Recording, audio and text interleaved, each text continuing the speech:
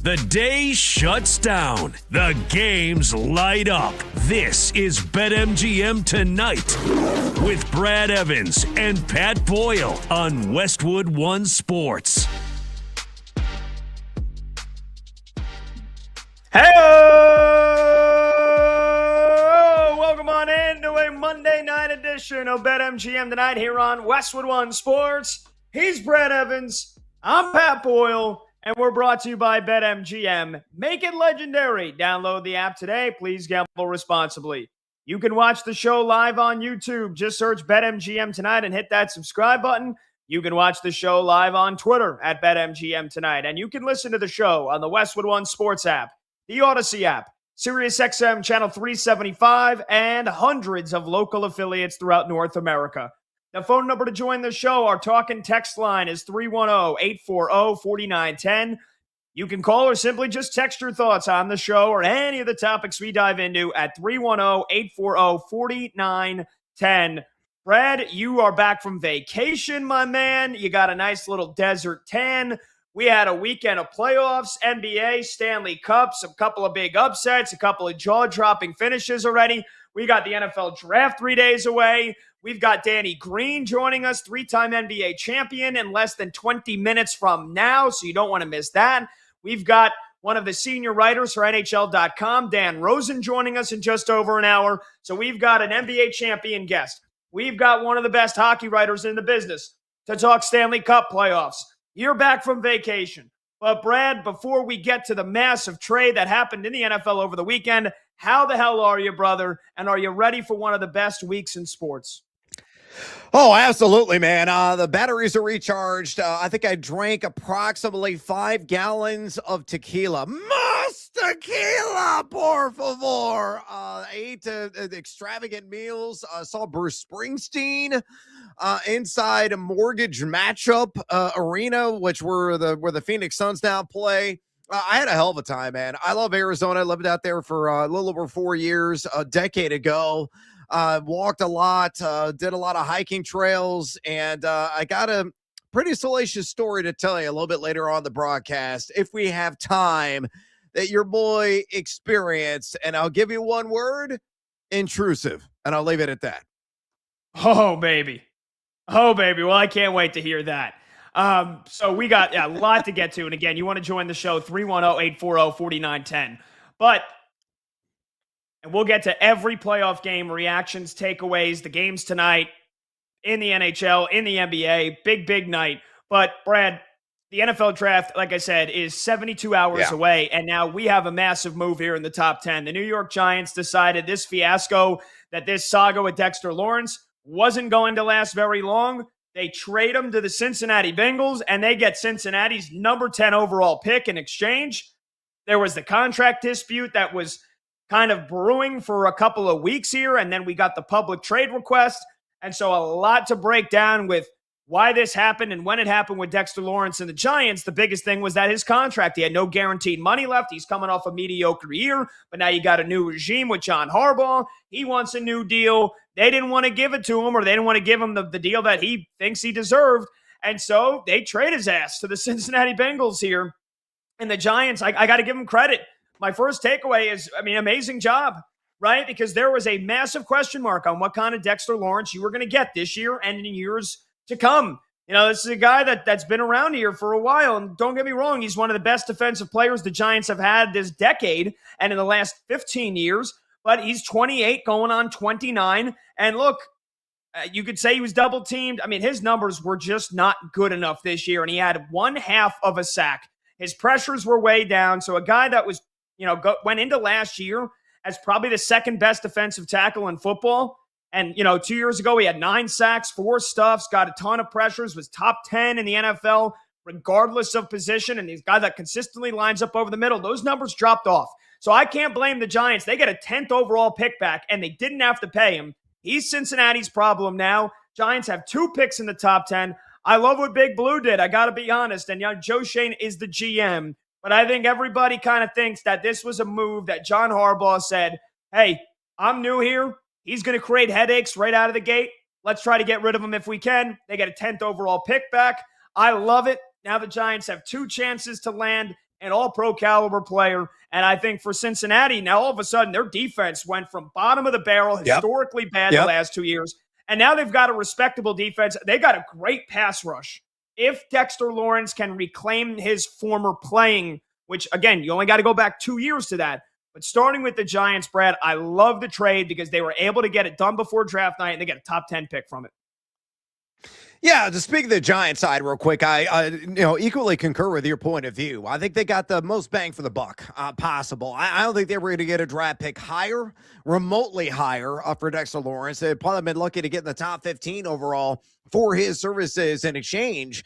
And when you couple the fact that they already have the number 5 overall draft pick in the draft on Thursday night, and then you're going to piggyback with a number 10 overall draft pick for a team with various needs on the defensive side, or maybe you're going to invest in the offensive line and go a number of different directions. That is how you stretch out on the right foot in a brand new era there with John Harbaugh. So kudos to your Giants. I think they got the most that they could have gotten in return for Dexter Lawrence's services. Now, meanwhile, for Cincinnati, I think you said the perfect adjective: respectable defense. That's all they need, because we know how dynamite that offense is going to be with Joe Burrow, Jamar Chase, T. Higgins, my guy, getting down with Chase Brown from what little school? The ILL. I mean, they got all the offensive weaponry imaginable. That's going to be the lead offense, as it usually is. But defense has always been a drag, a problem. You look at last season, the Bengals are number 29 EP per play defense. You break it down on a granular level, they're number 28 in dropback EPA defense and number 30 in rush EPA defense. Yes, Dexter Lawrence took a step back, as you already mentioned, in a variety of categories last season. He was on number 28 in quarterback pressures with 13 and total number 31 in total run stuffs. But when he was on the field, as tracked by Sharp Sports, he was number 10 in EPA per play pass D for the G-men, again, when he was in uniform and on the field. So he's a guy that is definitely a difference maker.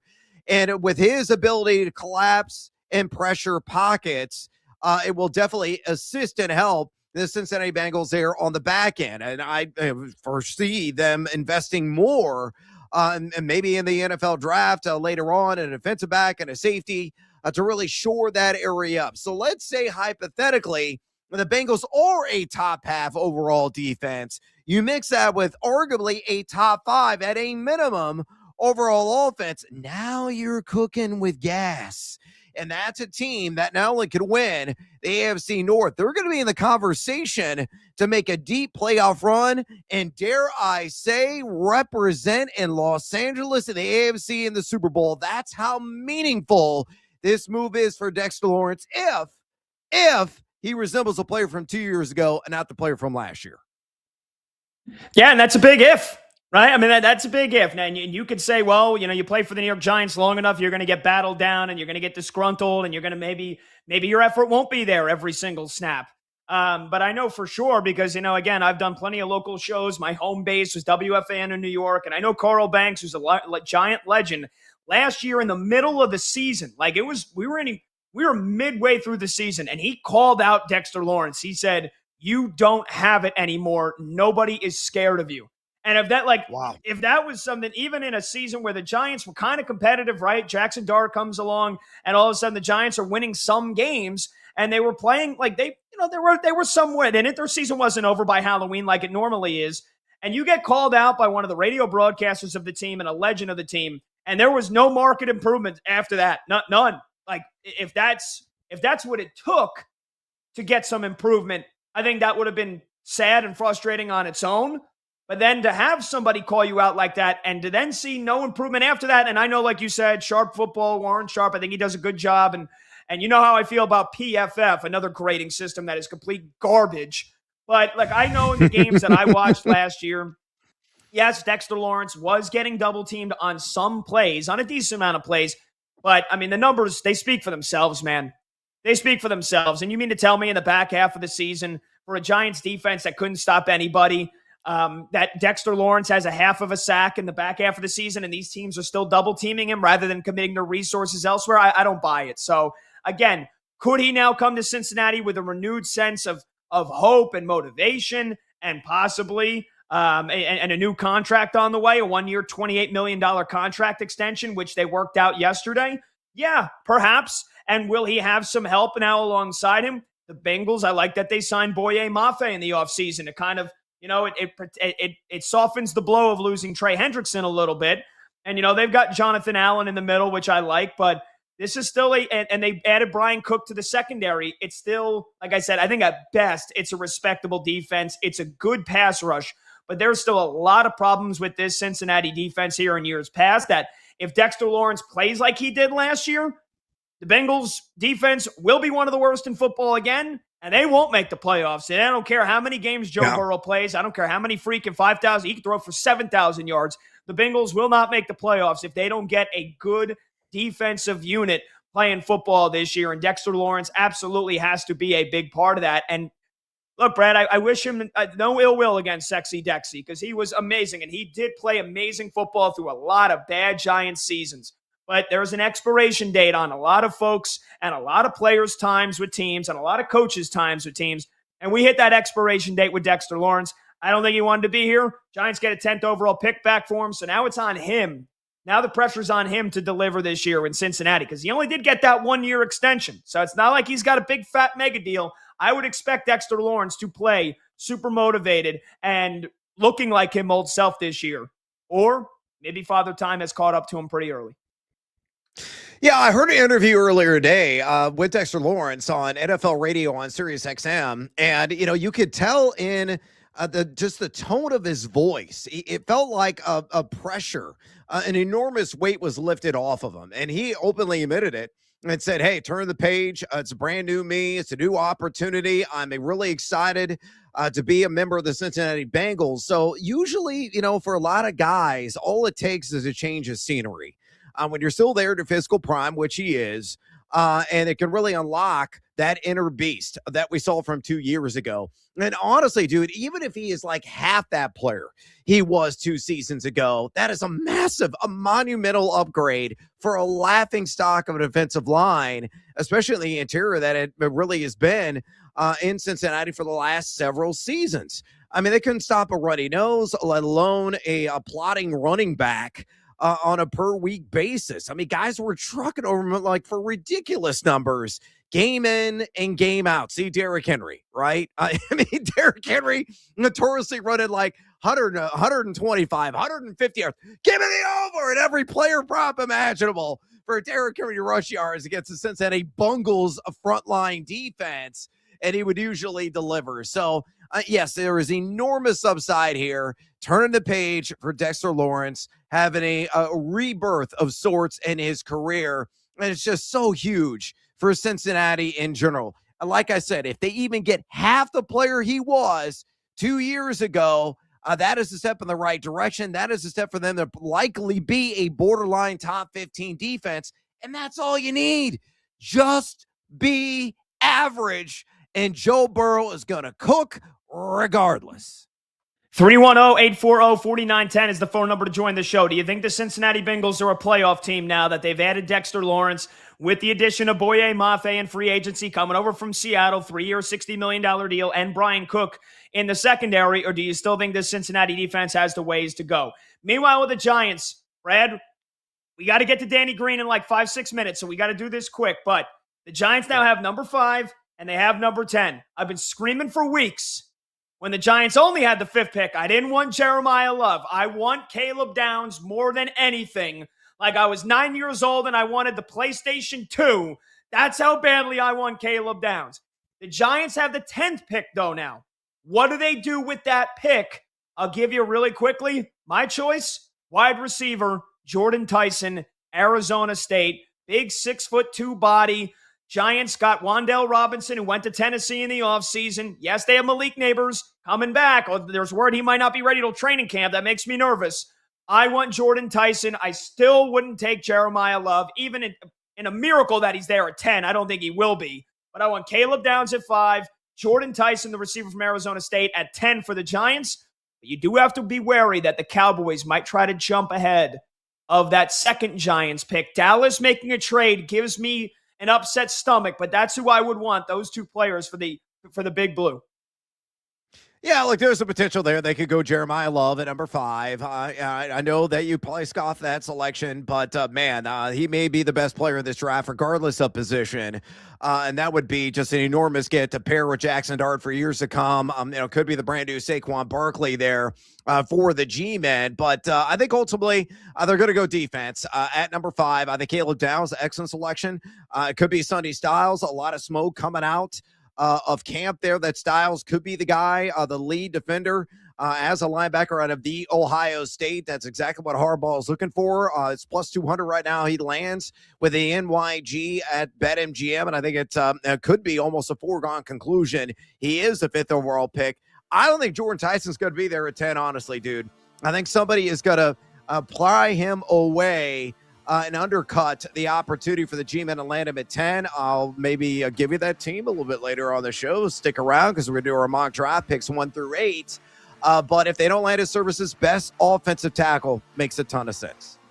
310-840-4910. All right, much more on the NFL draft later, but coming up next, the 3-time NBA champion Danny Green joins us right here on BetMGM tonight. I'm Pat Boyle. He's Brad Evans. This is Westwood One Sports.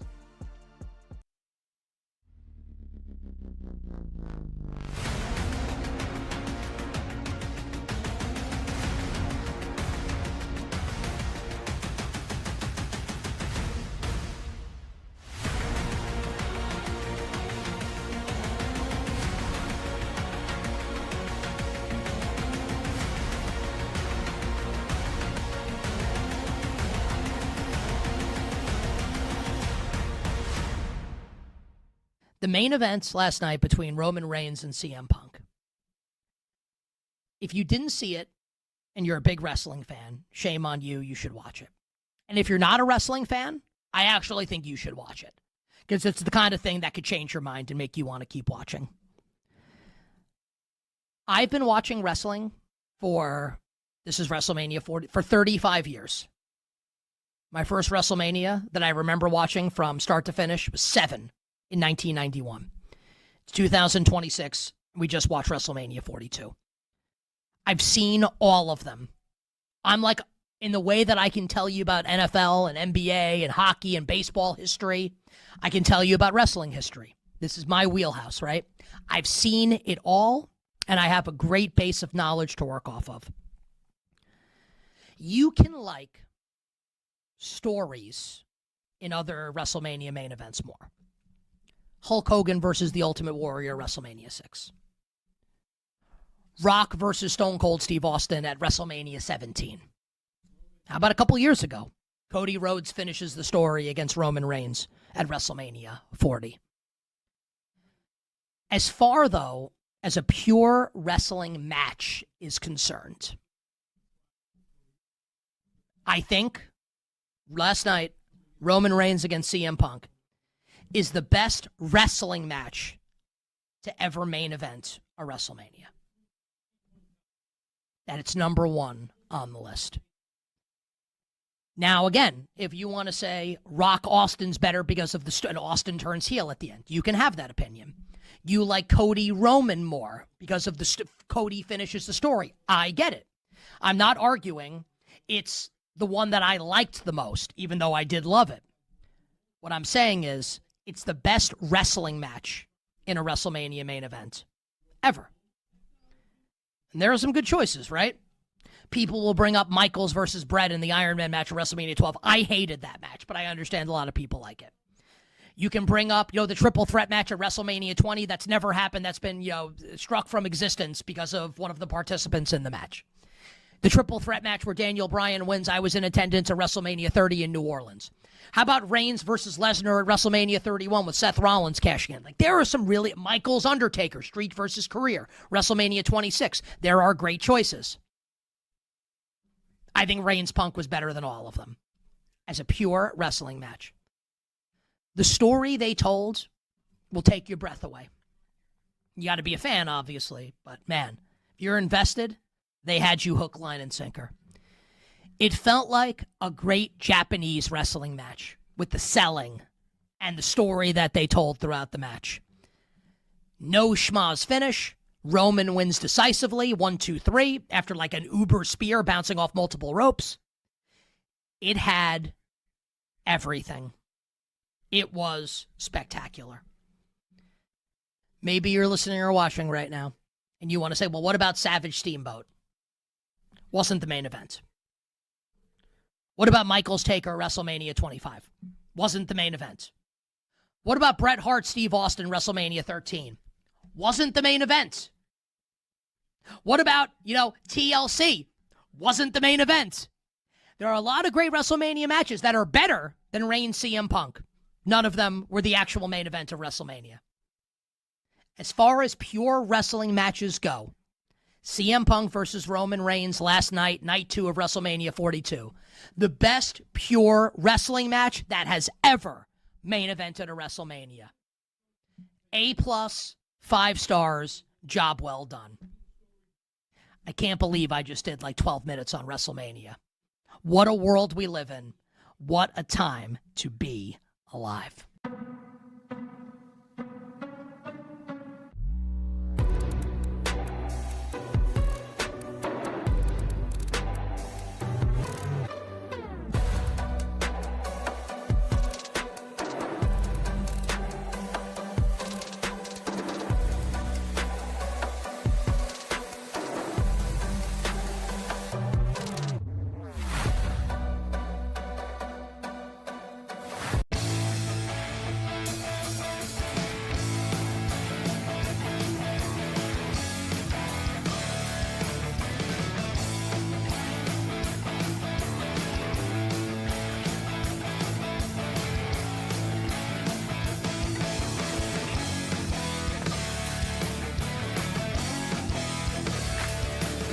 Live scores, sharp options, no waiting till tomorrow. BetMGM Tonight is back.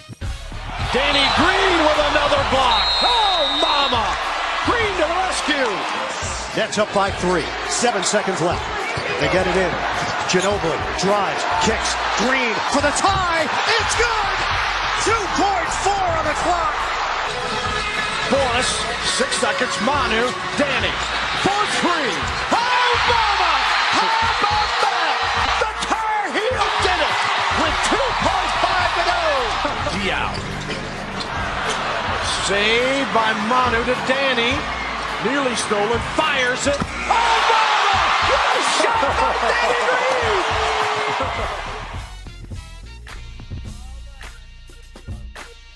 Welcome on back, BetMGM Tonight. Westwood One Sports. He's Brad Evans. I'm Pat Boyle. We're sponsored by Progressive Commercial Insurance, protecting your business vehicles 24/7. See if you could save at progressivecommercial.com.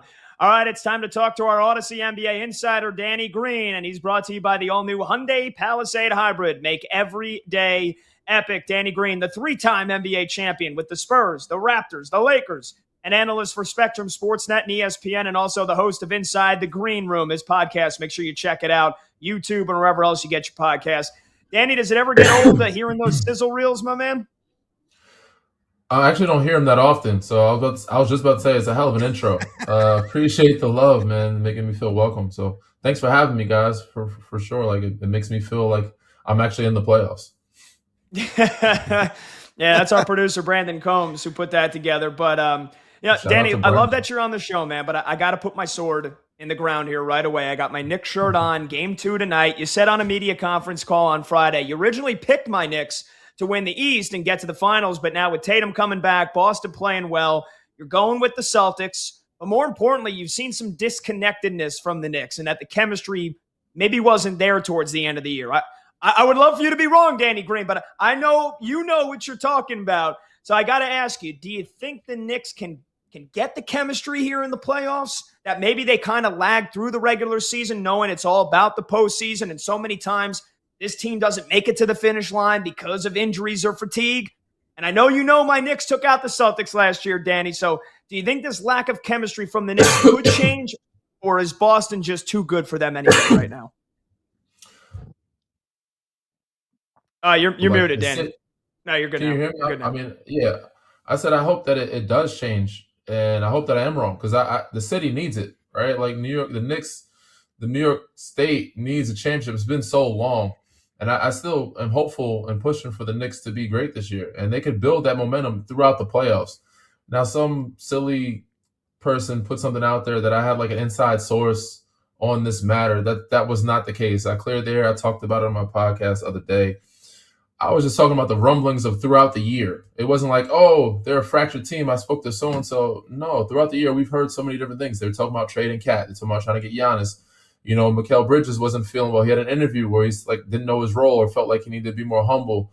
And toward the end of the season, they just weren't playing their best basketball. So that's why I was kind of not as sold on them as I was. And I picked Boston. But I think the Knicks very much could get in rhythm throughout a playoff series. Like this Atlanta series is going to challenge them. This is a great series to challenge them for the next series. I don't know if Boston's going to be challenged as much in the first round as the Knicks are. So they'll be more prepared when they do match up in the second round. And again, if they can beat a Boston and they can beat an Atlanta, like now you're prepared to play whoever in the Eastern Conference Finals. Like you can definitely build that momentum in the playoffs. So yeah, I do hope that they prove me wrong. And I do not have an inside scoop on anybody. And this was not something that I was saying that I talked to somebody right before game one, like somebody put some BS out there. It was just me saying throughout the year, I've just heard so many different rumblings up and down of what they've been through that made me not so believe it, that could lead to some disconnectedness, and that, you know, signs where like if things don't go right, maybe they could be a team that could implode, but I don't think they will. And yes, they can definitely build that rhythm throughout the first round of the playoffs. Yeah, there you go, Pat. Giving a strong recommendation, sounds like, for your New York Knicks. Let's talk about the game that's about to come up in C-Town. Game 2 between the Raptors and Cavs does tip off the top of the hour. Toronto was a little bit pummeled by Cleveland in Game 1, lost that one 126-113. In that matchup, the Cavs dominated the drilling 16 trays. Donovan Mitchell and James Harden combined for 8 triples, 54 points, and 14 assists. Max Strus came off the bench and scored 24. What needs to happen for the Raptors to even up the series, in your opinion? What are your thoughts about this series overall? Well, I had the Raptors not winning the series, but making it competitive to where it would go at least 6 games. That's hard to do without Emmanuel Quickly. Like, he is one of their better shooters. He's one of their floor generals, and he can get guys like Brandon Ingram more involved in a situation where Brandon Ingram felt like he didn't get enough shots or attempts. But also, he needs to be more aggressive. We'll see him be more aggressive. We'll see Scotty Barnes. Everybody else will pick up the slack and be better. Cleveland played well. I don't expect them to play well like that every game. Max Strus had a really good night off the bench for them, and they had contributions from so many different people. It's a series. There's a reason why. There's going to be some nights where they play well, and then other teams are going to play bad, and it looks like it's going to be a blowout. Sometimes both teams play well. It's going to be a close game, and it might be flipped where Cleveland plays poorly and then Raptors play well. So I could still see, Raptors turning the series around and making it look way more competitive than it was in the first game. It's just one game. But yeah, I don't know how long Quickly he's going to be out. I forget what his diagnosis is, or what they're evaluating. It's going to be tough to do that without him. But I fully expect those other guys like R.J. Barrett, Brandon Ingram to pick up the slack and be more aggressive. And then of course Scotty Barnes, Jakob Poeltl might be more aggressive. Like he has some veteranship. He's been around for some time, so they can make this series better, more competitive than it was in game 1. Hamstring strain, by the way, for Quickly. Damn. Oh yeah, Did they say how long? Tissue issues. When did it happen? Well, I mean, I know Quick missed. He missed a string of like 8 games in a row from the end of March to early April, and then he didn't play 2 of the last 3 regular season games. So it's got to be something that's been lingering here. So he played at the end of the season at one point, or no? He doesn't play in the last 3 or 4 weeks. Yeah, he played April 7th, April 9th, and April 12th, but he missed every other game going back to the last week. Something that might have rehashed, but they haven't told a timetable of what it was. They didn't say grade 1 or grade 2, and not like Luka where they said he's out. Again, that's probably day-to-day, game-to-game. You're hoping it's nothing serious where you can come back and at least be there for the 2 home games for Toronto, because you can then even it up in Toronto and make it a series. But without him, it's going to be very hard to be competitive.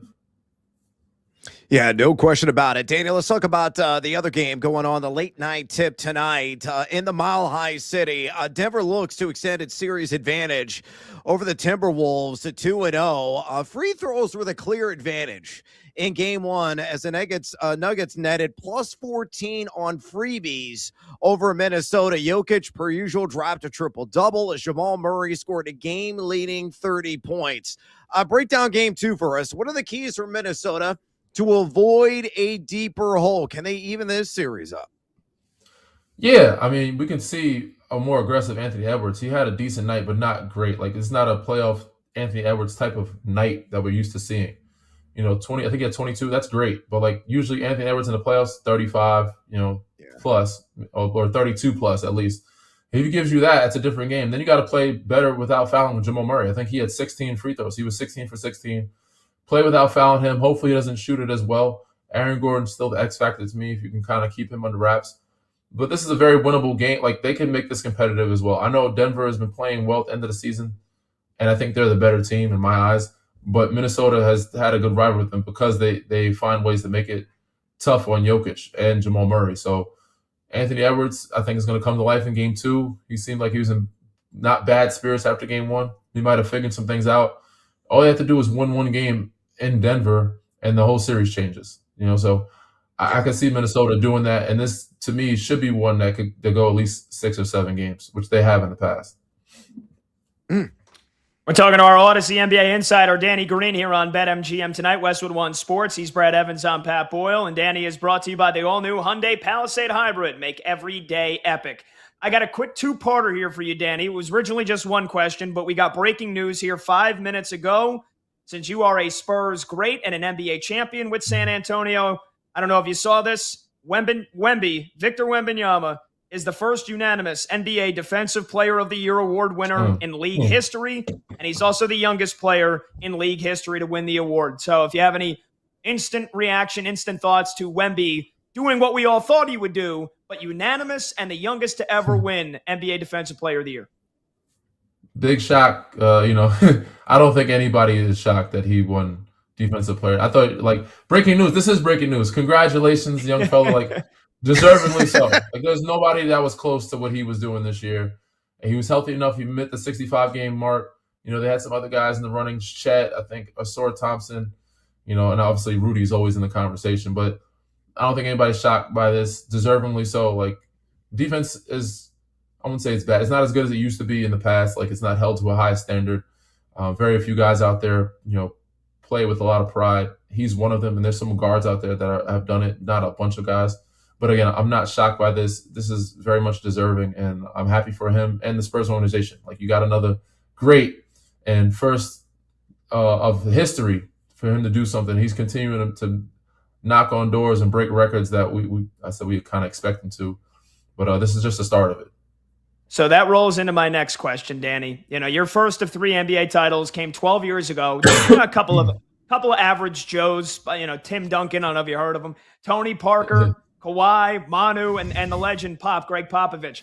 That team oozed playoff experience. This current Spurs team, Danny, they got a bit of it. De'Aaron Fox, Luke Cornett, Harrison Barnes, but Wemby, Stephon Castle, Keldon Johnson, Devin Vassell, these guys are spring chickens when it comes to the playoffs. My belief going into this postseason was I like the Nuggets in a potential second-round series against San Antonio because of that title experience Jokic and Jamal Murray and those guys have. You hosted your podcast in San Antonio last week. I know the fans are geeked, especially after the win last night against Portland. If you believe the Spurs could get to the West Finals or even further, what's going to happen that they override that lack of playoff experience? They just have to continue to get settled in and build that maturity throughout this first round. Portland obviously is not on their level.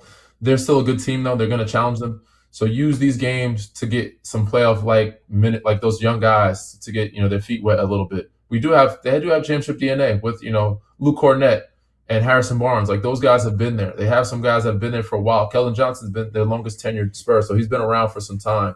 So they have a mix of both. Kelly Olynyk has been in the finals. They have Biyombo. Like, even though they don't get a lot of minutes, they're still in that locker room and have experience. And, of course, you got the front office who's been around forever, and they've won forever. So if they continue to just play fearless and learn through the punches and ups and downs and kinks of the playoffs through this first round, I think they'll be a lot more prepared in that second round when they play Denver. It's going to be a battle, and it's not going to be easy, but I think they definitely can get, they're good enough to beat both those teams. They could definitely good enough to beat Denver and Oklahoma City Thunder, and they've shown that throughout the season. It's just about showing up when the lights are bright for those younger guys that you say don't have that experience.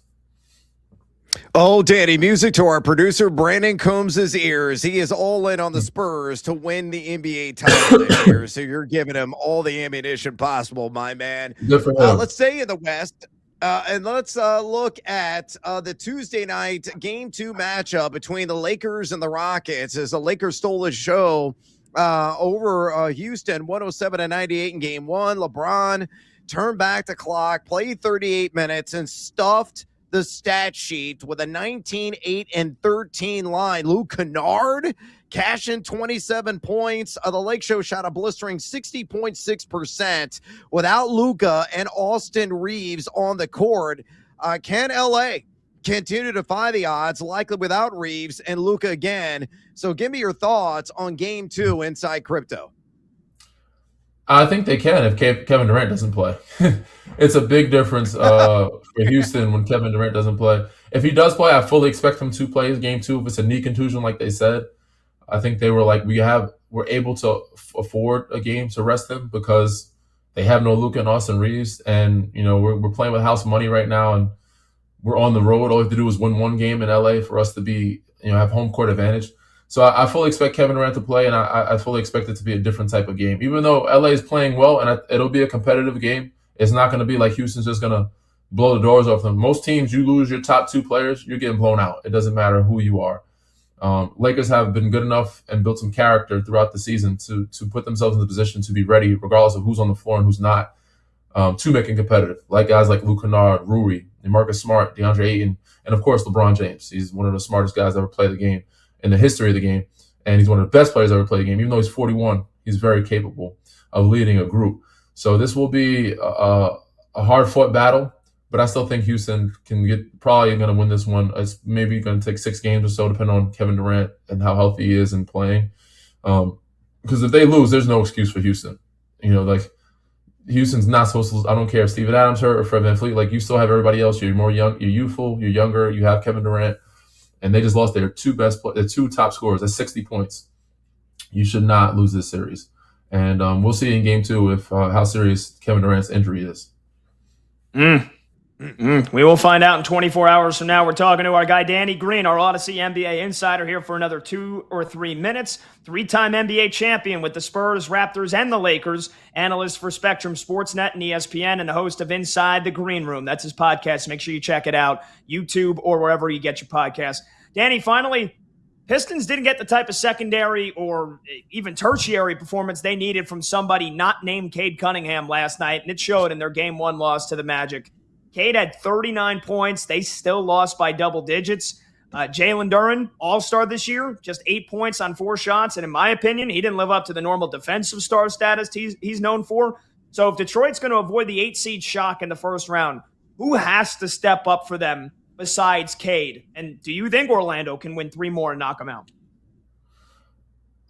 Yeah, those guys you listed, and honestly, I don't see them play. I got to give credit to Orlando. This is more credit to Orlando than it is Detroit. They came in ready. They played well. They played above, I wouldn't say above themselves, but they played to the expectation that we had for them at the beginning of the season, which I don't expect them to do that for 4 more games out of the 7-game series.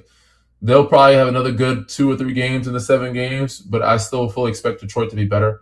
And the people that I expect to step up, of course, Jalen Duren, he needs to be more aggressive, but they need to find more ways to get him more involved. It's a chess game now. It's the coaching. We're going to see what adjustments the coaches make, what rotational play. Dennis Jenkins is a guy they also relied on when Cade was out, and he comes in off the bench, produces a lot for them. They didn't play Karis LeVert a lot. Herter played a little bit more. But Duncan Robinson, Dennis Jenkins, those guys are the shooters. So Jalen Duren obviously needs to be more aggressive and focal, but this is where the coaching comes into play. You got to make some adjustments. You got to figure out defensively and then offensively who we need to get more involved. There's nobody on that team that can guard Jalen Duren. We need to get him the ball somehow. We need to find ways to get our shooters more involved. Dennis Jenkins, he'll find his rhythm. Those guys will find the rhythm better, but we got to play better defense. Can't allow Franz, Paolo, and Dez, dice us up when they haven't been that great all year. we can't just make them look like a great team. So those players you mentioned, and then of course the coaching staff has to do their part. Danny, you're the best, man. We appreciate all your insight, your thoughts, and we can't wait to chat with you soon, man. Enjoy the games tonight and the rest of the week. Thank you guys. You too. You guys enjoy the playoffs. Thanks, Danny. Odyssey Appreciate you NBA guys. insider Danny Green. He was brought to you by the all-new Hyundai Palisade Hybrid. Learn how it makes every day epic at HyundaiUSA.com. All right, phone number to join the show is 310-840-4910. When we come back, we'll play our baseball game, Let's Go Streaking, and we'll see if our video producer Monty can make it 9 for 9. He's perfect so far. Talk a little baseball and get your phone calls in when we return. This is BetMGM tonight at Westwood One Sports.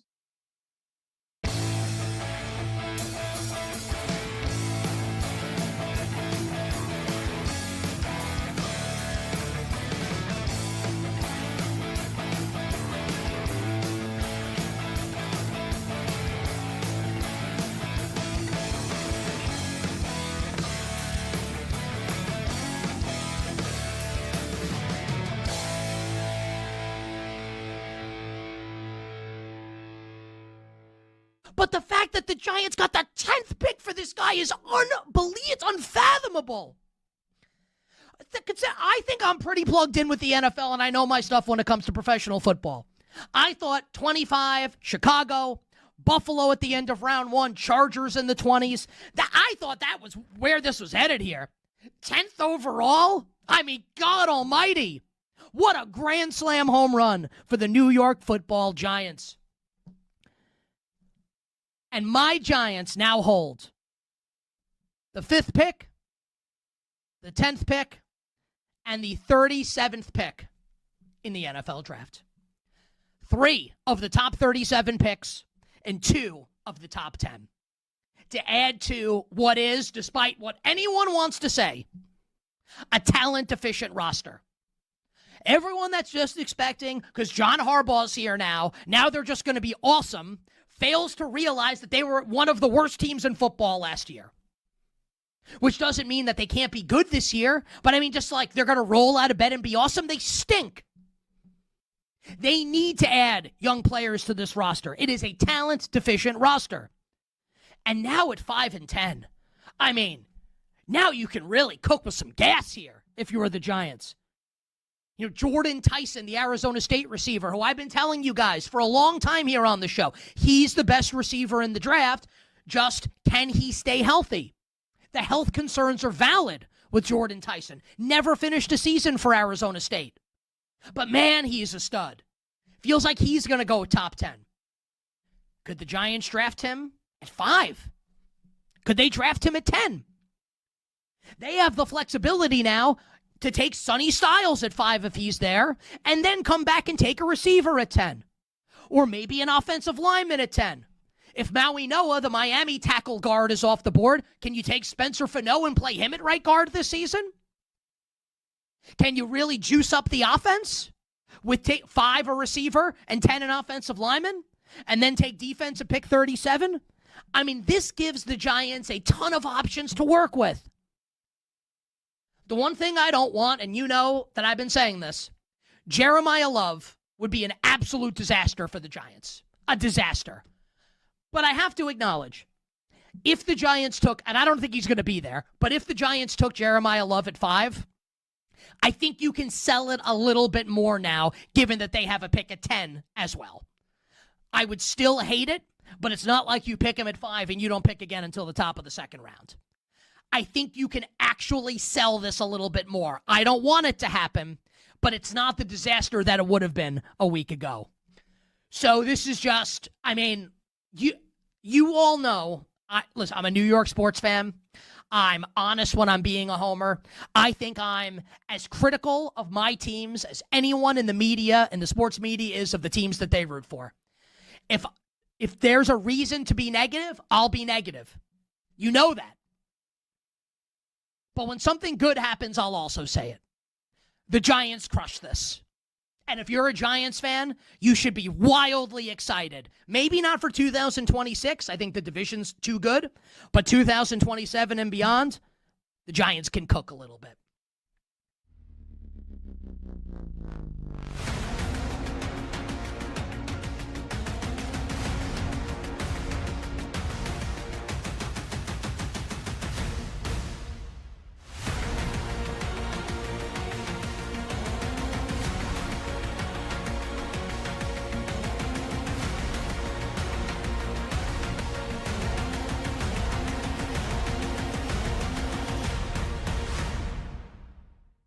April 20th, my prediction, the San Francisco 49ers will represent the NFC in next year's Super Bowl. It's time. It's time for Kyle Shanahan. It's time for Kyle to get over the hump. I love this roster. I love the coaching staff. I think they're percolating.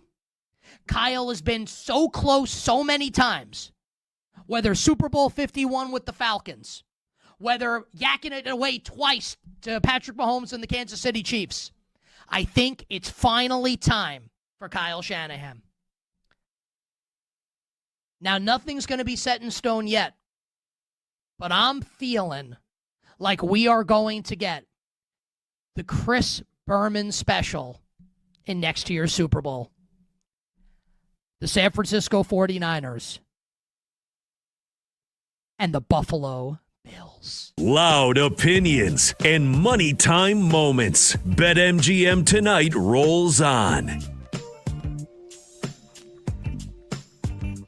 All right, welcome on back. BetMGM Tonight, Westwood One Sports. He's Brad Evans. I'm Pat Boyle. Looking to take your MLB action to the next level this season? Boosted odds are here to crank up every pitch, swing, and home run. BetMGM is hooking you up with your very own MLB Odds Boost token all season long. Just add any MLB bet to your bet slip, activate your Odds Boost token, and lock it in. If your bet hits, you're cashing out with an even bigger payout. All righty, we've got not one perfect streak, but two perfect streaks on the line. We got a busy Monday night in Major League Baseball. Let's go streaking. We won a game yesterday. We win one today, that's two in a row. We win one tomorrow, that's called a winning streak. It has happened before. We're good streaking! Yeah! All righty, premise of the game, we go around the room and everybody on the crew just picks one player just to get a hit. All you got to do is correctly pick a player to get just one measly hit. That's it. A real test of the ball knowledge here on this show. And so far, we've been doing this show for about a week and a half. We've got 8 attempts in the books. Yours truly, I'm 6 for 8. I had a 5-game hit streak that ended on Thursday, but I got it back on Friday. Brad, you're 2 for 3. You were on vacay last week, so you'll catch those at-bats up to us. Combs is 4 for... He should be 4 for 8, I believe, if he's played the game every day with us. So I think Combs is 4 for 8. And then our video producer, Michael Montgomery, a.k.a. Monty, the owner and operator of batters-box.com with all of his statistical analysis and his analytics and his advanced metrics. Well, no surprise that he is perfect. 8 for 8. He's gotten it 8 correct times in a row since we started this segment. And then even the Glass Man, PJ Glasser, who filled in most of the week for you last week, Brad, 4 for 4 for PJ. So we got PJ's pick.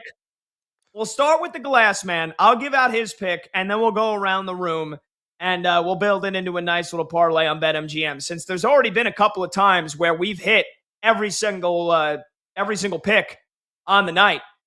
So PJ is going with none other than Shohei Ohtani. I gotta admit, it's a bit of a low barrel pick. I think PJ's better than that. He doesn't need the Shohei Ohtani escape hatch, but hey, he's going with Ohtani, who's going up against Jose Quintana tonight of the Rockies. It's in Coors Fields in Colorado. Ball's going to fly. Shohei 3 for 7 lifetime against Quintana with 3 dongs. So that's who he's going with to try to make it 5 for 5. Brad, back from the desert, who are you rocking with to continue your 2-game hit streak? Oh, you had me at Colorado and Jose Quintana. I'm going to go with the LA Dodger as well, and a guy that tees off against LHPs, which Quintana is, and that is Miguel Rojas. Got to roll the R to say it pronounced correctly. Rojas to get a hit. 6 for 14 against LHPs this season. That's a .429 batting average. He's seen Quintana 16 times in MLB career. Only has 4 hits against him as a .250 average. But again, got a lot of experience against the starter for the Rockies. Rojas is batting 300 in the month of April. He's batting 361 and 82 career at-bats at Coors Field as well. So a lot of upside for Miguel Rojas in Denver taking on the Rockies. I'll take him to streak. All right, there you go. Brag on Miguel Rojas. I'm going to rock with the greatest postseason hitter to ever live, and that is Ernie Clement of the Toronto Blue Jays. That's right, the guy that hit 411 in the playoffs last year. The guy that's hitting 302 this year. The guy that's got 6 hits in his last 4 games. Give me Ernie Clement batting in the 2-hole tonight for the Blue Jays. They're in Anaheim to take on the Halos and Dylan Cease, against Reed Detmers, the lefty. Ernie Clement crushes lefties lifetime, and he's 2 for 6 off him in his career. So small sample size, but hey, all we need is one. Ernie Clement for the Blue Jays tonight to get me to a 2-game hit streak and still keep a pretty damn good record, going for 7 out of our first 9 here with yours truly. Let's get producer Brandon Combs in the mix. Combs, who you rocking with? You're on a 2-game hit streak as well. Who you going with tonight? I am going to go with the Cubs leadoff man who, look, has been playing out of this world to start this season. Looks like he's underpaid. But I'm going to go with Nico Horner, who has a .268 lifetime batting average against the Phillies, 22 hits, 3 home runs, and a lot of stuff came in that last series against them earlier this year. I believe he had 6 hits in that series. So give me Nico Horner against the Phillies. All right, there you go. And now for the moment we've all been waiting for. He is 8 for 8. He left it late to get his 8th correct straight pick on Friday, but he's a perfect man. Some would say he's got a perfect goatee. Our video producer, Monty, Michael Montgomery, for a 9 for 9 start, Monty. Who is the magic man tonight? Yeah, we're staying in that same game with the Cubs. We're going Ian Happ against Nola. Lefties are hitting .357 with a 1.045 OPS this season against Nola, and the advanced metrics don't really suggest it's going to get any better.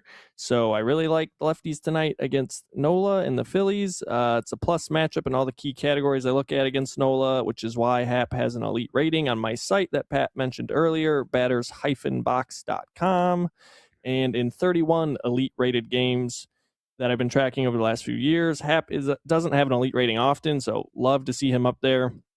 He's getting a hit 68% of the time, so the trends suggest that we're going to go 9 for 9 tonight, so hopefully we do. Right, so Monty, wow. I got 2 questions for you. One, it's batters-box.com again? I thought we were going with batters-box.com. Dash! It's always dash. It's always... either one we want. Doesn't matter. Okay. The other question I have. Question number 2. Yeah. Does batters-box.com, does it not give a hoot about career lifetime average against a certain pitcher? Because I would think you saw that Ian Happ is 2 for... Don't care. 2 for 21 lifetime against Nola. That's an 0.95 average. That doesn't scare you? No, BVP history is completely irrelevant. You can't separate the randomness from the non-randomness. So if you want to base your bets or your picks on that, be my guest. Feel free. I do not, because you can't tell when it's going to happen. I remember last year, maybe the year before, Mookie Betts against somebody where he had 60 plate appearances and was hitting 400. He went 0 for 4 that day. It doesn't matter. So I'm going to go with the advanced stats and the fact that lefties are killing Nola, and I think Happ's going to get it done. Pat, don't question Monty or his reasons. Don't do it. I'm not. No, he's never doubt the hyphen. I know you guys as Cubs fans, you guys have had your fair share of criticism for Ian Happ, so it would be a real shame if he lets down Monty's perfect streak tonight. That's all I'm saying. Believe great me, and powerful Oz has spoken. I had that in the back of my head too, but I got the Cubs hoodie on, so it's happening. And Brad, what is the combined odds if you want to play all 5 of our picks together? What would that be on BetMGM? Plus a very sexy 356. Fade or follow, that is up to you. All right, let's go streaking, baby, and let's talk NBA playoffs when we return. Raptors, Cavs, and Knicks, Hawks on BetMGM tonight.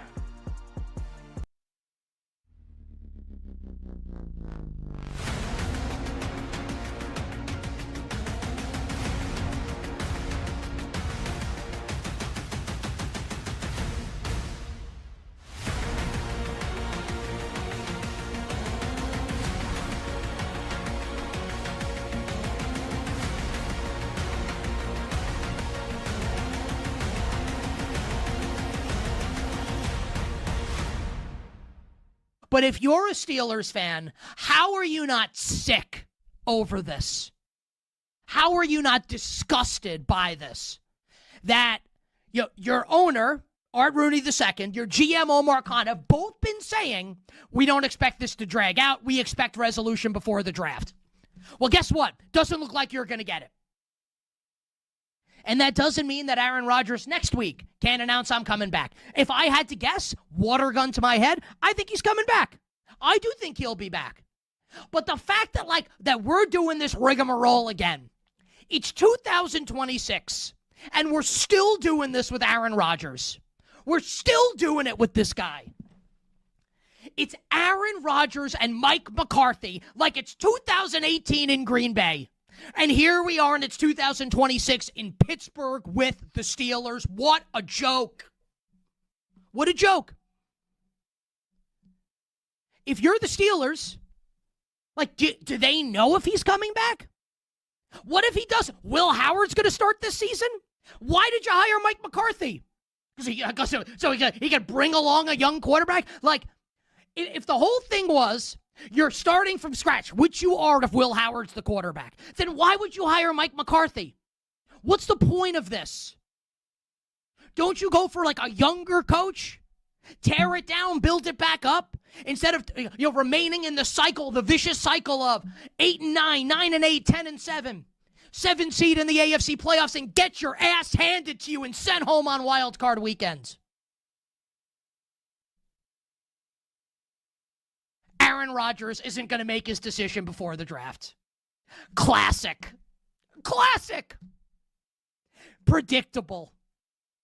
Insanely predictable. Except this time, it's not the New York Jets. It's the Pittsburgh Steelers. And maybe, I'm wrong about this. Maybe the standard, and that was Mike Tomlin's line always, right? The standard is the standard. Maybe the standard's been lowered. I expect better from the Pittsburgh Steelers than this. Let's have an honest conversation quickly about the AFC North, right? The Ravens have Jesse Minter as their coach now and signed Trey Hendrickson. Does anyone, I understand that the Steelers won the AFC North. They beat the Ravens on the final game of the season, right? Does anyone think the Steelers are better than the Ravens? Really? The Bengals just traded for Dexter Lawrence. I'll take Cincy over Pittsburgh this year. Just you can't make it up. The Steelers. The standard is the standard, except now it's not. Now the standard is, hey, Aaron, you do whatever the hell you want and take the future of the franchise is in your hands. That's the standard now. Pathetic. And again, I do think that he'll play for Pittsburgh this season. But the fact that this is going to extend past the draft, does anyone think this is ridiculous? Or are we all just going to play along oh, no big deal. It's okay. It's not okay. It's okay if you're the Jets. It's not okay if you're the Pittsburgh Steelers.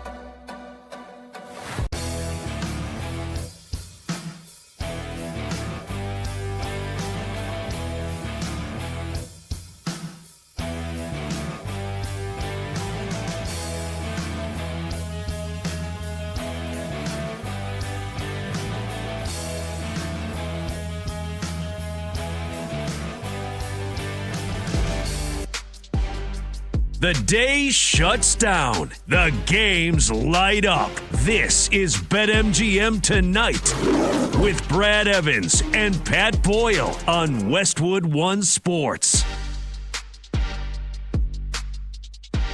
Hey, welcome on back to BetMGM Tonight here on Westwood One Sports. He's Brad Evans, I'm Pat Boyle, and we are brought to you by BetMGM. Make it legendary. Download the app today. Please gamble responsibly. Hour number 2 starts right now. You can watch the show live on YouTube. Just search BetMGM Tonight and hit that subscribe button. You can watch the show live on Twitter at BetMGM Tonight. And you can listen to the show on the Westwood One Sports app, the Odyssey app, SiriusXM Channel 375, and hundreds of local affiliates throughout North America. Phone number to join the show is 310-840-4910. That's 310-840-4910. You can call, you can text, 310-840-4910.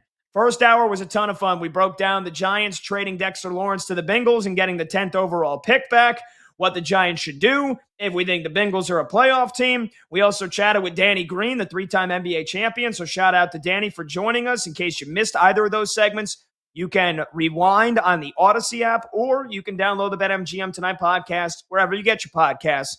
And we went streaking last segment, our daily baseball game. Pick one player just to get a hit. And our video producer, Monty, who's a perfect 8 for 8 to start, since we did this segment for the first time 2 weeks ago, he's going with Ian Happ tonight of the Chicago Cubbies. This segment is sponsored by Progressive Insurance. Save on commercial auto insurance from Progressive. Get a fast quote at progressivecommercial.com. But, Brad, it's now time to talk a little NBA playoffs. We got 3 more games coming up tonight after an incredible, exhilarating weekend of the playoffs beginning. And so our friends from BetMGM want you to know this. When the games get bigger, the crowds get louder, and the excitement reaches a new level. Be part of the playoff action when you bet with boosted odds. Activate your odds boost token for any bet on the NBA playoffs, and you'll receive a bigger payout if your bet wins. Get ready for tip-off with BetMGM. All right, Brad, let's start with the game that's tipping off here in 10 minutes from now. Game 2 in Cleveland. Cavs up 1-0 on the Raptors after they, for the most part, the scoreline was a bit kind to Toronto. The Cavaliers dismantled them, 126-113, and they were up by 20 points for most of the fourth quarter. And then, Toronto kind of made it look a little bit better here. But, look, I know it was game 1, Brad, but I think Darko Rajakovic, the Raptors coach, I don't know what the defensive game plan was. I think right at the top of that should be, don't let James Harden go left every single time. Force him to his right, and they just didn't do it. I mean, Harden picked them apart, 22 points and 10 assists. They could not stop Donovan Mitchell. That two-man action between those two guys was lethal. 32 points for Spida, and then Max Strus. I mean, there's only a couple guys you don't want to leave open. Max Strus is one of them. 24 points on 4 threes. And, for the Raptors, much too little too late offensively. They really struggle. And look, like the Raptors in the box score, 52% from the field, 48% from deep, and they took 35 free throws, but they could not stop Cleveland's offense. So for me, this has to be a market improvement defensively from Toronto tonight. Otherwise, this series, which I thought was going to go 7 going into it, I gave the Raptors a ton of respect, despite the fact that they couldn't really beat the best teams in the NBA this year. If they don't step it up defensively tonight, this is going to be a quick series. I don't care if the home team, you don't count a series till the home team loses, Brad. Toronto has to be much better defensively tonight, because there's not going to be many nights where you hit 13 threes and shoot 50% and get to the free throw line 35 times and you still got blown out. So imagine if they have a poor shooting night. Toronto's defense has to be the biggest improvement here from game 1, in my opinion. Yeah, I totally agree. I mean, the fact that you gave up 1.273 points per possession is outrageous. I mean, they were playing like a low-level SWAC team, to be honest with you. Like Bethune-Cookman, for example. It's always my go-to SWAC team, by the way. You may be a big fan of Savannah State, one of the Gramblings that are out there. I mean, that's the level of play that they exuded defensively. This has been a relatively good team on the glass all season long. I'm talking about Toronto Raptors. I think it's going to be key in this game. It's not like Cleveland was really shutting the Raptors down defensively in their own right. They gave up 1.153 points per possession, which is not all that good. That's rather relatively no bueno. So as long as Toronto go out there and handle their business, boxing out, limiting a lot of those freebies for Cleveland and extending out and challenging shots in the perimeter, because you mentioned Max Strus coming off the bench and plunging just multiple daggers, nearly scoring 30 points a game. That was really the difference in that contest. So here is what I'm going to bet on. If you are like any of the player prop markets that are out there, and I am always an investor in that, I think Toronto is going to rise the occasion, and I think they will play much better in the interior. We're going to see how they perform along the exterior, along the perimeter. But as a result, Jared Allen, his prop is at 8.5 rebounds, and I'm going to live in a land down under on that offer right now at plus 102. Little baby cities by the juice available there at BetMGM. Jared Allen in game one had a lucky number 7 rebounds. The only other matchup against the Raptors in the regular season that he played in, he had a snowman, 8 rebounds. Well, guess what? Those are both 7 and 8, less than 8.5. And I think that trend will be thy friend and continue. The Raptors in the regular season had allowed the 10th fewest opponent rebounds per game at 42.9. I think they seal off the glass. We'll see if they rise the occasion and extend that defense out. But they are surely going to be motivated by that flunking effort they had defensively in game one. They play at least a C level of defense in game two. They got more than a puncher's chance of evening up this series. So give me the under on Jared Allen, my best bet in this game, 8.5 rebounds at plus 102. All right, very good. I actually like the over in this game, Brad. I think there's going to be a ton of points. Again, I mentioned Toronto's defense has to step up. Will they step up? I don't know what the game plan was going into game. They looked lost. Like they looked like they've never seen James Harden play basketball before. Like the book is out on how to stop James Harden, which in the playoffs seems like it's become very easy for a lot of teams to do. And they just couldn't. He initiated. He penetrated. He was killing them. He was killing them all day. And he could have scored a lot more if he wanted to. But again, the second half, he kind of took a back seat. Let Mitchell go off, let Max Strus go off. I think you were going to do a little, the count, a little bit there when you said it before. Max Strus with not 1 3-pointer, 2 3-pointers, 3 3-pointers, 4 3-pointers.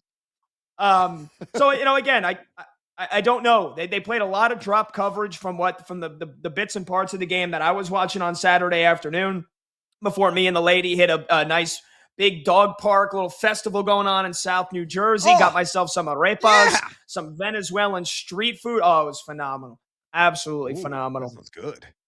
Yeah, it was really good. But, again, from what I was watching in that game, it was a lot of drop coverage. Jakob Poeltl is a guy that plays some normally very good defense, but he looked lost. So I know a lot of folks, a lot of friends that I know that are complete sickos. And they were like, I was like, well, who else can step up for Toronto? And they were like, look out for your guy that kind of half shares your name, Colin Murray Boyles, the 9th overall pick this past year from South Carolina, the rookie, because he's got size. He's 6'7", 250. And if they need somebody to get away from the rim and attack the point on the perimeter, I think Toronto might throw a lot more Colin Murray Boyles at the Cavaliers' way rather than stick with Jakob Poeltl, because he was just getting picked apart in drop coverage. So look out for CMB, Colin Murray Boyles. Maybe if you're feeling frisky, you want to take him to get a double-double at 18-1. Maybe that's worth $2, a little $2 holler for you, Colin Murray Boyles. But that game should be a lot of fun. That's starting in just a couple of moments here. And I do like the over, Brad, just because I think that Cleveland, they have a floor. They have a pretty high floor of what they could do offensively. And I think Toronto is realizing they're going to have to shoot some threes and they're going to have to pick up the pace. And especially without Emmanuel quickly, I think you're going to see this game kind of go breakneck speed. And maybe Toronto thinks they can win a track meet against Cleveland. Whereas the Cavs, since they've gotten James Harden, they like to play it a little slow. So I'm excited to see how this one plays out tonight. Of course, we'll keep you posted on all the action here tonight and every single night during the show.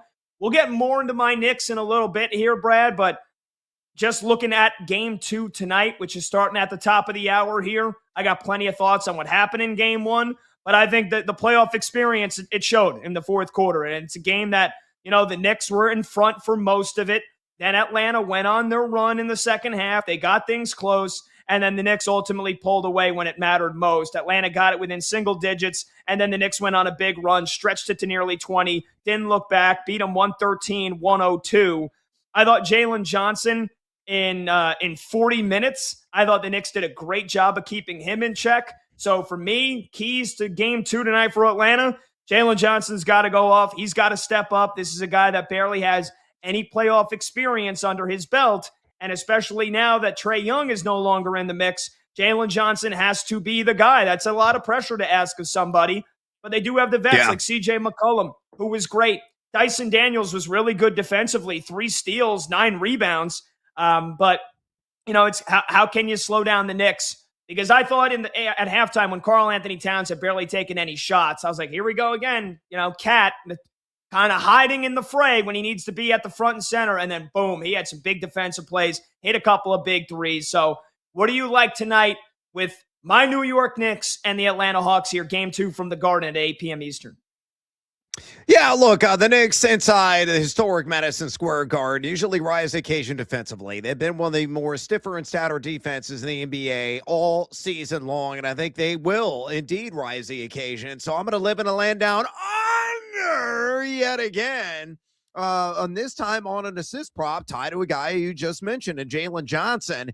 That number sent at 6.5. Oh, look at that. More babysitters by the juice there at a plus 110. I'm all about that plus money. You look at Jalen Johnson, only had 3 dimes in game 1. So he wasn't a supreme facilitator, which he normally has been this season. But you look at the regular season. Now he dropped a dozen assists in his first matchup against the Knicks way back. I think that was a game in January. But the last game that he played in March against New York only had 5 dimes in that one. So in 2 of the 3 matchups he's faced the NYC, he has been under on the 6.5 assist line. The Knicks in the regular season allowed the 6th fewest assists per game to the opposition at 25 flat. So again, in what could be a rock'em, sock'em robots kind of affair, I think Jalen Johnson will not be a master distributor. Give me the under 6.5 assists at plus 110. That is my top prop in game numero dos between the Hawks and your beloved Knickerbockers.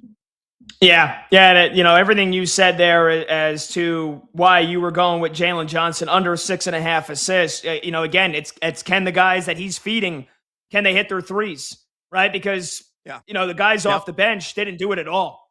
Kuminga 0 for 2, Muhammad Gay 0 for 2, Gabe Vincent 0 for 1, and the guys in the starting lineup, they hit a couple. I was watching that game. A lot of that was in the second quarter. The Knicks quite quickly tightened the screws, and Atlanta had a pretty miserable second half shooting the ball from deep. So, Kenanyeka Okongwu hit more. He hit 4 threes. C.J. McCollum hit 4. Nickeil Alexander-Walker, who I'm very worried about going off more and more that this series goes on. The Knicks did a good job with him. 17 points. He hit 3 threes, but he went just 6 for 17 from the field. So if Jalen Johnson is able to get into the paint and the Knicks collapse, and they try, they go a guy that can absolutely go for 30, 35 points. Can he then find the guys on the perimeter to hit those threes? They weren't able to knock down their shots the other night. That's why he only finished with 3 assists. So we'll see. Do the Knicks try to stop Jalen Johnson from scoring? Do they stop him from being the facilitator? And instead, Dyson Daniels was the one that was running point a lot on the Hawks offense. So watch, if you're going to watch this game, you're watching anybody on Atlanta, Jalen Johnson is the player to keep an eye on at all times, because this offense, in my opinion, will go as far as he takes them. Only 3 assists, 23 points. That's why they only scored 102 points in game 1. So it'll be very, very interesting how Jalen Johnson performs tonight against my Knicks. Brad, I'm going with a guy that is a perennial playoff performer, at least on the glass, and that's my guy, Josh Hart. I'm going over his rebound, 7.5. It's minus 135 on BetMGM. And then I'm taking him to get 10 at plus 210. 14 rebounds in game 1 the other night. All of them, Brad. All of them on the defensive glass. He didn't grab a single offensive rebound.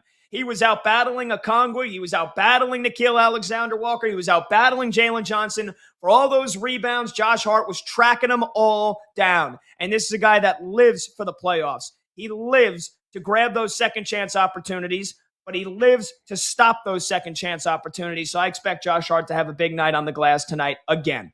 Phone number to join the show, 310-840-4910. When we come back, we're going to pivot, talk a little puck. Great first weekend in the Stanley Cup playoffs, so we're going to have senior NHL.com writer Dan Rosen join us next to break it all down. He's Brad Evans. I'm Pat Boyle. This is BetMGM tonight on Westwood One Sports.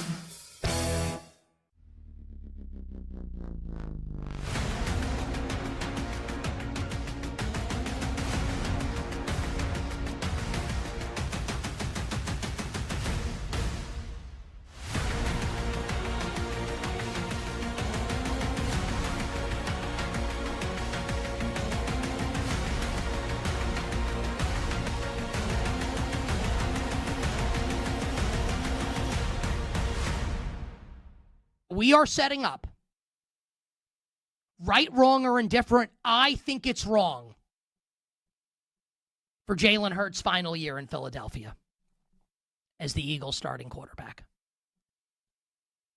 Let's go back to the beginning of this and the Adam Schefter line from his column that I read to you.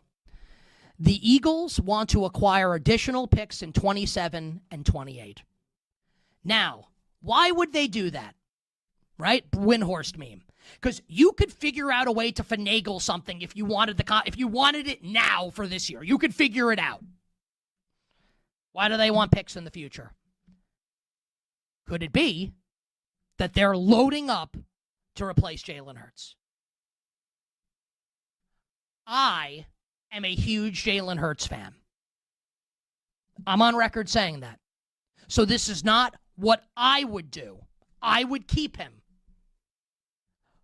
But we're reading the tea leaves here.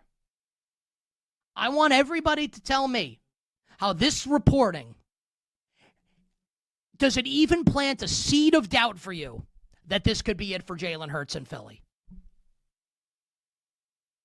Is it true that the Eagles, if this is what it's going to be, are not at the level of the best teams in the NFC, even if they're an 11-win team?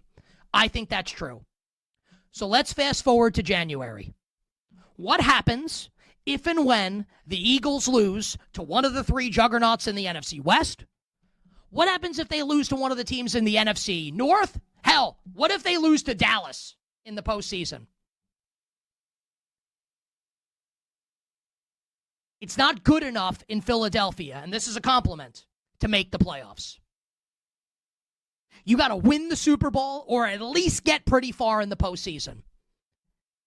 If and when they get bounced, and if Jalen Hurts doesn't have a good season, the stats are low, we get more reporting on infighting, and he changes plays at the line of scrimmage, tell me that it's not a possibility, especially if they have multiple picks to work with in a quarterback-rich draft in 2027.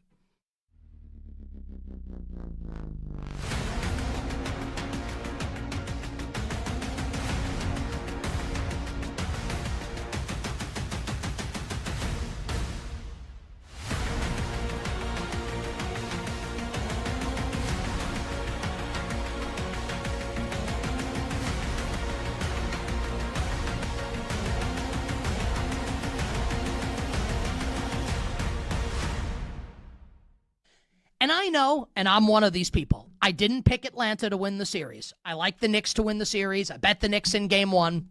I think the Knicks will win the series. I was concerned about Atlanta, mostly because Atlanta's not Toronto, and I would have rather seen the Raptors than the Atlanta Hawks. The Knicks take care of business on Saturday, win game one, cover the spread. The thing that gave me, as a Knicks fan, the most optimism in the Knicks, not only in this series, but moving forward as well, and we got game 2 coming up tonight against Atlanta, but the thing that happened in game 1 that gave me a ton of optimism, both for this series and moving forward in the Eastern Conference playoffs, the play of Karl Anthony Towns.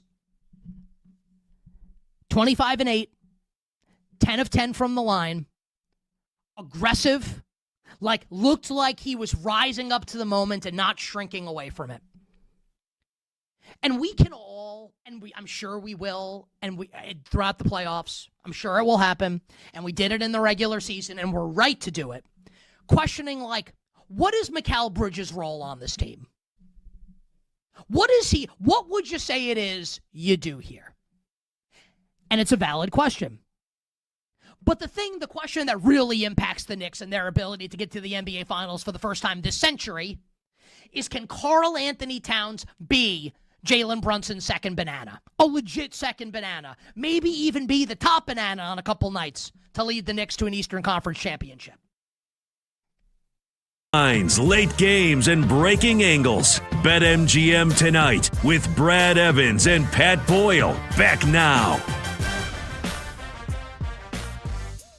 All right, welcome on back. BetMGM tonight, Westwood One Sports. He's Brad Evans. I'm Pat Boyle.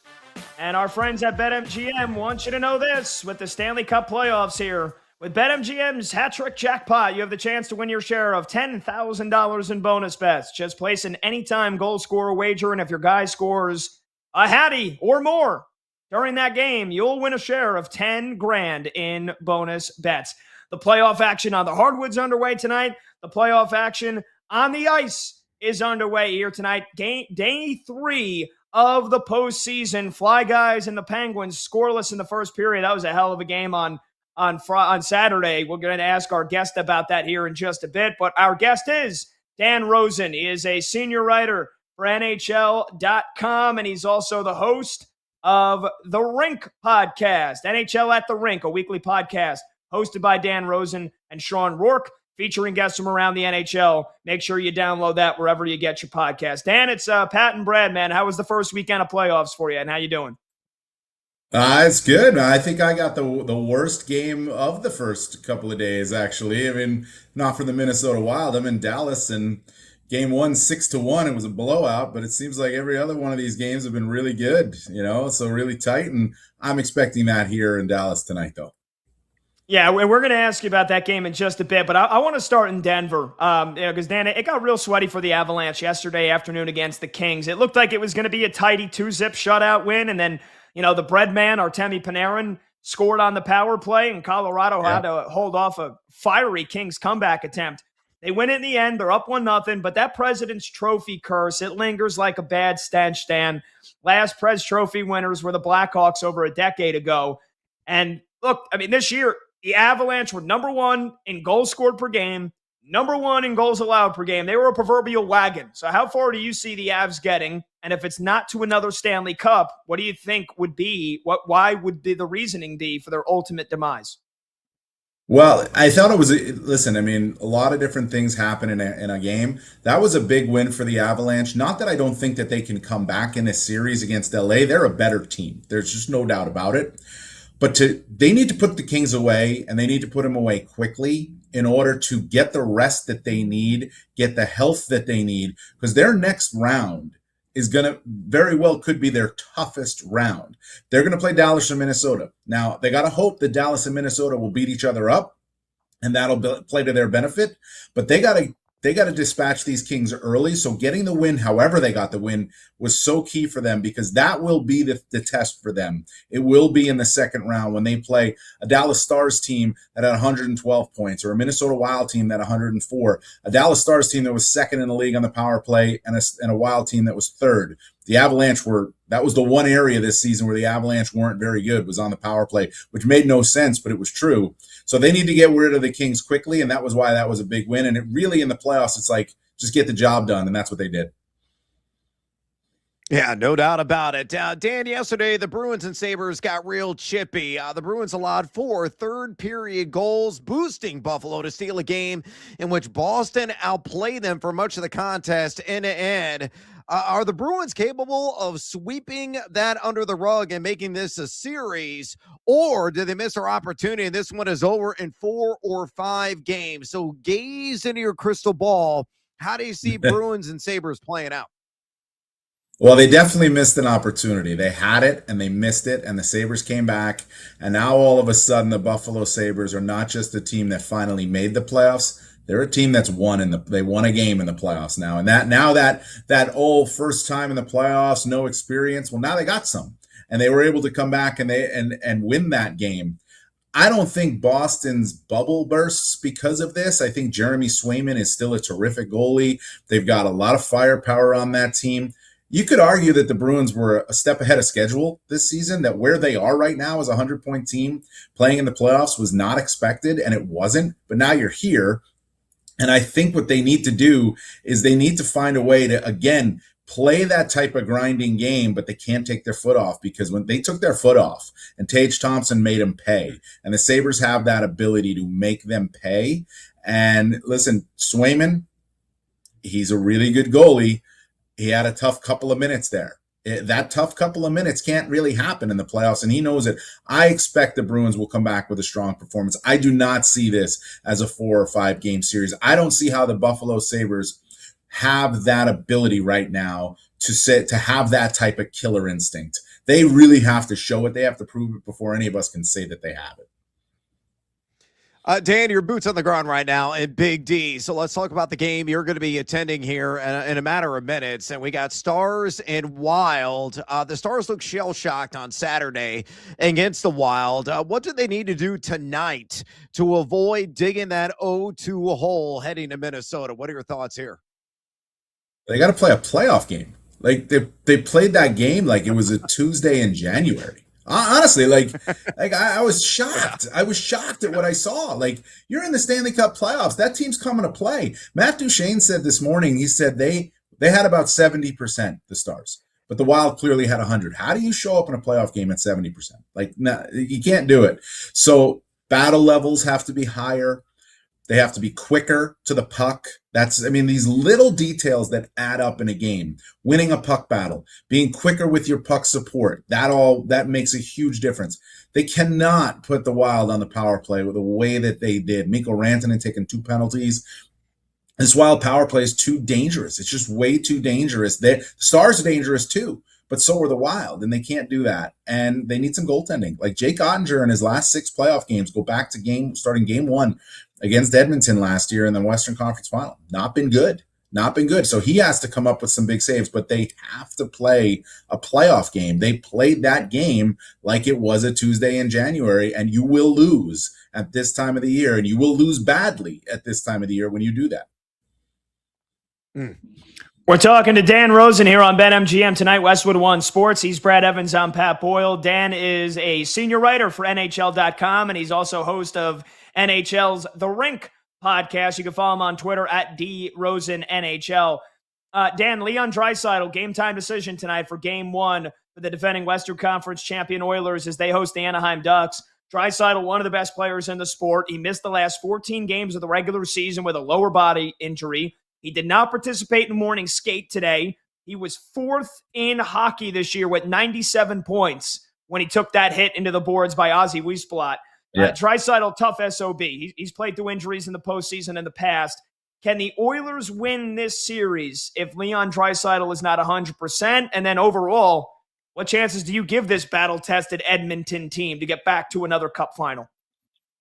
They can win this series if Leon Draisaitl is not 100%, and I think he plays tonight. But they can win this series if he's not 100% because they're more experienced. They're better than the Ducks, and the Ducks play sort of like this wide open type of game, which feeds directly into Edmonton's style. Now, the Oilers will probably give up a little bit too, but if the Ducks are going to play wide open with or without Leon Draisaitl, it fits right into the Oilers style.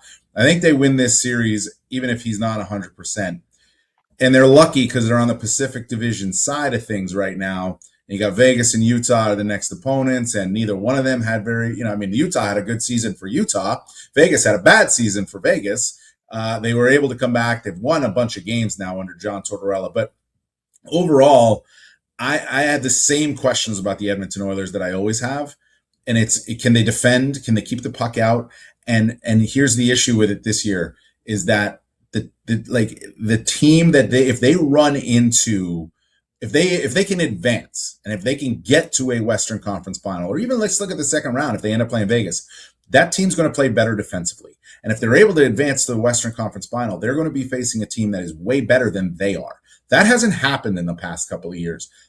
The Avalanche or the Stars or the Wild, those types of teams, they're way better than Edmonton. So I have a lot of questions about these Oilers, but they can win a series against the Anaheim Ducks if Leon Draisaitl's not 100%. Dan, a broader question. Of all the game one winners, which team is least likely to actually win their series, in your opinion? Well, that's a good question. All right. So let me think of the game one winners here. I got to tell you, I picked every team that won game one was a team that I picked to win the series. So I'm looking pretty good. Off to a good start. Now. I will say that. I'm off to a good start, and I picked Edmonton. They haven't played in the game one. I guess you have to say Minnesota, only because of the odds, right? I mean, the odds right there would tell you that Dallas is home. They're playing game two tonight. They'll be way better in game two. And if they get a win, they've been a team that's like they were one of the top teams in the league all season. This is going to be it should be a really close series. So I don't expect another game from the Wild like they got in game one. Not that they can't play it. I don't expect another game from the Stars like they played in game one. And so you have to look at it that way. But from Buffalo, I think I like Buffalo. Montreal, I really do like Montreal. People will say Montreal is the answer to this question, but I think Montreal's a good team and they're dangerous and they're getting hungrier and hungrier and hungrier right now. Carolina's fine. I like Philly, actually. I don't know what the score is in the game right now, but I like Philly a lot. I like Vegas. I think Edmonton wins. And Colorado I like. So I guess I got to say Minnesota. Flyers and Penguins scoreless right now. 8 minutes left to go in the first period. And that was the last question I want to ask you here is we're talking to Dan Rosen here on BetMGM tonight, Westwood One Sports. He's Brad Evans. I'm Pat Boyle. Dan, senior writer for NHL.com, and he's the host of the NHL's podcast, The Rink. You're from Jersey, Dan, so let me just ask you first here. Devils fan? I grew up a Devils fan, but you lose that really quick in this business. So I lost that about 23 years ago. Wow. Not a Devils fan anymore. Not a Devils fan. I've been doing this a while. Yeah, oddly enough, I'm from Central Jersey, and yet I am an Islanders fan. Go figure. I just, when I was 11, I was 11 or 12 years old, really started getting into hockey. Isles drafted Johnny Tavares, fell in love with him, fell in love with the Islanders, and basically nothing to show for it except for back-to-back exits in the conference finals or the semifinals, and then he goes back to Toronto. But hey, I'm not bitter. Yeah. I'm not bitter. Whether you're a Devils fan, Islanders fan, Rangers fan, I think most of them can unite in their hatred against the Philadelphia Flyers. But look, I mean, it's been a while since the Flyers were in the Cup playoffs, 6 years, but they have surged into the postseason. And I was watching that game on Saturday. This team, they look like a junior hockey team. And I don't mean that in a bad way. I mean, how many baby-faced teenagers and guys that can't even legally drink beer do they have? And they schooled the Penguins, a Penguins team that has Sid the Kid, Malkin, and all the experience you could ever ask for. They had a less than 4% chance of making the playoffs out of the Olympics break. And yet here they are on a heater right now. So, Dan, is this team for real, this Philly team? And what's the biggest reason they've made this run? How far do you think they can go? I think they are for real. And you mentioned babyface. I mean, a kid like Porter Martone has come in, played a season at Michigan State this year, comes in, and he's looked the part. You love it when you see a guy come in and you just see him and he's ready, right? It doesn't always happen, and it happens at different times, but this kid looks ready. He has come in with fire, and he's really ignited that team. I think they've been much better with him in the lineup than they were without him. But the Flyers, and any fan in Philadelphia will tell you, and any fan in New Jersey or New York will also tell you, because they'll gloat about it, is they never had goaltending, right?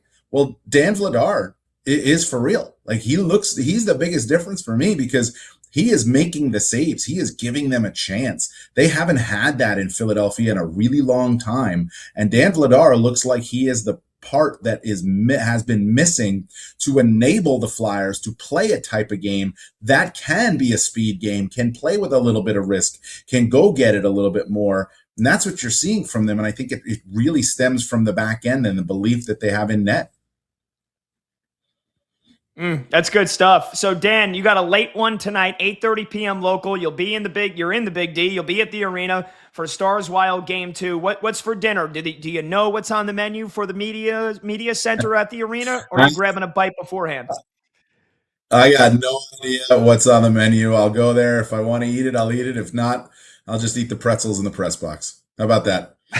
All right. That's not a bad alternative. Dan Rosen, senior writer for NHL.com. We appreciate the time, man. Enjoy the game tonight. All right, guys. Really appreciate it. Thanks for having me on. See you, Dan. There you go. Great stuff. Dan Rosen, senior writer for NHL.com. Check out the podcast that he does. It's called The Rink, and you can get it wherever you get your podcast. He is in Dallas tonight for the Stars and the Wild. And I still believe they call it American Airlines Arena, American Airlines Center in Dallas. All right, that's good stuff. Brad, we're going to take a short break. We'll get to some of the other biggest weekend takeaways, including how worried should you be about the Detroit Pistons after that clunker yesterday in Game 1 at home. 310-840-4910 is the phone number to join the show, and we'll get you some scoreboard updates because a playoff Monday is off and running, baby. He's Brad Evans. I'm Pat Boyle. This is BetMGM tonight on Westwood One Sports.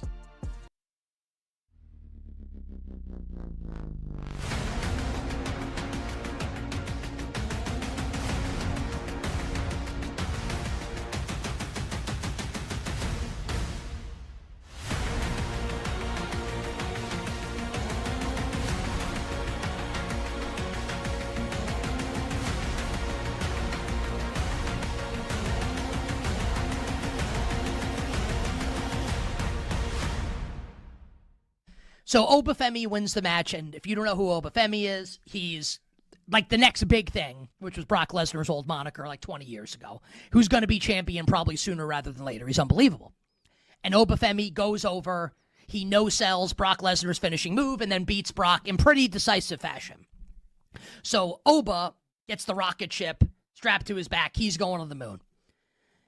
And I'll credit Brock Lesnar because for whatever Brock's reputation is, and there's a story to be told there, which we're not going to get into here, he's always been willing to, in the business perspective, do the right thing and put somebody over and make a new star. And he did it last night with Obafemi. Now, post-match, they run an angle, a story, where Lesnar takes off his gloves and his boots and puts them in the ring, which is always, in pro wrestling, when a wrestler is retiring, that's what they do. And he hugs Paul Heyman, his longtime manager and advocate, and they're showing genuine emotion, and the crowd is chanting, "Thank you, Brock," as if this is it for Brock Lesnar. Except, I'm pretty convinced he's not retiring. Now, I'll acknowledge I can be wrong about this, but I think I'm right. If you remember a couple weeks ago on Monday Night Raw, Gunther, who retired John Cena and AJ Styles, is going to get a favor from Paul Heyman. I believe, as Gunther's gimmick is the career killer, right? The career ender, who wins career-ending matches and sends legends home.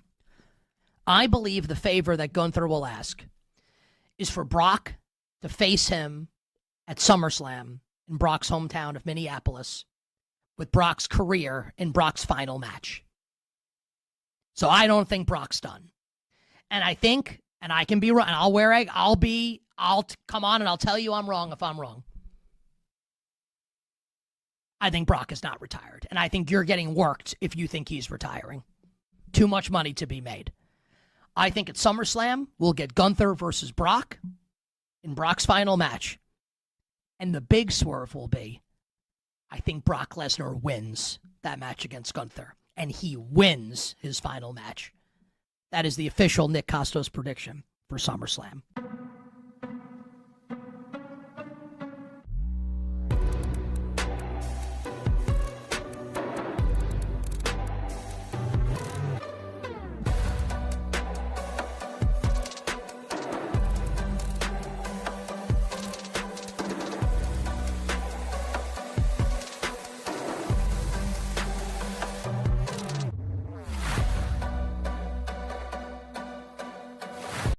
Rockets are lucky Game 2's not tonight, and they get an extra day. Game 2's tomorrow night in Los Angeles. If Kevin Durant doesn't play, the Lakers are going to win again. And they'll be up 2-0.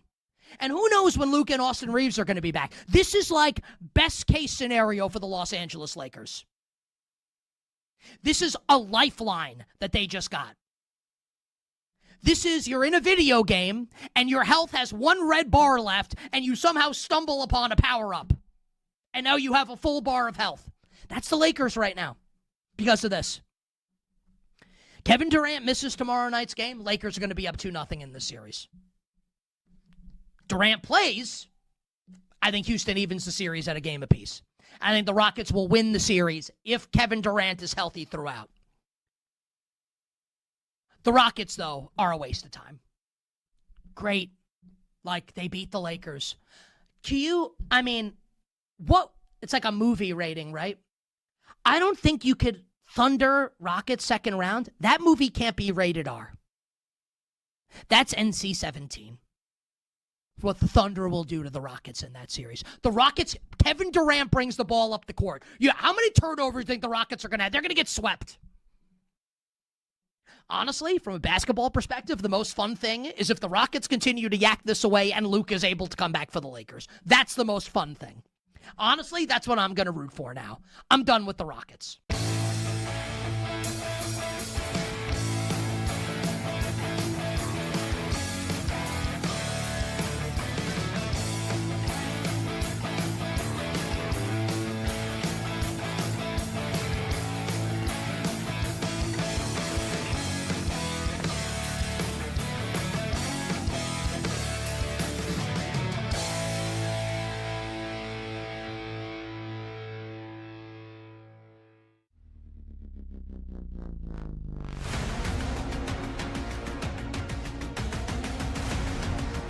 Games, loud opinions, and money time moments. BetMGM Tonight rolls on.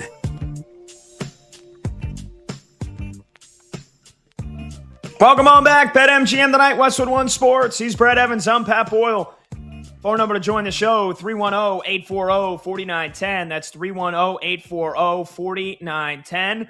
Let's get you some scoreboard updates here. Early second quarter, Cavs and the Raptors. Cleveland up 1-0 after a big win on Saturday. And they lead the Raptors 31-24 here after a low-scoring first quarter. I thought there was going to be plenty of more points in this one, and there's still time for that to happen. But so far, low-scoring affair, 31-24 early second quarter. For the Cleveland Cavaliers, it's Spida. Again, Donovan Mitchell leading the way with 10 points. James Harden has 6 points, but no assists. And for Toronto, a balanced attack, but it's been the bench that has really kept them, in this game so far early on. Jacoby Walters got 6 points. I mentioned Colin Murray-Boyles. Look out for him to get some more run. He's got 4 points early on. The highest scoring starter is Jamal Shed, who's filling in for the injured Emmanuel Quickly. He's only got 3 points, although Scotty Barnes just hit a triple, so he's got 5. But yeah, that Toronto offense, they've got to pick it up here, although they are doing a much better job defensively, which I did say was the number one thing. On the ice, Flyers and the Penguins are still scoreless. 2 minutes left to go in the first period, and the Senators and the Hurricanes just dropped the puck in Carolina. Hurricanes look dominant in that Game 1 win over the weekend, thanks to a 2-0 shutout victory. Brad, I know the Cubbies have just started with the Phillies. You want to give us some baseball scores here on this Monday night? Yeah, I just saw Ian Happ made an awesome catch, falling over the left field short wall, and was able to grab it in foul territory as the Cubs. This is the first at bats of the game, and it looks like Nico Horner just had a stab of his own. A nice little ground ball plucked by him, throw out to first base. Cubs go 1, 2, and 3 in the top of the first inning against the Philadelphia Phillies. So obviously 0-0 there. Let me get an update elsewhere. The Houston Astros absolutely taking the Guardians to task right now. Up 7-2, the top of the fifth inning. Cardinals and Marlins all knotted up at 1 in the top of the fifth. Rays and Reds. The Reds are leading the game 3-1 the top of the fourth over Tampa. The Braves got down 2-0. Matt Olson then homered, knotted up against the Nationals at 2-2. The Nationals just went yard. It is now 3-2. Washington over Atlanta, and just underway in Kansas City, Baltimore and KC 0-0 on the top of the first. But again, that one just underway.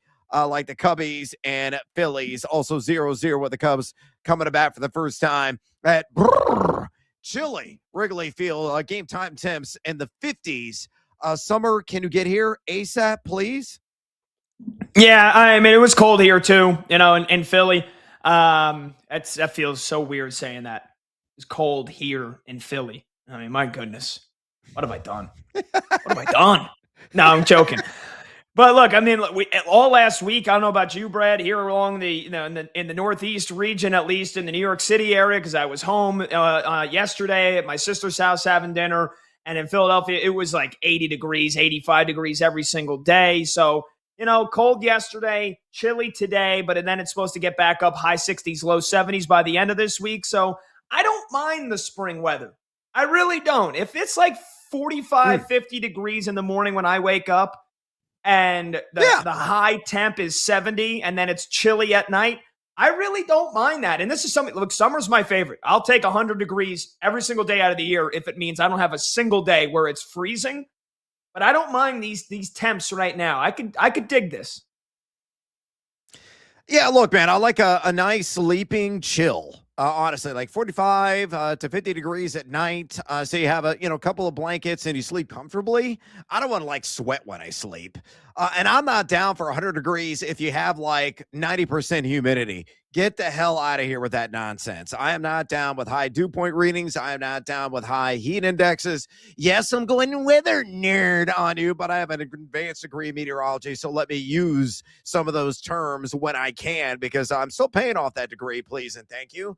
But I was in Arizona, man, and it was absolutely stunning. It was gorgeous weather. I mean, they had an absurdly early heat wave in the month of March. They had like 6-7 consecutive days of 105 plus, which that never happens this time of year. Never happens this time of year. They even hit 100 degrees. When I was out there, it was pristine. It was perfect. It was 80 to 84 degrees every single day. Humidity rates around 16 to 20% every single day. I was out hiking and walking with my wife, and I loved every single second of it. Brilliant sunshine. We even had one day with some high cirrostratus, so a little veil of the sun. You couldn't ask for anything better walking through the Sonoran Desert. I might have wrestled a coyote, a reptile or three in the process, but thoroughly enjoyed my time in the North Valley of Phoenix. Oh yeah, and I know that you've got a very salacious story coming up for us next hour that I've got to hear. So he's been talking about it all day. Hasn't told us what that story is, other than that it's intrusive. So Brad, we can't wait for that. Intrusive. We'll have to get to that shortly here. So yeah, no goals still in the hockey games. Raptors trailing the Cavs by 10 early second quarter. And you got the baseball scores from Brad. That Cubs game of interest to us because of our segment, Let's Go Streaking, where everybody on the crew picks somebody to get a hit. And our buddy Monty, a perfect 8 for 8. He's got Ian Happ. We'll see if Happ gets up in this first inning. But Combs did take Nico Horner, and he struck out. So, you get normally at least 4 at-bats. Nico Horner's going to need at least 2 of them tonight. All right, Brad, one of the other biggest takeaways from this weekend here, which was just awesome. I mean, you wake up Saturday, and you have your breakfast, and then you have 4 NBA playoff games. starting from 1 o'clock, going all the way until 11:30 p.m. Eastern. You wake up on Saturday if you're a hockey fan, and you got 3 playoff games. Yesterday, you have 4 playoff hockey games. You have 4 playoff basketball games. I mean, it's just pure euphoria. And by yesterday evening, just as I'm finishing dinner at my sister's house, I see the Pistons down at the half. I see the Pistons down at the end of the third quarter. They made a nice little run at it, but we talked to Danny Green, 3-time NBA champion, earlier in the show. Nobody outside of Cade Cunningham stepped up. They lose game 1 at home to the Magic, who we were talking about last week, Brad. There was explosive reports that they were going to fire their head coach, Jamal Mosley, no matter what happened in the postseason. They lose to the Sixers in the play-in tournament, have to beat the Hornets Friday. They crushed the Hornets. Now they're up 1-0 against Detroit. There's also rumors of a star player, an unnamed star player, going to demand a trade if Jamal Mosley doesn't get fired. Well, what the hell now? The Magic, they look pretty damn good yesterday in Detroit. They beat the Pistons by 11. They played great defense. Nobody outside of Cade Cunningham stepped up. He had 39, and they lose by 11. So, Brad, how worried should the folks be about Detroit after losing game 1? Let's use your spicy, I forget the actual name of the scale, but let's use the heat scale here. Mild, medium, hot, scorching hot, ghost pepper hot. How concerned are you about the Detroit Pistons? It's got to be medium right now. I mean, it's one game. I got a long series to go. They've been really consistently good throughout the entire when Cade Cunningham has been on the floor and in uniform, and it's outrageous that he goes for 39 damn points, and they lose 112 to 101 in that game. You got to tip your cap to the Orlando Magic, just a balanced scoring approach. It wasn't a singular player that really exploded and matched what Cade Cunningham was able to do. And Paolo Banchero had 23 in that game. Franz Wagner, 19. Wendell Carter was 17. He was 8 and 9 from the floor. Desmond Bain, 17. Jalen Suggs was 16. Balance, and more balance. And you absolutely love to see it. They hung on the glass. They played, largely excellent defense outside of trying to contain Cade Cunningham. But you're right. The secondary and tertiary players of Detroit that normally step up really got to show up and show out. Now, Tobias Harris had 17. Duncan Robinson had 9. It's somewhat respectable. Jalen Duren only had 8 points and 7 rebounds in the game. Thompson only had 8 points. The bench did absolutely nothing. Your highest scorer of the bench was Dennis Jenkins, with 6 points. Everybody else had either 3 or 2. So they got to get better production out of the rotation players if they want to stave off a monumental, falling on your sword kind of performance and laying out an ostrich-sized egg, but an apatosaurus-sized egg to go old Jurassic period on that ass. So, look, I think Detroit will bounce back. I think this was more of an anomaly then something is going to become a trend in this series. I could be terribly wrong about it. So just chalk it up, sleep it off, wake up, and fight to play another day and fight to play yourself into another round. I think they will. So, again, I would consider it medium to mild right now on that Scoville scale. Well, I'm sure that there it is, the Scoville scale. I'm sure Pistons fans are happy to hear that from you, Brad, because they're not going to like it from me. I'm scorching hot. And look, I thought this team was, dare I say it, fraudulent going into the postseason. That's a team that won 60 games. That's a team that has Cade Cunningham, who missed most of the last month of the season with that collapse left lung, and they continued to win without him. They were battle tested. They've got, albeit small, but they have the playoff experience from last year, taking my New York Knicks to 6 games. But you know what, Brad, if you told me game 1, hey, the Magic just shot the lights out. They were awesome from 3. They just hit there's nothing Detroit could have done. I would have been like, okay, the Magic shot 29% from deep. They only got to the free throw line 19 times. The Detroit Pistons in their own building in game 1, rested, prepared, got outscored in the paint 54-34. In your own building, you got smoked in the paint. You got out physical. You got out rebounded. You got out hustled. And they also gave up 23 fast break points for a team that's been so good in transition and so good in the paint, so good defensively. That's very alarming for me. That is very alarming. And on top of that, Cade Cunningham drops 39. You lose by 11. Jalen Duren, time to wake up, pal. 8 points on 4 shots. You got to be better than that. You're an all-star. So I'm alarmed at that Game 1 loss by the Pistons. When we come back, we'll do another little NFL draft pick'em here on BetMGM tonight. This is Westwood One Sports.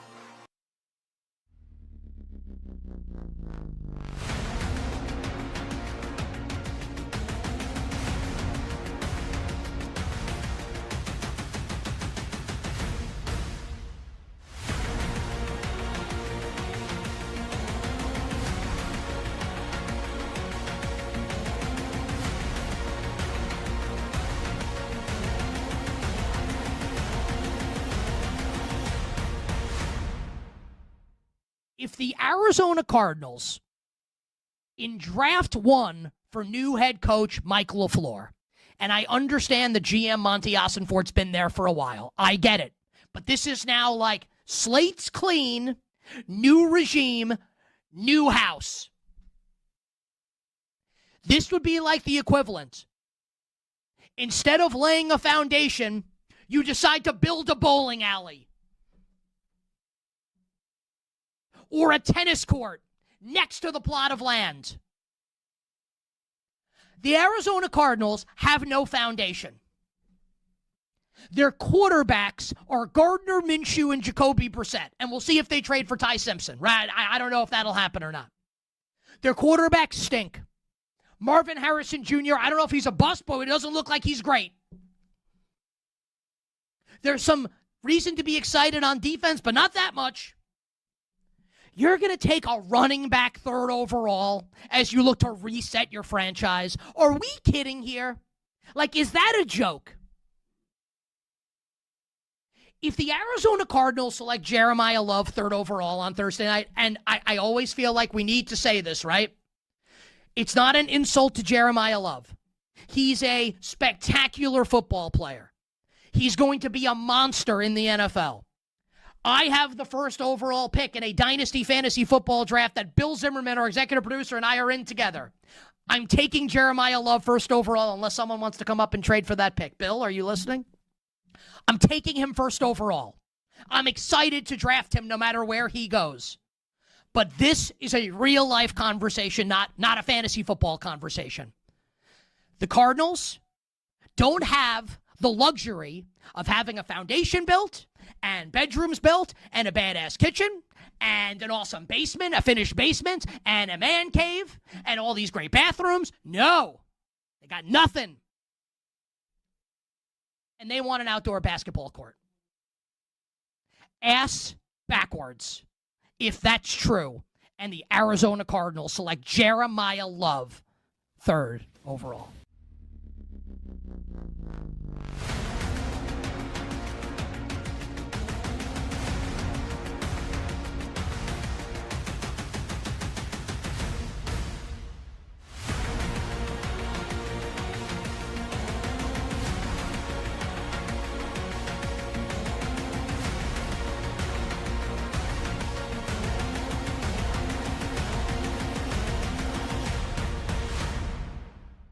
We are 365 days away, less than that, honestly. We are 10 months away, potentially. 10 months away, potentially, from Joe Burrow trying to force his way out of Cincinnati. You want to talk about a storyline that would dominate from February to April next year if the Bengals miss the playoffs? If that defense is a hot mess again and they can't stop anybody and they miss the postseason again? Tell me that wouldn't be the biggest story in football next offseason. Joe Burrow wants out of Cincinnati. You would have teams lining up to sell like their firstborn children for Joe Burrow. That's what this could be. They had to make this move. So do I think the Giants got the better of it? Absolutely. 10th overall for a distressed asset? No question the Giants got the better of it. But if you're the Cincinnati Bengals and you want to keep your stud quarterback long-term, this was a trade you had to make. A win-win for the Giants and the Cincinnati Bengals.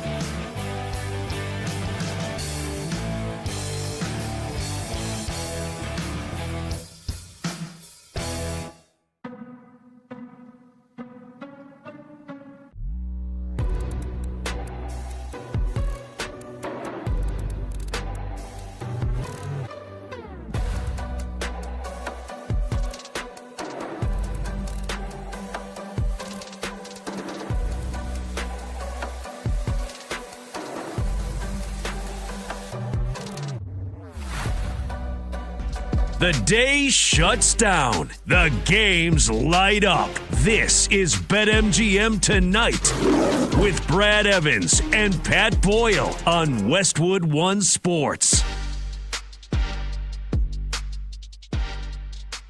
Hey, welcome on back. BetMGM Tonight, Westwood One Sports. He's Brad Evans. I'm Pat Boyle, and we're brought to you by BetMGM. Make it legendary. Download the app today. Please gamble responsibly. You could watch the show live on YouTube. Just search BetMGM Tonight and hit that subscribe button. You could watch the show live on Twitter at BetMGM Tonight. And you can listen to the show on the Westwood One Sports app, the Odyssey app, SiriusXM Channel 375, and hundreds of local affiliates throughout North America. Hour number 3 kicks off right now, and our talk and text line is 310-840-4910. You can call or simply just text your thoughts on the show or any of the topics we dive into.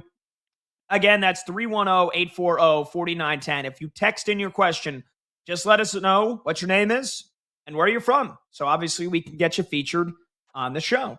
All right, quick scoreboard update here. Playoff games galore in the NBA. One game going on right now. The Cavs lead the Raptors 50-42. Late second quarter, under 2 minutes left to go in the first half. RJ Barrett's got 8 points and 5 rebounds to lead the Raptors. Colin Murray-Boyles, 8 points and 3 rebounds off the bench. And for the Cleveland Cavaliers, it's playoff James Harden, 16 points to lead the way. Donovan Mitchell's got 13. And then really quickly, on the ice, Flyers and the Penguins scoreless at the end of one. And the Hurricanes already up 1-0 on the Senators. They now lead at 1-0 here in Game 2. Logan Stankoven on the power play with assists from Taylor Hall and Jackson Blake. Hurricanes lead at 1-0 with under 7 minutes to go in the first period. But Brad, kicking off hour number 3, we're going to do a little segment called NFL Draft Pick'em. What is the premise of this segment with the NFL Draft now literally 72 hours away?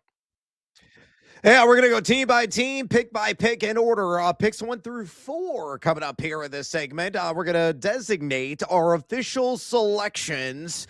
We'll explain the reasonings behind each pick, and then we might exchange some pleasantries in the process. In other words, is that guy, how does he fit? Maybe some fearless forecasts. If it's an offensive player, statistical projections for you fantasy football fans that are out there. I may weave in a couple of juicy values as well available at BetMGM on those exact selections. So that's the basis. That is the premise of our NFL Draft Pick'em. Picks 1 through 4 now. The next 4 picks coming up in the next segment. And then we're going to run this back with a couple of more rounds tomorrow. I love it.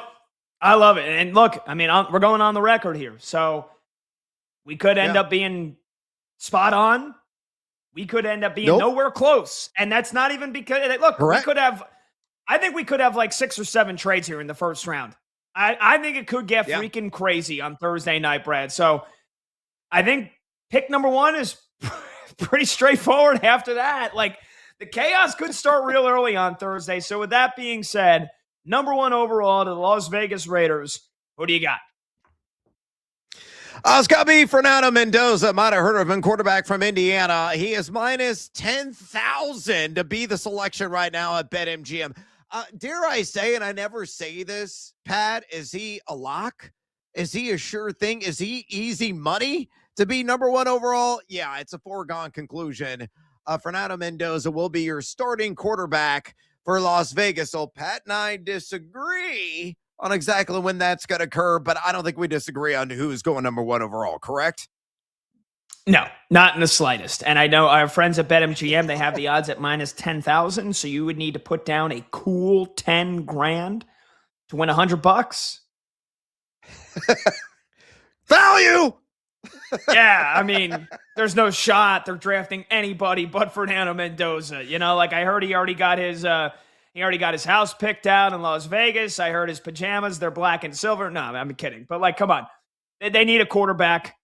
They tried for Geno Smith last year and it failed. Pete Carroll was a failure. They got Aiden O'Connell coming back and they signed Kirk Cousins. They didn't they're already talking about, Kirk Cousins is literally talking about, the best quarterback out there needs to play. And basically saying Fernando Mendoza or me without saying it. We know they're going to do that. Clint Kubiak, they hired him for this reason with the promise that they're going to draft Fernando Mendoza. So, yes, the Indiana Hoosier is going to go number 1 overall. And I think that this is a gigantic step forward for the Las Vegas Raiders and their franchise, because I love Fernando Mendoza, even if he's not going to show up to the draft in person, much to the dismay of our producer, Brandon Combs. Yeah, look, they're going to have an investment, probably another wide receiver at some point in this draft as well. Jalen Naylor, they acquired from Minnesota in the offseason. Got Brock Bowers there. Obviously, Ashton Jeanty can catch a lot of balls out of the backfield, but they need some help unless Besh is going to step up some of the other young wideouts they have on roster. That is an area of need.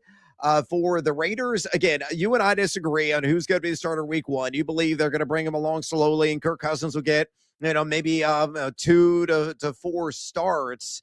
I think Mendoza will be the starter come week 1. I think Mendoza's got a great shot at throwing 22, 23 passing touchdowns in your number 1. I know a lot of people have knocked him because he's not a supreme athlete. I don't give a damn. He can move more than well enough in the pocket. Yeah, he's not going to run for like 400 or 500 yards. He may get you like 150 opportunistic yards, but he'll evade, some of those sacks, take an extra step up in the pocket, and make every single throw on the field. Fernando Mendoza is a real deal Holyfield, and he's going to prove it, I believe, starting week 1, and Pat's buying in maybe starting week 5. Yeah. Week 5 for sure would be the minimum. By the way, we'll get right back to who's going to be number 2 in our NFL draft pick'em, which is 3 days away. We're going to have an incredible jam-packed show for you on draft night and on Friday night as well for rounds 2 and 3. But Brad, let's go streaking. The biggest guy on the board, he's already delivered. The man with the magic hand, the wizard that is Michael Montgomery. Monty is now 9 for 9 to start off. Amazing. 9 straight correct picks. Ian Happ with a single to right in his very first AB. I mean, they don't make them like Monty anymore, Brad. You're witnessing firsthand now the magic. I was a little worried. I'm not gonna lie. I was like, all right, maybe Brad being in the desert, maybe a little desert magic floating through. Brad not being there, the stars are aligning. You're back, and Monty continues to roll 9 for 9. I mean, this is a historic pace. It really is. I mean, he's batting truly 1,000, America. It's utterly ridiculous. It's practically a layup now on a little Tyke soup for Michael Montgomery every single night. I tailed him on the over 1.5 HRR, also known as hits plus runs plus RBI, also known as at plus money. We got Ian Happ at second. It could be an instant cash here if he can get knocked in. With nobody out. So very much on the table. Michael Montgomery, the hyphen, the dash, whatever the hell kind of nickname you want to go with, batters-box.com is brilliant, folks. Follow the man's advice. He knows what the hell he's doing. Yeah, just pure brilliance. He's a genius, a mad scientist. By the way, Michael Conforto has walked, so your Cubbies have bases juice, nobody out in the bottom of the second against the reeling Philadelphia Phillies. Look,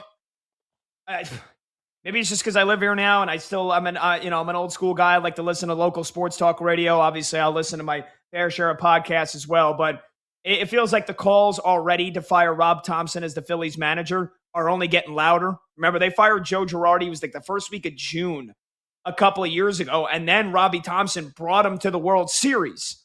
Now he might get the same treatment done to him before we even get to Memorial Day, because that Phillies team, they are putrid.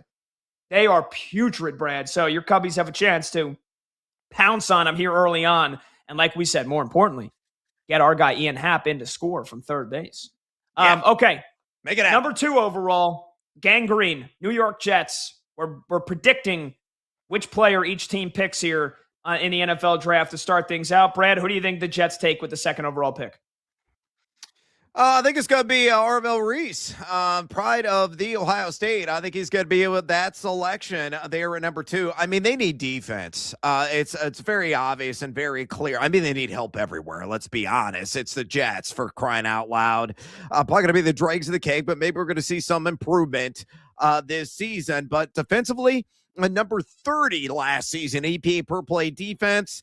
They're number 32 in drop back EPA defense, so against the pass, and number 25 in rush EPA defense. Reese obviously checks an enormous box, an area of need. They're going to have multiple picks in round one. One is probably going to be as a defensive player here at number 2 with Reese, and then likely a wide receiver at some point as well. And it could come later on in round one, and Ian Happ just scored. So cha-ching, we cash you over 1.5 with the HRR, but I think it's going to be Reese. He is minus 200, Pat, at BetMGM to go number 2 overall. I just honestly do not expect any kind of curveball. I think it's going to go Mendoza, Reese, as most draft prognosticators have predicted here for the better part of the last, 2 months. Yeah, and I think it's Orville Reese because, the other guy that is in play here for the Jets, realistically, in my opinion, is David Bailey, the edge rusher from Texas Tech. Well, why do I think it's going to be Orville Reese? It's because Orville Reese is, as you mentioned, he's hybrid, right? He's kind of Micah Parsons, but in reverse. He's a linebacker that can also play off the edge and get after the quarterback. And that's the comps that he's getting is Micah Parsons. So, the numbers, I don't know if they necessarily speak for themselves with what he did at Ohio State, right? I mean, he tested off the charts at the combine, but you look in the 2 seasons that he played at Ohio State, 69 tackles, 6.5 sacks. Okay. There's a lot of guys that put up a lot better numbers than that, but then you have 6'2", 245 runs, a blazing 40-yard dash.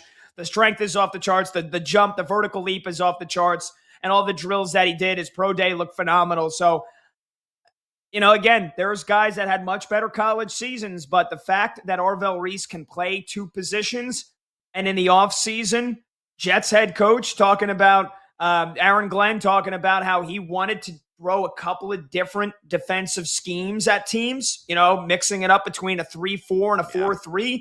That, for me, sold it that it's going to be Orville Reese, because if you're going to play with a couple of different looking defensive fronts, why not have a guy that can be a part of both of those in 2 different positions? So, look, David Bailey, if I was the GM, if I'm Darren Muji of the Jets, I'd probably take David Bailey because that guy was a game wrecker. And what do you have, 14 sacks at Texas Tech? But the Jets, they love the tape of Orville Reese, and I do agree with you. I think he is going to be the 2nd overall pick, which brings us to the Arizona Cardinals at 3. We know they need a quarterback. Are they getting one in this year's draft? Jacoby Brissett, who, by the way, wants a new deal. I mean, somebody remind him he's Jacoby Brissett. And you and I were both very complimentary of Jacoby Brissett, but he wants a new deal. Gardner Minshew's the backup. We know they don't have a quarterback for the future. They got rid of Kyler Murray, and they're paying for it. Do you have a big shock here at 3, Brad, or are the Cardinals going with the next best player available? Yeah, we saw a report from Adam Schefter. They may be entertaining Jeremiah Love. Folks, it's draft week. Believe nothing right now. I think that's all bluster. I think it's all smoke. And then maybe some mirrors, some tricks up their sleeve. They're trying to drive a market. Maybe they trade out of this position. If an offer lands their lap, they absolutely cannot refuse. But ultimately, I think what's going to happen is they're going to stand pat, and they're going to go with David Bailey out of Texas Tech. They need all the help they can get, collapsing pockets and rushing the opposing quarterback, and Bailey can obviously do that. Edge rusher, extraordinary talent. Last season, defensively, number 26 in EPA per play defense, number 26 as well, and drive back EPAD, number 23, and rush EPAD. The pick will be a defender, and the pick, I believe, will be David Bailey in the Sonoran Desert, landing with the Arizona Cardinals. They will not trade out of this position unless somebody beep, beep, beep, backs up a truck and dumps all of the draft picks on them in the pursuit of maybe Jeremiah Love or somebody else. But I think it's going to be Bailey inevitably. Yeah, I think it's going to be David Bailey as well. Again, you look at what the Cardinals, you look at what the Cardinals did here last year. Josh Sweat had 12 sacks. Calais Campbell had 6.5 sacks. Do we still know whether or not Calais Campbell is coming back here? Did he retire? I honestly, I forgot if Calais. No guarantee. Yeah. So look, I mean, they need help. They need edge rushing. And those were the only two guys on the team that had more than 2 sacks. So their defense was atrocious. They couldn't get after the quarterback. They were at the bottom of the barrel in sacks in the NFL this year. They had only 30 as a team, less than 2 per game. That's not very good. So you get a game wrecker like David Bailey that instantly elevates the floor of that defense. Yes, they need a quarterback. I think you go and get one next year. I think you let Jacoby Brissett play. You see what kind of veteran magic you get from those two guys while you're paying the contract to Kyler Murray, and you draft a QB next year. Or maybe they do what the Giants did last year and they trade back into the end of the first round, Brad. But at number 3, I agree with you. It will be David Bailey. And that brings us to number 4, Tennessee Titans. New head coach Robert Saleh, new OC, and Brian Dable. What are the Titans doing at 4? Because this is where things can get real crazy. I think it's got to be Jeremiah Love. And you look at NFL mock draft central, they got like 63% of the draft nicks and the mock drafters that they cover going Jeremiah Love. Now, the Titans could be another, deal maker in this position. If they get an offer that they simply can't refuse, I think they got to entertain possibly trading out of it. You got Tony Pollard still on the roster. He's a little bit longer in the tooth, but still an effective running back. Got over 1,000 yards at the ground last season. And you look at Jeremiah Love, a lot of the NFL draft insiders have him as the best overall player on their draft boards, regardless of position. There's a little bit of debate and dispute there, but many do. And he was exceptional at Notre Dame. You know, you're a Notre Dame fan. Brando knows he's a diehard Fighting Irish fan as well. Exceptional in terms of breaking tackles. So the yards after contact off the charts. He's got the shimmy, the shake, a high missed tackle rate as well. So he has the looseness and he can catch passes cleanly and consistently out of the backfield. Obviously, with any young running back coming to the league, you got to account for pass protection. Can he step up and be more than just a chip blocker? Obviously, it's something that's instilled and coached during training camp. But Jeremiah Love is a can't-miss prospect in my mind. I think he's going to be a front runner for NFL offensive rookie of the year in year number 1. And if he lands with the Tennessee Titans, which presumably I feel he's going to be in Nash Vegas, he's going to be gangbusters good. Fantasy fans, the salivary glands are going to be overworking no matter where he lands, because that's a guy with 1,500 yards, 10 to 12 total touchdown upside in year 1, and I might be underselling it. Yeah, I love him. I love Jeremiah Love, and I hope he gets picked by the Titans at 4, so it doesn't complicate things for the New York Giants at 5. I hope the Titans just take him off the board, and I do think that's what's going to happen here, Brad. Their GM, Mike Borgonzi, going into year 2 now, said this just a couple of days ago about Jeremiah Love. He said, quote, "I certainly think there's a cluster of players up there that we really like. In particular, Jeremiah, I think he's a special player. Who's going to have the most impact? Who is the best player available?" Well, and if there's some crazy scenario where David Bailey and or Arvell Reese are still available at 4, maybe that changes things for Tennessee. But ultimately, you and I both think that the Jets are not drafting a running back. They just, they decided to retain Breece Hall. So why would they then bring in another running back? And the Cardinals need so much more help than a running back. Their defense was atrocious. So I expect those teams to make those pass rusher plays and those picks, and that would leave Tennessee with Jeremiah Love. The New York Titans, if you will, basically. Robert Saleh bringing over former Jets Jermaine Johnson and John Franklin Myers, and former Giant corner Cordell Flott. And then you got Brian Dable, the OC, bringing over Wan'Dale Robinson. So in free agency, they addressed the receiver position, which we know that has very little depth. They addressed the pass rush. They addressed the secondary. They're going to address the offense. They've got to do it. I think the prevailing thought here, Brad, is that with the Tennessee Titans, they have to do everything they can to put Cam Ward in a position to succeed. Really rocky rookie season. And yes, a running back, does it help him all that much? Maybe not on its own. You mentioned Tony Pollard, but when you have Jeremiah Love, whose comp is Jahmyr Gibbs, who can catch passes out of the backfield and help out the run game, and make it not so obvious that Cam Ward's going to be dropping back and getting sacked or under pressure or getting blitzed from all different positions, that makes life easier for your second-year quarterback, along with a great slot receiver like Wan'Dale Robinson. And hopefully Calvin Ridley can stay healthy this year. So I think the best thing for Cam Ward is Jeremiah Love, a stronger run game, a pass-catching running back, and I think that's what the Titans are going to do at 4. I think the Notre Dame Fighting Irish running back, Jeremiah Love, I have an agreement with you. All 4 for 4, same here for us. We've got Fernando Mendoza going 1 to the Raiders, Arvell Reese going 2 to the Jets, David Bailey going 3 to the Cardinals, and Jeremiah Love going 4 to the Titans. We'll hit the next 4 picks when we come back, and this is where Brad and I really start to disagree. I promise it's worth hearing. Don't go anywhere. We'll get you a scoreboard update on the 4 playoff games going on right now, and we'll take your phone calls at 310-840-4910. He's Brad Evans. I'm Pat Boyle. This is BetMGM tonight on Westwood One Sports.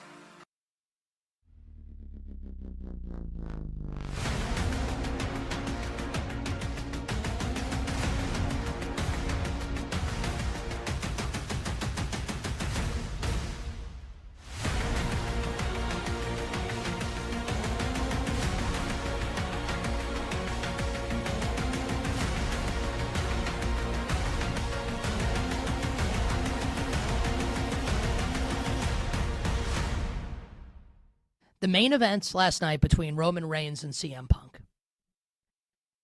If you didn't see it and you're a big wrestling fan, shame on you. You should watch it. And if you're not a wrestling fan, I actually think you should watch it because it's the kind of thing that could change your mind and make you want to keep watching. I've been watching wrestling this is WrestleMania 40, for 35 years. My first WrestleMania that I remember watching from start to finish was 7. In 1991. It's 2026. We just watched WrestleMania 42. I've seen all of them. I'm like, in the way that I can tell you about NFL and NBA and hockey and baseball history, I can tell you about wrestling history. This is my wheelhouse, right? I've seen it all, and I have a great base of knowledge to work off of.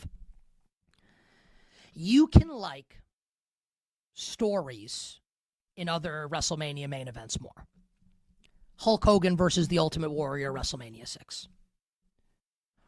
Rock versus Stone Cold Steve Austin at WrestleMania 17. How about a couple years ago? Cody Rhodes finishes the story against Roman Reigns at WrestleMania 40. As far, though, as a pure wrestling match is concerned, I think last night, Roman Reigns against CM Punk is the best wrestling match to ever main event a WrestleMania. That it's number 1 on the list. Now, again, if you want to say Rock Austin's better because of and Austin turns heel at the end, you can have that opinion. You like Cody Roman more because of Cody finishes the story. I get it. I'm not arguing it's the one that I liked the most, even though I did love it. What I'm saying is, it's the best wrestling match in a WrestleMania main event ever. And there are some good choices, right? People will bring up Michaels versus Bret in the Iron Man match at WrestleMania 12. I hated that match, but I understand a lot of people like it. You can bring up, the triple threat match at WrestleMania 20. That's never happened. That's been, struck from existence because of one of the participants in the match. The triple threat match where Daniel Bryan wins. I was in attendance at WrestleMania 30 in New Orleans. How about Reigns versus Lesnar at WrestleMania 31 with Seth Rollins cashing in? Like, there are some really... Michaels Undertaker, Street versus Career, WrestleMania 26. There are great choices. I think Reigns Punk was better than all of them as a pure wrestling match. The story they told will take your breath away.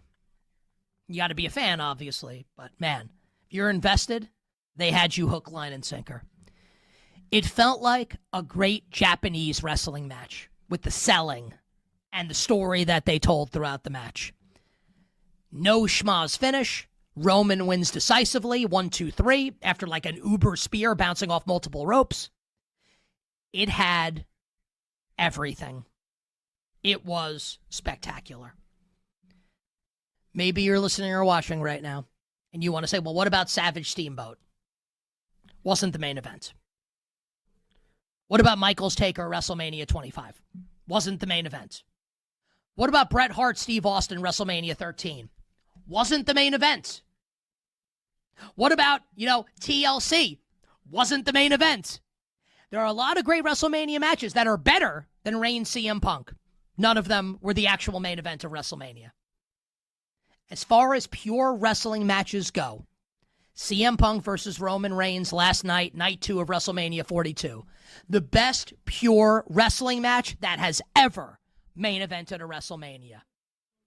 A+, 5 stars, job well done. I can't believe I just did like 12 minutes on WrestleMania. What a world we live in. What a time to be alive.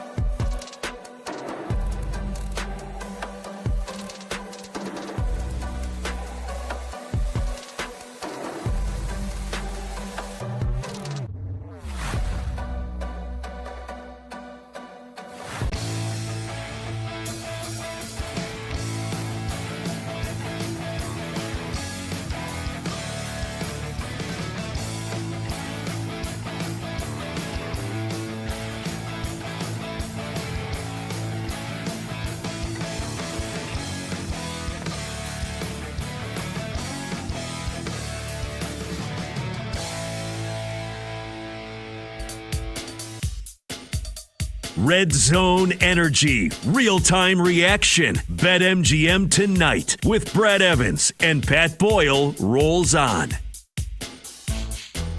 Welcome on back. BetMGM tonight, Westwood One Sports. He's Brad Evans. I'm Pat Boyle. We'll push it real good. Phone number to join the show, 310-840-4910. Brad is rolling those shoulders back. And he's getting seduced by the juice. By the juice. Brad, we're going to need that salacious story from you coming back from next segment. Oh, it's coming. Okay? It's coming. Okay, great. We'll get your scoreboard update in just a bit, but let's continue on here. NFL Draft Pick'em. Me and Brad are predicting how the first 8 picks of the NFL Draft go. Tomorrow, we'll do picks 9 through 16. Wednesday, we'll do 17 through 24. And then Thursday, before the draft begins, we'll finish out the rest of the first round. So Brad and I think it would be chalk, and we're in cahoots together that the first 4 picks are going to be Fernando Mendoza to the Raiders, Arvell Reese to the Jets, David Bailey to the Cardinals, and Jeremiah Love to the Titans. This is where I think things get crazy here, Brad, with the 5th pick to the New York Giants. And you know what I've been wanting for weeks? Yep. It's Caleb Downs, the Swiss Army knife for college football, the guy that I think will be the next Kyle Hamilton, maybe even better. That's who I want Big Blue to take. But now the fact that they've got 2 picks in the top 10 with the Dexter Lawrence trade over the weekend, they now have the Bengals number 10 pick. Maybe that throws a wrench into it here. So, Brad, I still think it should and it will be Caleb Downs at number 5 to Big Blue. What do you think the Giants are doing with the 5th overall pick? Look, I think it's about a 95% chance they're going to go defense. A lot of people were thinking, that Jeremiah Love somehow slips it at New York Giants at 5. They got to pounce like a panther on that selection. He might be the best overall player in the draft. I don't disagree with that, but yeah, Cam Scatterbo. I know he's coming off that gruesome ankle dislocation, but he is trending in the right direction, should be available possibly by week 1. Tyron Tracy, I believe, is still there as well. So, running back just not an area of need. The Giants offensively should be well above average, but that defense needs so much help across the board, and especially in the middle portion of defense or on the back end. You're arguing more for the back end with Caleb Downs, ultra versatile guy, can play everywhere, but I'm going to go with Sonny Styles, a product of the Ohio State as well. And a guy that could step in and be the centerpiece of that defense for years to come. And I think that's exactly what John Harbaugh wants. He wants that defensive leader. And I think Styles can be that guy. There are a number of NFL draft insiders who said that, with their ear to the ground, they're hearing that Styles at the top of the list for the New York Giants. It could be all bluster. It could be nothing but smoke and mirrors. But he does check an enormous box. He's a guy, it's a supreme defender, whether he is, trying to lure the ball in his general direction, try to pick it off in traffic, in coverage, picking up that tight end off the line of scrimmage, attacking the line of scrimmage, plugging gaps, collapsing pockets for the opposing quarterback. He can literally do everything, and so can Caleb Downs. I think it's a pure gut feeling. They're going to go Sonny Styles at pick number 5 overall. If you are buying what I am selling, plus 200 at BetMGM for Styles to go the Giants at 5. By the way, Caleb Downs, next man up at plus 275. It's going to be one of those two guys. Yeah, and look, I really do want it to be Caleb Downs, but I guess the alternative being Sonny Styles, a guy that used to be a safety and then played middle linebacker for the Buckeyes. I wouldn't hate it. I wouldn't hate it. As long as it is defense in the second or third area, right? They're not getting it they don't need to draft Reuben Bain, right? I mean, the Giants still have a dearth of pass rushers, even after trading Dexter Lawrence. They still have Brian Burns, who had a phenomenal year last year. They have Kayvon Thibodeau, who, yes, has not lived up to his potential. And honestly, I thought maybe he was going to get traded. They still have Abdul Carter coming off of a less than stellar rookie season, but you have a bunch of pass rushers. You don't need to add another one. So it's either middle linebacker or safety. And if it's one of those guys, I guess I won't be upset, but I'm in love with Caleb Downs. As long as it's not freaking Jeremiah Love. That's why I really hope the Titans take him at 4. All right, number 6, first of 2 first-round picks for the Cleveland Browns. Brad, who do you think the Brownies are going here? They got plenty of needs. I mean, offensive line, basically all of them left in free agency. We know their defense is a mess. We know they need receiver help. And we know that the Cleveland Browns, probably need a quarterback, even though they're going to tell us that it's Deshaun Watson and or Shedeur Sanders. But who do you think the Brownies, the dog pound, who are they going to be barking for at number 6? Oh, the Buckeye State is going to stay within its borders. And they're going to go to a guy that's a product of a small town. It's actually the largest city in Ohio, right down the road. And that's Carnell Tate from the Ohio State. They're going to draft a wide receiver at some juncture in round number 1 of those 3 picks. I think it's going to happen right here. And they're going to say period, end of story. Carnell Tate is going to win them oodles of fan support as a result of being a product of Ohio State, and a guy that can run every round the tree. Big body dude, 6'2", 195 pounds. Didn't run an extraordinary 40-yard time at 4.53, but he has the separation skills because of that route savvy. Can high point the football. He just wins. He wins against other DBs, and they just need all the help they can get in that wide receiver room, because you look right now on this roster and what the Cleveland Browns currently have. I'm pulling up their depth chart here, and it ain't pretty. I mean, Jerry Jeudy, I think, kind of took a step back last season. He might say, well, that was more of a byproduct of the shoddy quarterback play. And yeah, you can make that argument. Cedric Tillman's not too shabby, but more really of a wide receiver 3. Got Isaiah Bond there as well. Carnell Tate can come in at a minimum, going to be the WR2. Can maybe springboard Jerry Jeudy back to what he was a couple of seasons ago, or maybe Jerry Jeudy takes a back seat, he becomes a WR2. They work in excellent synchronicity together. I got Harold Fannin there at tight end. Lines up literally everywhere all over the field. They can, maximize mismatches as a result.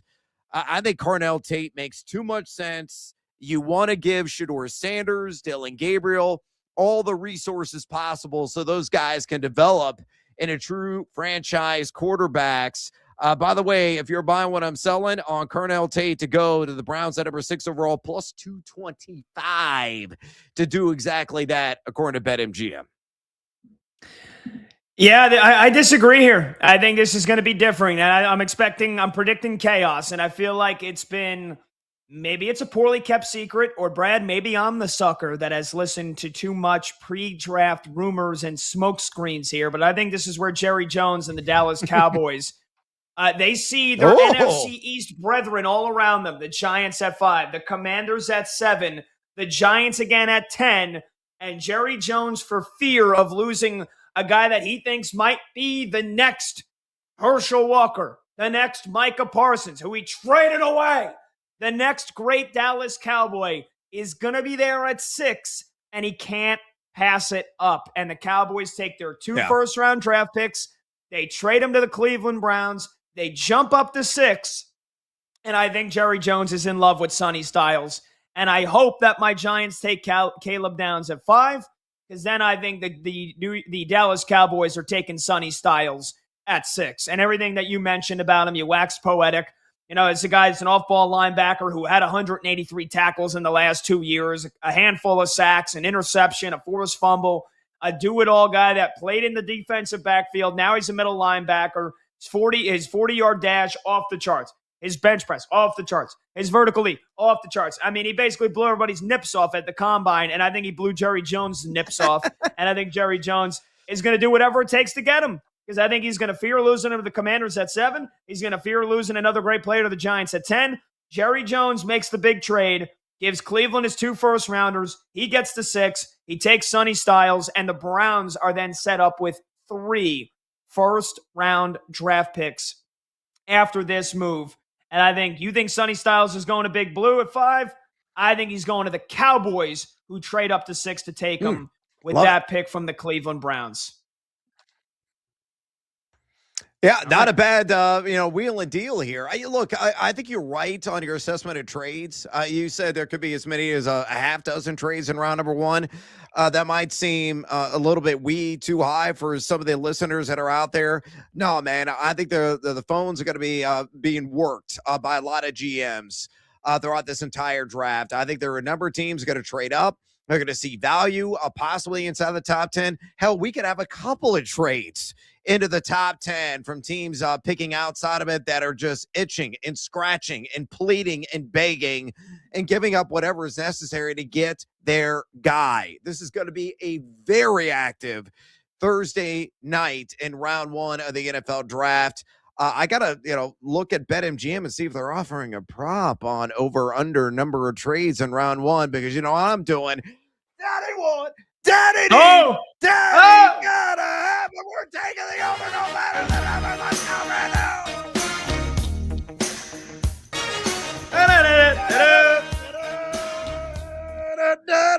I'm feeling good. By the way, Pat, this may be an ominous sign.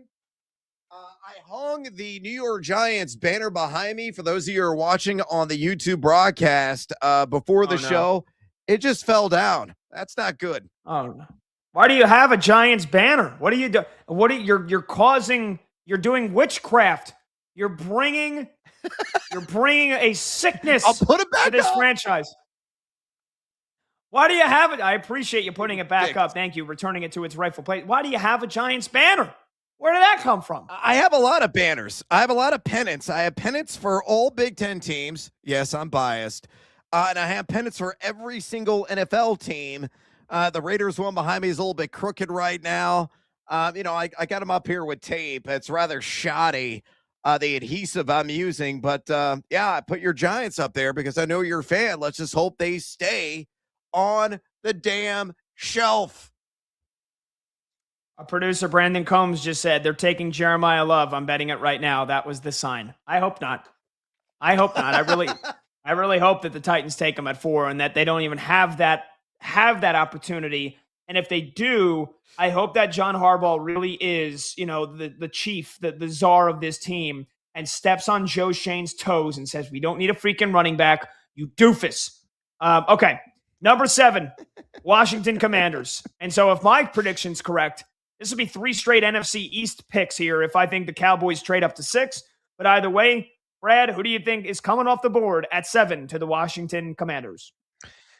Yeah, Washington finished the season just a terrible, god-awful number 31 EP per play defense. They were 31 in drop-back EPA defense, 28 in rush EPA. They're going defense. If they stay at this position, this is where I could see if Caleb Downs does not go to your beloved New York Giants, he will be a member of Dan Quinn's Washington Commanders. Absolutely book it.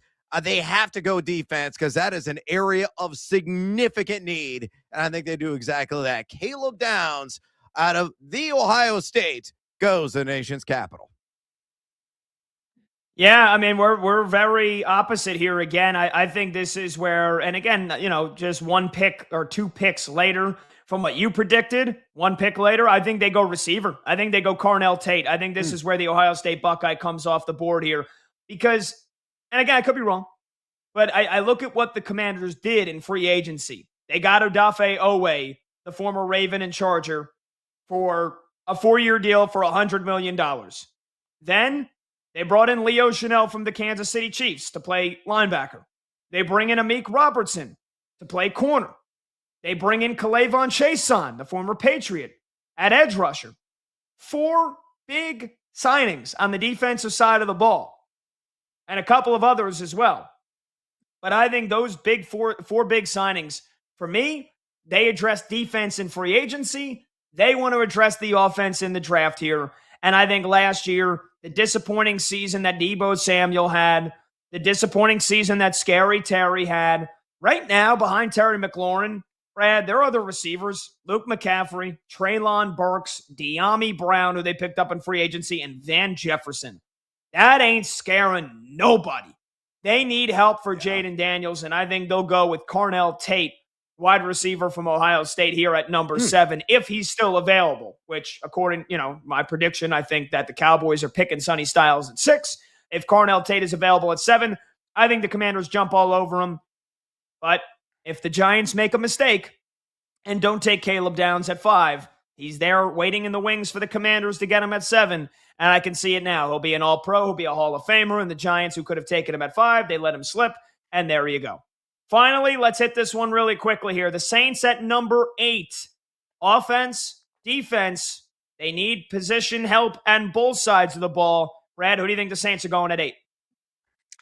Yeah, this is probably going to take you off because a lot of people expecting the Giants at number 10 to get Jordan Tyson, who's just jumping up draft boards. I think he lands here with the New Orleans Saints. Yes, they have Chris Olave. Devon Vele is an interesting player. I think he's more of a wide receiver 3. They want a surefire WR2, an explosive guy. And I believe Tyson's got all the skills to pay the bills, not only in reality, but also in fantasy. They go Jordan Tyson out of Arizona State. They don't go defense. They go offense, and they focus on WR and get Tyler Shuck, another weapon. Yeah, I'm hoping he falls to 10 for the New York Giants because that's who I want as their second pick in the top 10. I want Caleb Downs to play safety. I want Jordan Tyson to play receiver and help out the Giants receiving core. But ultimately, I think the Saints, I think they need help on the defensive side of the football. And I think that they're going to rely on a lot of their young receivers, Devon Vele, Mason Tipton, Bub Means, guys that were all hurt for a significant portion of last season. I'm thinking they're hoping those guys stay healthy, and instead they're going to address the corner position. They have Kool-Aid McKinstry as their corner 1. As their number 2, I mean, it's not great. Quincy Riley, who they took in the 4th round last year, and he had a decent rookie season. But again, with how much teams play in the nickel and how much you can move guys to the slot corner, I think this is a spot where Mansour Delane from LSU comes off the board here, and the Saints go corner to really beef up that defensive backfield. And I think that he's another guy, and I agree with you, Jordan Tyson has shot up draft boards, but I think Mansour Delane has as well. I think the Saints are going corner from LSU with the 8th pick. All right, we'll take a short break, 310-840-4910. When we come back, we'll get Brad's must-hear story from his vacation last week in the desert. He's Brad Evans. I'm Pat Boyle. This is BetMGM tonight on Westwood One Sports.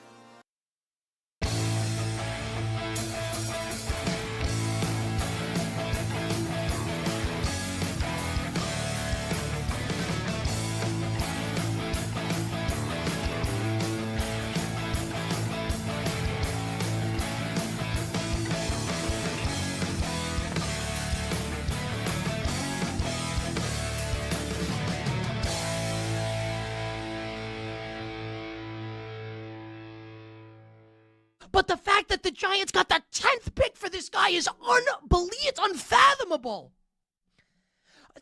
I think I'm pretty plugged in with the NFL, and I know my stuff when it comes to professional football. I thought 25, Chicago, Buffalo at the end of round 1, Chargers in the 20s. I thought that was where this was headed here. 10th overall? I mean, God almighty. What a grand slam home run for the New York Football Giants. And my Giants now hold the 5th pick, the 10th pick, and the 37th pick in the NFL draft. 3 of the top 37 picks and 2 of the top 10. To add to what is, despite what anyone wants to say, a talent-deficient roster. Everyone that's just expecting, because John Harbaugh's here now they're just going to be awesome, fails to realize that they were one of the worst teams in football last year. Which doesn't mean that they can't be good this year, but I mean, just like they're going to roll out of bed and be awesome, they stink. They need to add young players to this roster. It is a talent-deficient roster.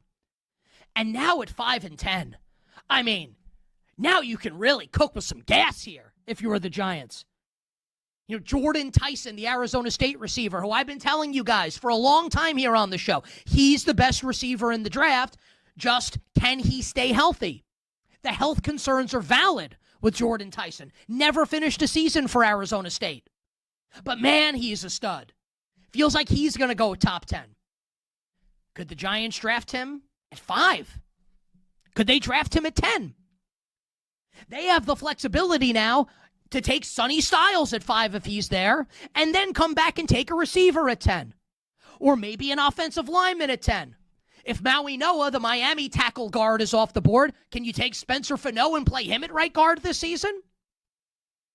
Can you really juice up the offense with take 5 a receiver and 10 an offensive lineman, and then take defense at pick 37? I mean, this gives the Giants a ton of options to work with. The one thing I don't want, and you know that I've been saying this, Jeremiah Love would be an absolute disaster for the Giants. A disaster. But I have to acknowledge, if the Giants took, and I don't think he's going to be there, but if the Giants took Jeremiah Love at 5, I think you can sell it a little bit more now, given that they have a pick at 10 as well. I would still hate it, but it's not like you pick him at 5 and you don't pick again until the top of the second round. I think you can actually sell this a little bit more. I don't want it to happen, but it's not the disaster that it would have been a week ago. So this is just, I mean, you all know, listen, I'm a New York sports fan. I'm honest when I'm being a homer. I think I'm as critical of my teams as anyone in the media and the sports media is of the teams that they root for. If there's a reason to be negative, I'll be negative. You know that. But when something good happens, I'll also say it. The Giants crushed this. And if you're a Giants fan, you should be wildly excited. Maybe not for 2026. I think the division's too good. But 2027 and beyond, the Giants can cook a little bit.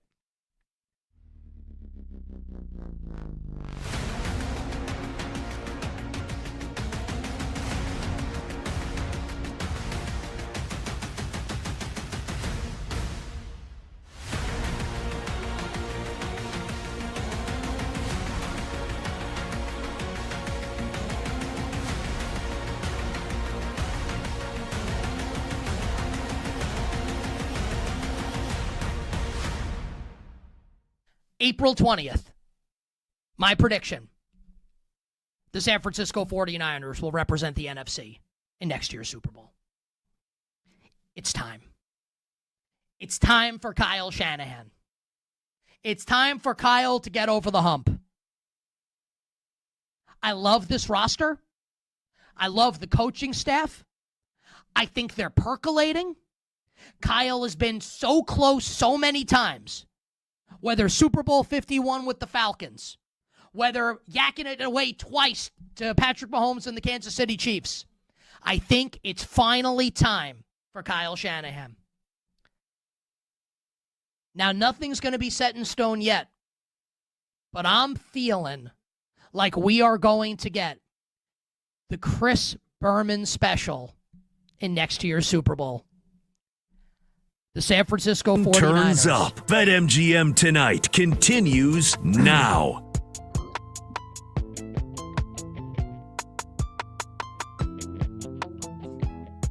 All right, welcome back. BetMGM tonight, Westwood One Sports. He's Brad Evans. I'm Pat Boyle. Phone number to join the show, 310-840-4910. We'll bookend this segment with some scoreboard updates, but I want to make sure we get right to this must-hear vacation story from my co-host, Mr. Brad Evans, Mr. Big Noise, Mr. Noisy Huevos, Mr. Team Huevos. You were on siesta vacation last week in the desert, Brad. How was it? And please tell us this story that you've been dying to tell all day. Again, it was awesome. I live in Arizona for 4 years in North Valley, in an area called Anthem. A beautiful master plan community, lots of trails. I think a lot of green space and water features and all kinds of fun stuff. Absolutely love that. Saw Bruce Springsteen for like the 12th time in my life. My wife's a giant fan. Thoroughly enjoyed it. Guy still kicks ass at 76 years old. So that was beside the point. The story actually was in Chicago before he even got on the plane. So he flew out of Midway. No problem at all. With DHS now, fully funding TSA, there was no wait time at all. We had like an early afternoon flight. Got there. There was only like 2 people in security. And I immediately walk in, and we check with the security guard and get into the security line to get our stuff scanned. So, you got to take your laptop out and you don't have to take your shoes off anymore. So my wife and I just get everything on the conveyor belt. It goes through. She goes through security. A-okay. I walk in and in the full body scanner, you have to put your arms up and it gets crossed. I do that, put my feet exactly where I'm supposed to go. I've done this a million times. Just travel every single week. I come out and I wait for the guard to say, okay, you're clear. Now, folks, I'm in just a pair of shorts, basic ass shorts, 2 pockets, ultra thin O'Neill shorts, and a t-shirt. That's all I got. That's it. And I step out. I wait for the guard to clear me. And I turn around to look at the monitor to see if, I'm clear. And I look and I'm like, oh my God, there are so many boxes on my nether regions. There were 6 boxes on my crotch. 6 that I counted on the screen. And I turn back around and I look at the guard and I'm like, yeah, we're going to have a moment, aren't we? And he goes, yes. And he goes, and I credit to the TSA guy. He's just trying to do his job. He goes, sir, do you want to get searched here or do you want to go to a private room? And I said, a private room. I said, man, we're going to do it right here in the middle of the airport. I don't care who's going to watch. He's like, okay. So he starts like going in, takes the back of the hand, grazes the front of my area. I'm like, oh, that's interesting. And then he goes, sir, can you take your right foot forward? Really gets in the inner thigh, kind of works around that area. I'm like, okay. He goes, let's go to the left. And he goes, can you move your left foot forward? Does the same thing. And I'm like, okay, I survived that. We're good. He goes, no, turn around. Oh my God. Right foot forward. Does it again. I'm like, dude, you were just there. You know that I don't have any metal plates like it better in my thigh or anything. Left again. My wife walks by and she's cracking up. And he said a comment to her. He's like, you've probably been this through with him doing this same act before. She goes, yeah. And she just kind of stands back and observes. And I start laughing. Dude, this went on for like a full 2 minutes. Well, what set it off? Intrusive. I don't know, man. It was like, it's basic pockets, your standard side pockets that you put your hands in. I might've had like one cargo pocket, but that was it. Got set off, and we had a moment, a salacious one with the security guard at TSA. Thank you, Midway. Yeah, we'll bid you adieu tonight. I'm gonna need more on this story tomorrow, though. But all right, Brad, talk to me all. See ya.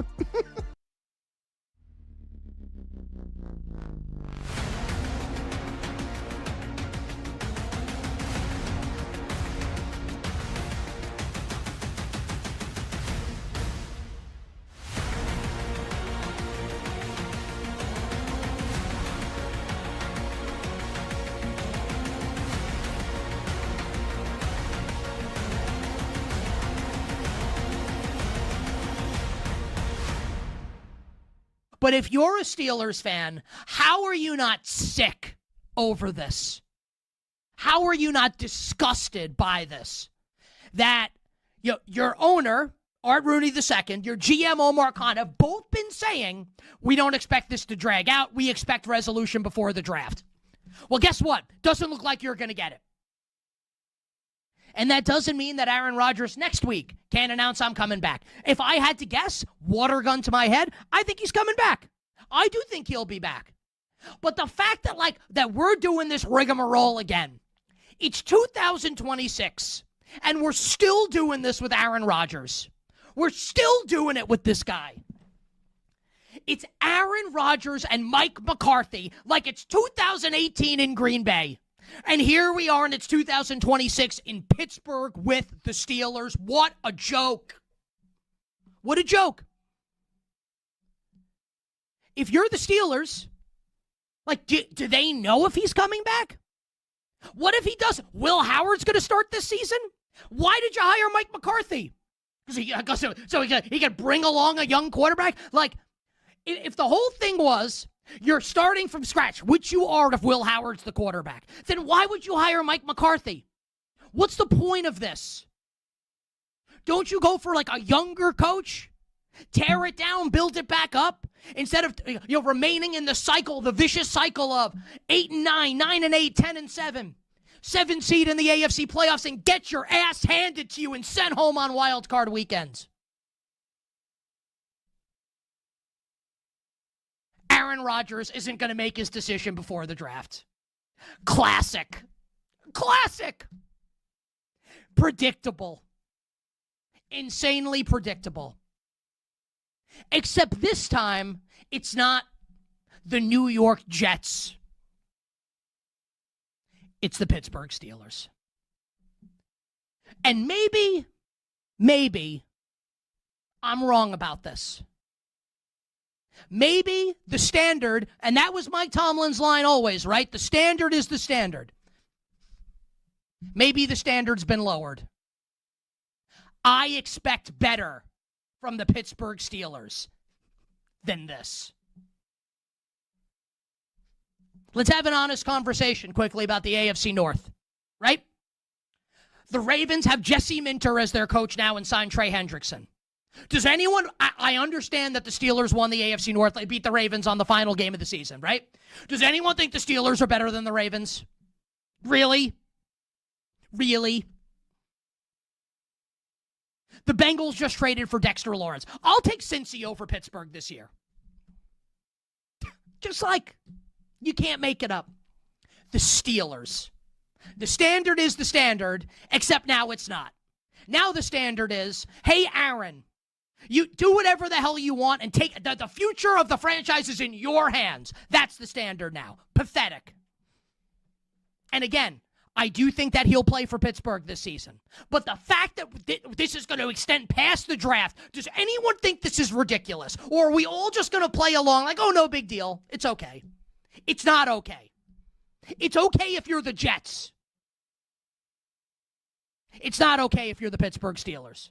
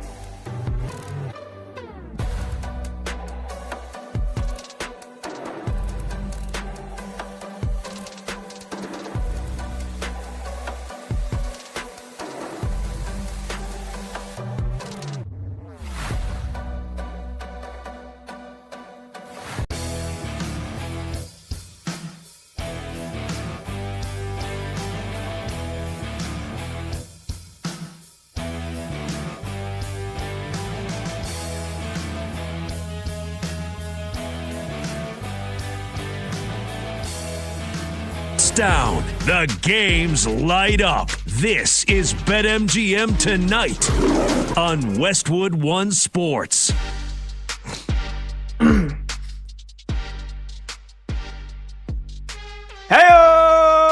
welcome on back to BetMGM Tonight here on Westwood One Sports. We bid adieu to Brad Evans for the night, and that means we've got 2 solo hours as we take you to 11 p.m. Eastern. I'm Pat Boyle, and we're brought to you by BetMGM. Make it legendary. Download the app today.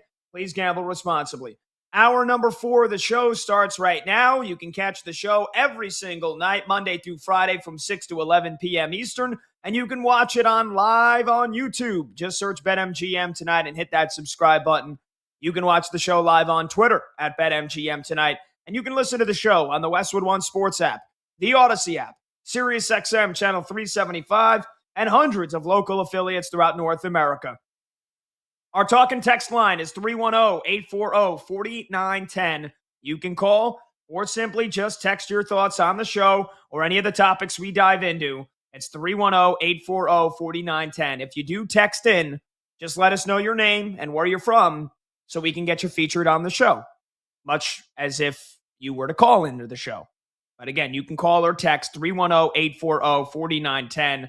Real fun show so far. Let me get you a quick scoreboard update because it's playoff bonanza right now, and it's going to be like this every night for the next month and a half, 2 months. So this is your nightly Central Sports Hub. We'll give you all the scoreboard updates you could need while you're driving or while you're hanging out with your friends.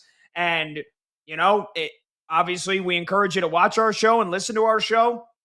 But if you're looking for in-game reaction, in-game analysis, and instant reaction once these games end on a nightly basis, there's no better spot to be than right here. And you can also hit me up on Twitter at PatBoyle44. So I'm going to give you a quick scoreboard update, and then I'm going to give you the top 5 takeaways from the weekend in the NBA playoffs. And next segment, I'll give you my top 5 takeaways from the weekend in the NHL playoffs. But let's get you that scoreboard update here because it's been a bit since we did that. End of the third quarter in Cleveland. Cavaliers lead the Raptors 84-77.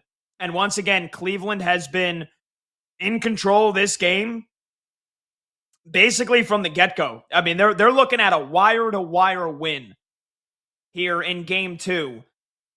They immediately jumped out to close to a double-digit lead. They led by double digits in the first. Toronto got it back to a one-possession game. Cleveland then stretched it to a double-digit lead again in the second quarter, and it has been a double-digit advantage for the entire third quarter. And now that we've started the fourth here, the Cavs look like they're just in complete control. They look like they're in cruise control here. And they were in cruise control for most of Game 1. Now, it's been a bit of a more defensive-minded battle than it was on Saturday afternoon. But, I mean, the Raptors, look, you want to take away from this game, and it hasn't even ended yet. We still have a quarter to play, but Brandon Ingram's got 4 points. 4 points from the guy that's supposed to be your best player, your number one scorer. 4 points going into the fourth quarter. He had 17 on Saturday, and I didn't think he was aggressive enough. He was 5 for 9 from the field in Game 1, 7 for 10 from the free throw line. But, I mean, Brandon Ingram should be taking 15, 16 shots a game. And he's got 4 points tonight.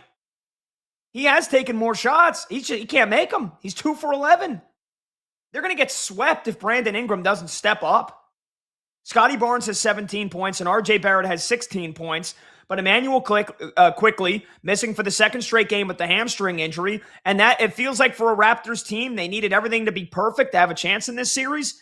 And your starting point guard's out for the first 2 games. And I don't know if they were truly ready for him to not be playing. I would think they were. They played most of the rest, the last 3 weeks of the regular season without him. But their offense, it looked good in Game 1, and they still lost by double digits. Tonight, it doesn't look so good. Brandon Ingram's not stepping up. The Raptors are in a world of trouble. And I know it's look, the series doesn't start till a home team loses, right? But what I watched for that game on Saturday and what I'm watching tonight, I got the quad box going. I mean, it's absolutely sensational here. I got Raptors, Cavs in my top left. I got Knicks, Hawks in my top right. And I got the 2 hockey games, Senators, Hurricanes, and Flyers Penguins going. I mean, I'm in absolute euphoria, and I get to talk sports live right now. It's awesome. But I just don't see a whole lot changing in this series when it goes to Toronto to make me think that the Raptors can win this. Now, again, they're down by 10, down by 8 now, 10 minutes left in the fourth quarter. They need a big comeback. They can't stop James Harden. They can't stop him. He's got 21 points. I guess he's only got 2 assists. So I guess that's a win for the Raptors. They have forced other people to facilitate. But Evan Mobley's got 23 and Donovan Mitchell's got 21. So, I mean, that the Cavs stars are doing what they should be doing. The Raptors stars, not so much. So there you go. Cavs up by 7 now with 10 minutes left to go in the game. And then at the Garden, game 2, Knicks lead the Hawks 45-39. This game has been physical. There's been, I don't know if there's been a couple of technicals. There's been a couple of reviews for some flagrants. Dyson Daniels mixing it up with Mitchell Robinson. Dyson Daniels mixing it up with Jalen Brunson. It looks like one of the best defensive players in the league, and Dyson Daniels is basically, hey, let's do everything short of playing dirty and hurting these New York Knicks players. Let's make this thing as physical and ugly as we possibly can. And, Atlanta was down double digits early. They got themselves back into this game. For my Knicks, Mikal Bridges has 8 points. Brunson's got 7 points and 4 assists. Josh Hart on triple-double watch, 6 points, already with 7 rebounds and 3 assists. If you were listening to the show earlier, we broke down this game. I said I'm taking Josh Hart over 7.5 rebounds, and I'm taking him to get 10 rebounds at more than 2-1. He's got 7 rebounds midway through the second quarter. So that looks pretty good. Quick scoreboard update on the ice. We talked to Dan Rosen earlier in the show, senior writer for NHL.com. Asked him, are the Flyers for real? A team that had less than a 4% chance of making the playoffs coming out of the Olympics break. A bunch of young kids playing, there's that cliche. Sometimes you're too young, dumb, and naive to feel the playoff pressure to know that you shouldn't be in this spot. Flyers are for real. They win game 1 in Pittsburgh the other night. They're up in game 2, 2-0 going into the third period. Penguins, no Sidney Crosby, not doing a whole lot of much. He's got 2 shots, and he hasn't done much on the ice. And then if Getty Malkin is Malkin playing in this game? No, yeah, he is. You wouldn't know it. He's got 1 shot, and he's got 1 hit. So there you go. Crosby and Malkin through 2 periods. They've got 3 combined shots. Flyers in position to take a 2-0 lead going back to Philly. And then another game that I looked over before, and you got guys pushing and shoving, a bunch of scrums in this one as well. You had the fight that happened to start game 1 as soon as they dropped the puck on Saturday. And the Hurricanes, after a commanding 2-0 win, they were up 2-0 again. The Senators just got on the board, but it's 2-1 Carolina, 5 minutes left to go in the second period. So there's your scoreboard update. All right, here we go. Top 5 takeaways from the weekend in the NBA playoffs. I'm Pat Boyle. This is BetMGM tonight, Westwood One Sports.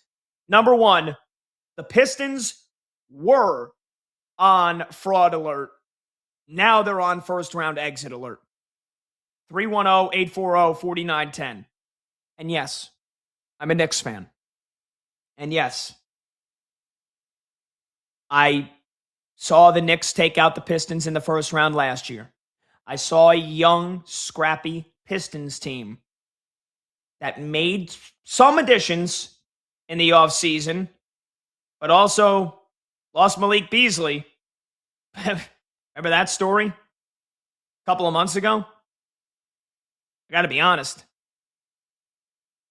Why Malik Beasley's not able to be on an NBA floor, I'm not sure. I'm not sure. A judge ordered him a month ago to pay $1 million to his former agency in a civil judgment. That kind of feels like that was, all right, case closed. Like, I've seen people get second chances for a lot crazier stuff than that, but either way, the Pistons made some nice additions in the offseason, and they end up winning 60 freaking games. Third best record in the NBA this year, number 1 seed in the Eastern Conference. Cade Cunningham stepped up. He was an MVP finalist before his left lung collapsed with just 10, 15 games left to go in the regular season. Detroit able to lock down the 1 seed even without him, thanks to Dennis Jenkins, who played awesome. Jalen Duren was an all-star this year, and yet I got to be, I'm a Knicks fan, but I got to be honest, man. I thought this team was fraudulent. And don't just take my word for it, right? Oh, how could you say that, Pat? They won 60 games. They were a 1 seed. Well, you know that in 7 of the last 8 editions of the NBA playoffs, a 1 seed from either the East or the West, so one of the 2 1 seeds, has failed to make it to the conference finals. 7 out of the last 8 years. One of the 1 seeds gets bounced in the first 2 rounds. So let's not act like it's crazy. And I thought this team was fraudulent because all year I said, all right, they're getting it done with defense in the regular season. They play harder than most teams do in the regular season. They haven't been a team that's been to the playoffs and then it's, all right, this could be a 2-month slog just to get to the NBA finals where it's different. It's a different beast. I mean, hell, even if you get bounced in the first round, it could be another 2 weeks. And if you play a 6-game series in the second round, you're looking at an extra month, nearly month and a half of your season. Pistons, they barely got a taste of it last year. They played the Knicks in the first round. They lost in 6. So it didn't surprise me that this was a very good team in the regular season, but it's always been who is the other guy besides Cade Cunningham. And for a lot of this season, it looked like it could have been Jalen Duren. Guy has an all-star campaign this season. You know, he was a defensive stalwart. He was awesome on the other side of the floor. That's why he was named an all-star. 19.5 points, 10.5 rebounds, just under a block per game. But he was invisible for most of this game yesterday against Orlando. Not only offensively, where he had 8 points and took just 4 shots and got to the free throw line just 4 times. But only 7 rebounds for a guy that averaged nearly 11 per game in the regular season.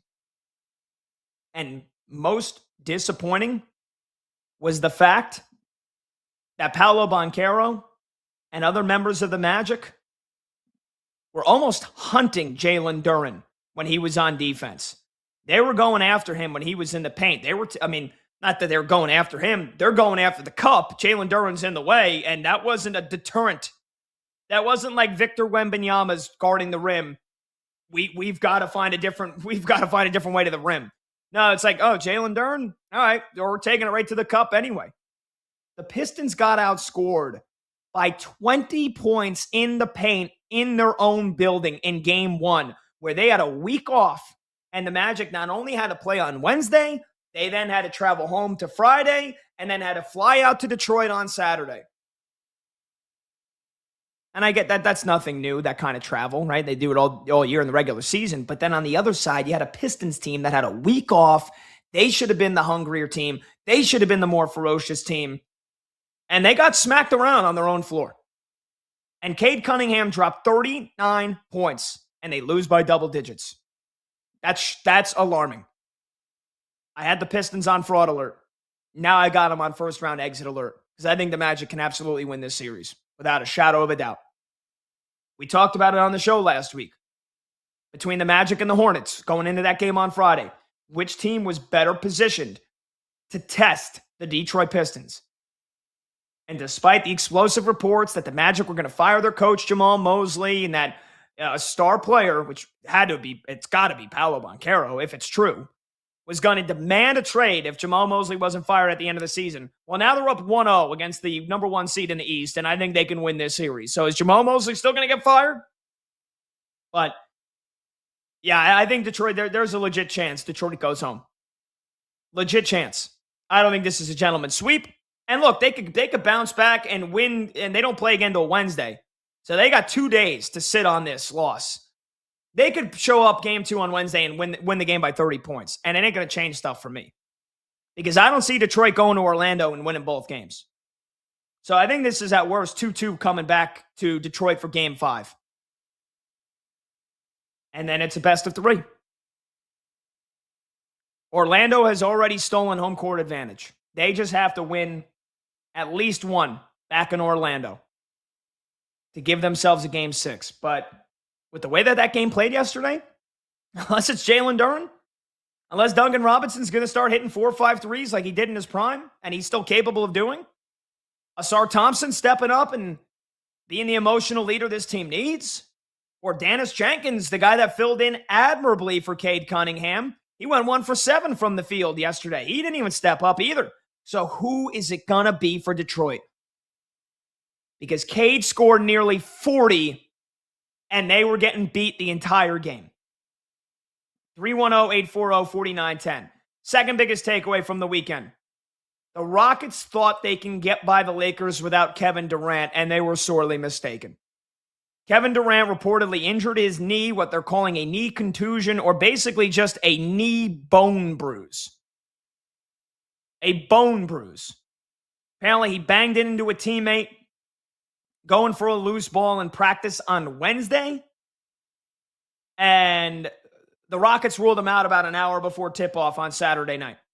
And now they're saying that Kevin Durant is a game-time decision for Game 2 tomorrow night. I'll believe that when I see it. I don't know how badly you could have banged your knee into a teammate in practice going for a loose ball. But Ime Udoka, head coach of the Rockets, said, quote, the pain tolerance is one thing, but actually moving and feeling comfortable doing all the movements is going to be the biggest thing. And Ime Udoka called the injury, quote, hopefully a one-game thing. If this was Game 7, I guarantee you Kevin Durant would have played. But it was Game 1. And despite the fact that the Lakers have home court advantage, I think the Rockets went into this series thinking, guys, there's probably a less than 5% chance that Luka Doncic or Austin Reeves even step on the floor for this series. KD, you got a little bone bruise. Why don't you rest Game 1? We'll take care of it. We'll win. And even if we don't, we'll spot the Lakers a game. I think the Rockets were arrogant.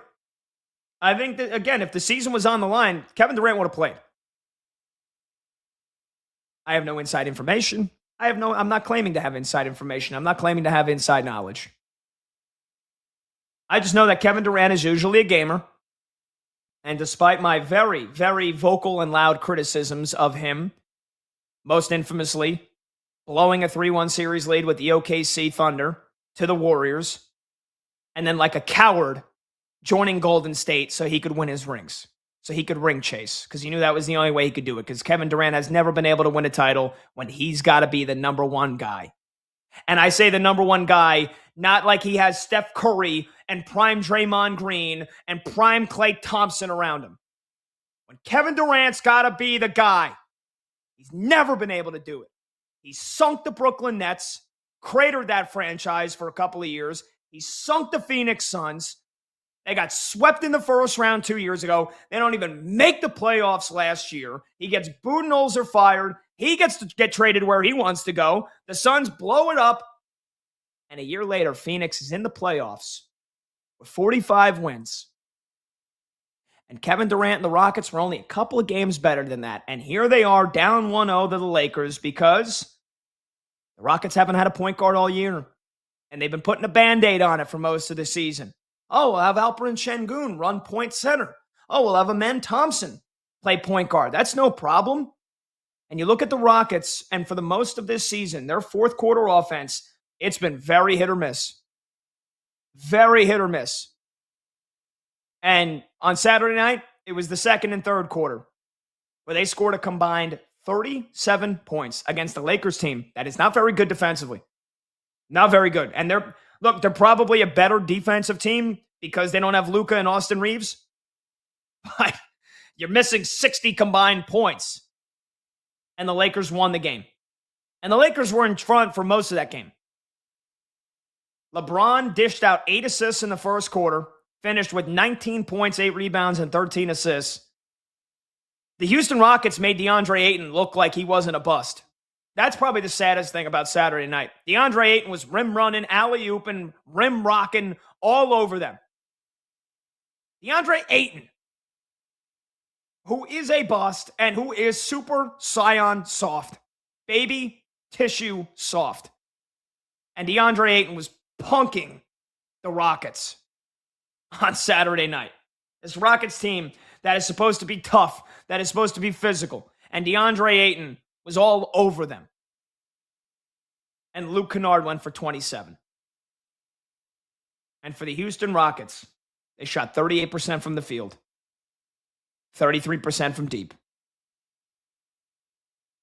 And Alperen Şengün, who I think could be a top 10 player in the NBA, could be 6 of 19 from the field. 19 points, 8 rebounds, 6 assists, but that was a disappointing result from the Rockets. So they got a punch. They got a nice big slap in the mouth. Oh, you think you're just going to roll over the Lakers? No Luka, no Austin Reeves, 41-year-old LeBron? Pff, who cares? We don't even need to play Kevin Durant. Wrong-o. We'll find out tomorrow, 24 hours from now, just how injured Kevin Durant is. Because if he doesn't play tomorrow, then it's serious. Then I'll put my hand up and I'll say, hey, I was wrong. Apparently, this is a pretty bad injury.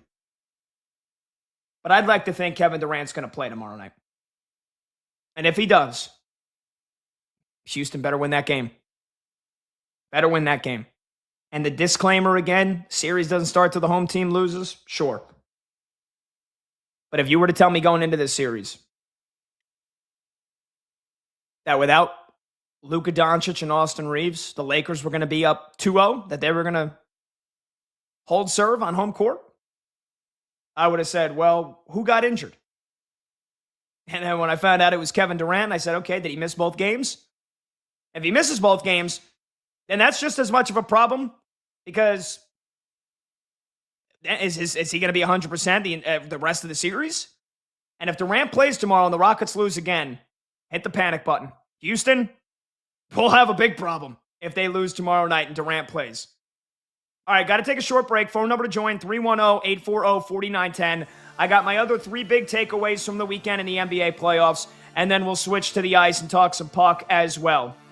Don't go anywhere. We'll take your phone calls, your opinions. What were your biggest takeaways from the weekend, either in the NBA playoffs or the Stanley Cup playoffs? Give us a call or shoot us a text at 310-840-4910. 310-840-4910. You can also tweet me at PatBoyle44. This is BetMGM Tonight. I'm Pat Boyle. You're listening to Westwood One Sports.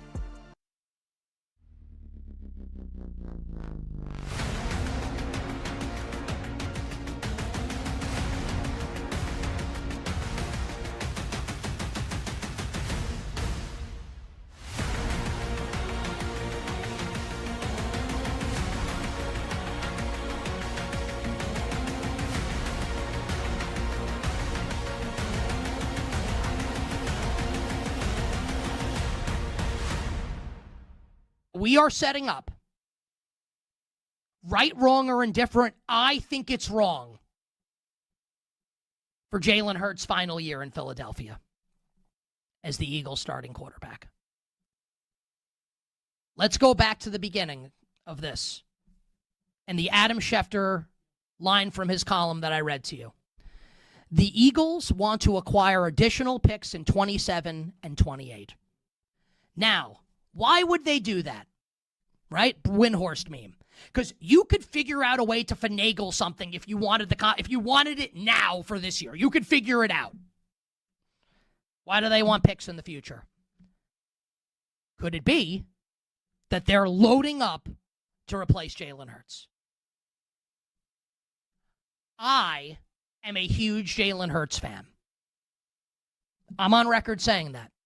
So this is not what I would do. I would keep him. But we're reading the tea leaves here. I want everybody to tell me how this reporting,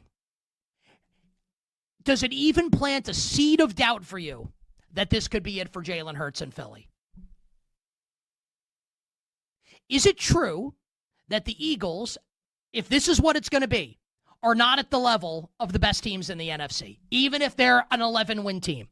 I think that's true. So let's fast forward to January. What happens if and when the Eagles lose to one of the 3 juggernauts in the NFC West? What happens if they lose to one of the teams in the NFC North? Hell, what if they lose to Dallas in the postseason? It's not good enough in Philadelphia, and this is a compliment, to make the playoffs. You got to win the Super Bowl or at least get pretty far in the postseason. If and when they get bounced, And if Jalen Hurts doesn't have a good season, the stats are low, we get more reporting on infighting, and he changes plays at the line of scrimmage. Tell me that it's not a possibility, especially if they have multiple picks to work with in a quarterback-rich draft in 2027.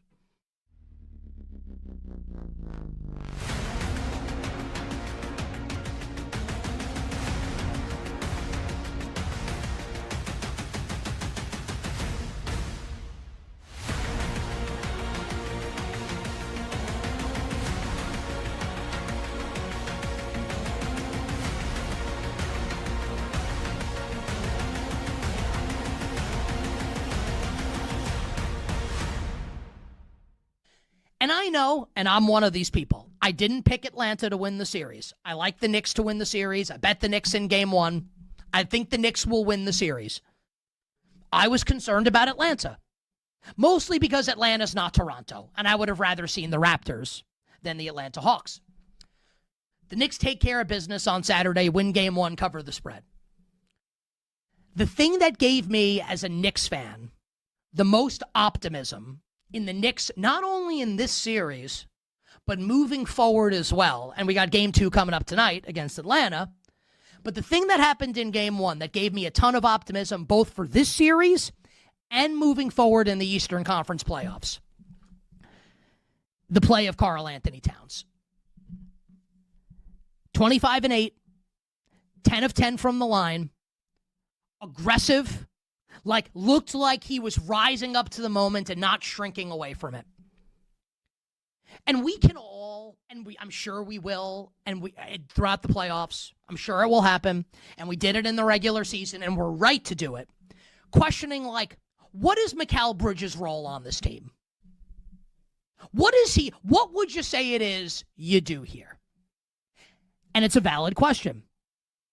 But the question that really impacts the Knicks and their ability to get to the NBA Finals for the first time this century is, can Karl Anthony Towns be Jalen Brunson's second banana? A legit second banana. Maybe even be the top banana on a couple nights to lead the Knicks to an Eastern Conference championship. I'm going to stop short of saying he will do that, but I'll tell you what.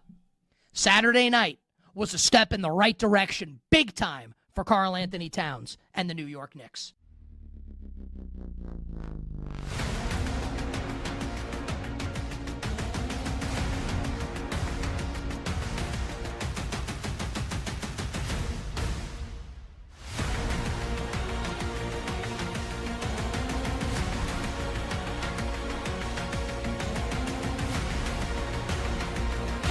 Late games, loud opinions, and money time moments. BetMGM Tonight rolls on. All right, welcome on back. BetMGM Tonight, Westwood One Sports. I'm Pat Boyle. The phone number to join the show is 310-840-4910. You can also tweet me at PatBoyle44. Yeah, it's looking all but over now here in Cleveland. The Cavaliers are going to hold serve on home court, and they are going to go up 2-0 against the Toronto Raptors. It's 108-94. Cleveland leads with under 2 minutes left to go in this ball game. And look, I'm just going to be blunt about it here. Sorry if this comes off harsh. That is a pathetic performance from Brandon Ingram in game 2. 4 points on 2 of 14 shooting. Remember, the Raptors made a pretty big trade to get him last year, just over a year ago. And, this has not been what Brandon Ingram envisioned when he came to Toronto. So this is not a great game.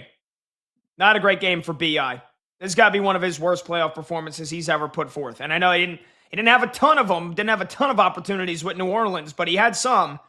I just don't remember ever seeing this kind of clunker from a guy who's such a great scorer. 4 points for Brandon Ingram. Cavaliers just over a minute away from a 2-0 series lead. Donovan Mitchell's got 28 points. James Harden with 25, and Evan Mobley with 25 points. And then at halftime, my New York Knicks lead the Atlanta Hawks 61-54. CJ McCollum is a pest, and that's a guy that has some great playoff experience. Speaking of somebody that has some with New Orleans, somebody that had plenty with Portland, CJ McCollum, 18 points at the half. Nobody else from the Hawks is in double figures, including the guy that I said to watch, who I think is going to be All-NBA next year. Hell, he might be All-NBA third team this year. I don't know if that's crazy. Jalen Johnson, 4 points. Hasn't made a single shot from the field. And 1 assist. The Knicks are taking him out of this series. And if Jalen Johnson can't put together numbers that resemble his regular season, this is going to be a quick series. This is going to be way quicker than I thought. Knicks up 61-54 at the half. Josh Hart, 10 points, 7 rebounds, 4 assists. At halftime, he's on triple-double watch. Jalen Brunson, 12 points, 6 assists. And how about my guy, Big Mitchell Robinson? 11 points and 5 rebounds. I saw a handful of alley-oops already getting thrown down in Hawks defenders' faces. That's great to see. Knicks up by 7 at the half. 10 minutes left to go in regulation. Flyers trying to take a 2-0 series lead on the road in Pittsburgh. It's 2-0 Philly. 2 goals in the second period, including a shorty from Garnet Hathaway. And I live with my girlfriend here in Philly, and unfortunately, she loves the Flyers, loves the Birds, loves the Phillies. She didn't really give too much of a damn about the Sixers. I've kind of made her a Knicks fan. But, I went down during one of the commercial breaks. She's like, babe, you should have saw this goal the Flyers scored. They scored a shorthanded goal, and it was, a tremendous spin off of one knee from Hathaway. And I was like, wow. You're talking dirty right now. You're talking my language.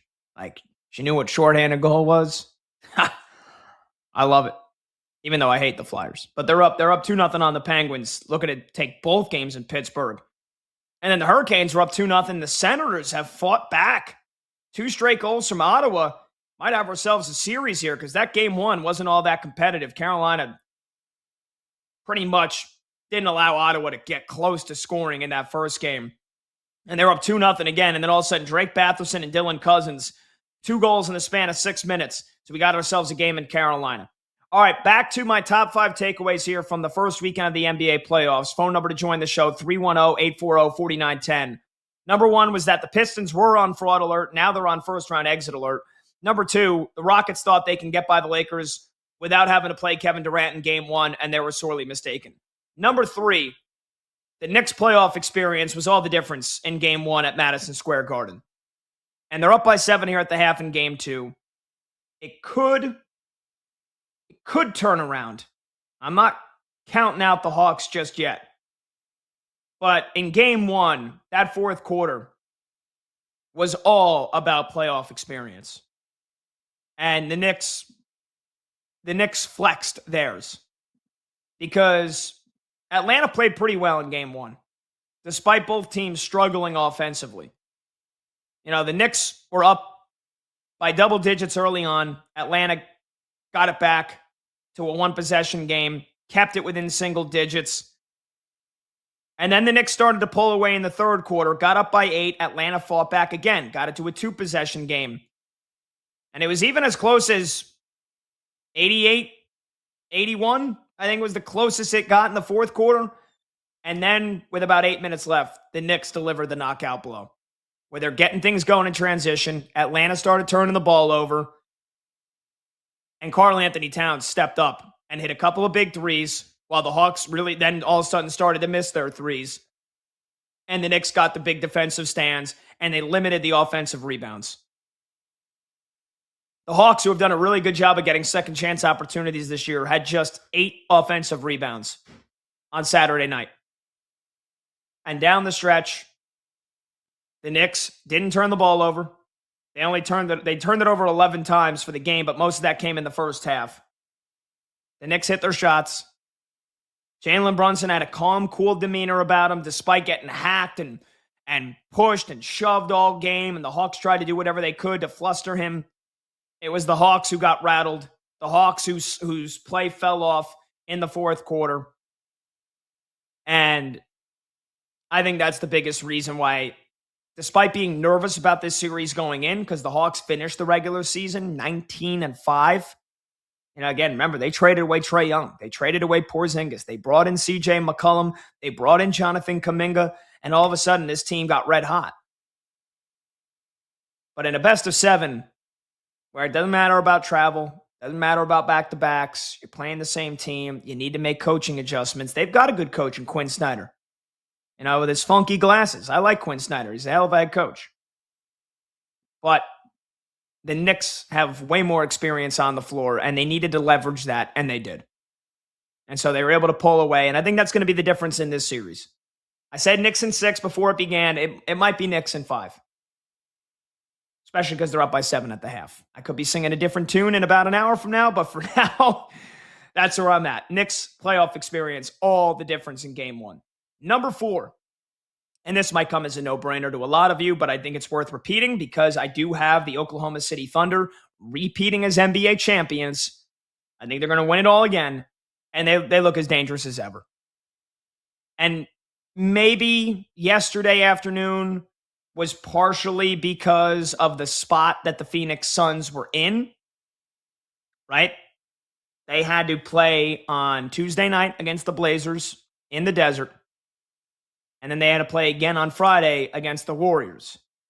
Friday night, late night, 10 p.m. Eastern. So that game didn't end until, Phoenix is, I don't think they have a time zone, right? They're 3 hours behind. So that game didn't end until, nearly 10 o'clock local time in the desert on Friday night. Then they had to pack up their stuff because their season was on the line. You had to go back home, pack up all your stuff, and then they flew out to Oklahoma City on Saturday afternoon. They get there, you have a practice, you have a dinner, you go to sleep, and all of a sudden you're waking up and it's a best of 7 series beginning against the defending reigning champions who have been sitting at home all week waiting for you, licking their chops, and the Thunder just absolutely annihilated them. 119-84, a 35-point win, and it was a 31-point lead after the third quarter. Phoenix couldn't shoot. Phoenix couldn't score. They lacked the juice.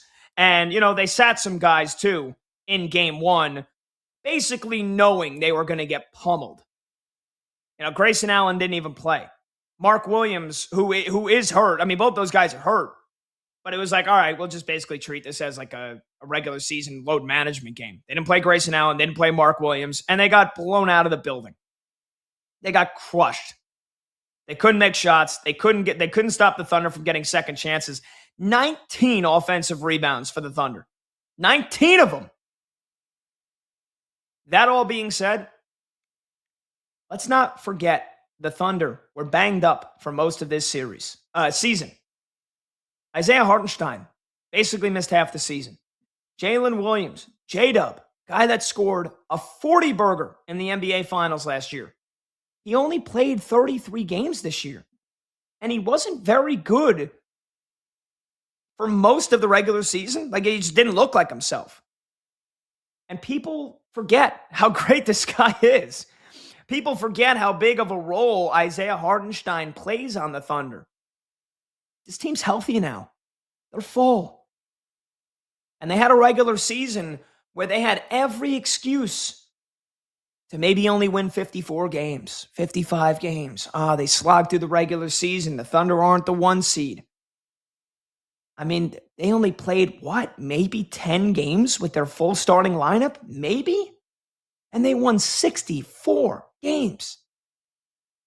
And they've got the experience of going through the entire tournament last year, knowing what it takes to win a chip, and doing it. They're battle-tested. Their players individually, I can argue, are as good as they've ever been. SGA is going to win the MVP again. And the Thunder are as dangerous as ever. As dangerous as ever. Last year was anything but a cakewalk to win the title, even though it might have seemed like it was inevitable that they were going to. They swept Memphis. They had to go to a Game 7 against Denver. Then they crushed the T-Wolves. They beat them in 5. But then in the NBA Finals, the Pacers would not die That went to a 7-game series. That went to Game 7 in the NBA Finals. And if Tyrese Halliburton doesn't tear his Achilles, who knows what would have happened. But they played 2 Game 7s last year in the playoffs. Thunder ain't playing a Game 7 against Phoenix. They're not playing a Game 7 against Houston or the Lakers. They might get tested by Denver or San Antonio, and I think it is going to be the Nuggets and the Thunder who get to the West Finals. They might get tested again by Denver because they got tested by them last year.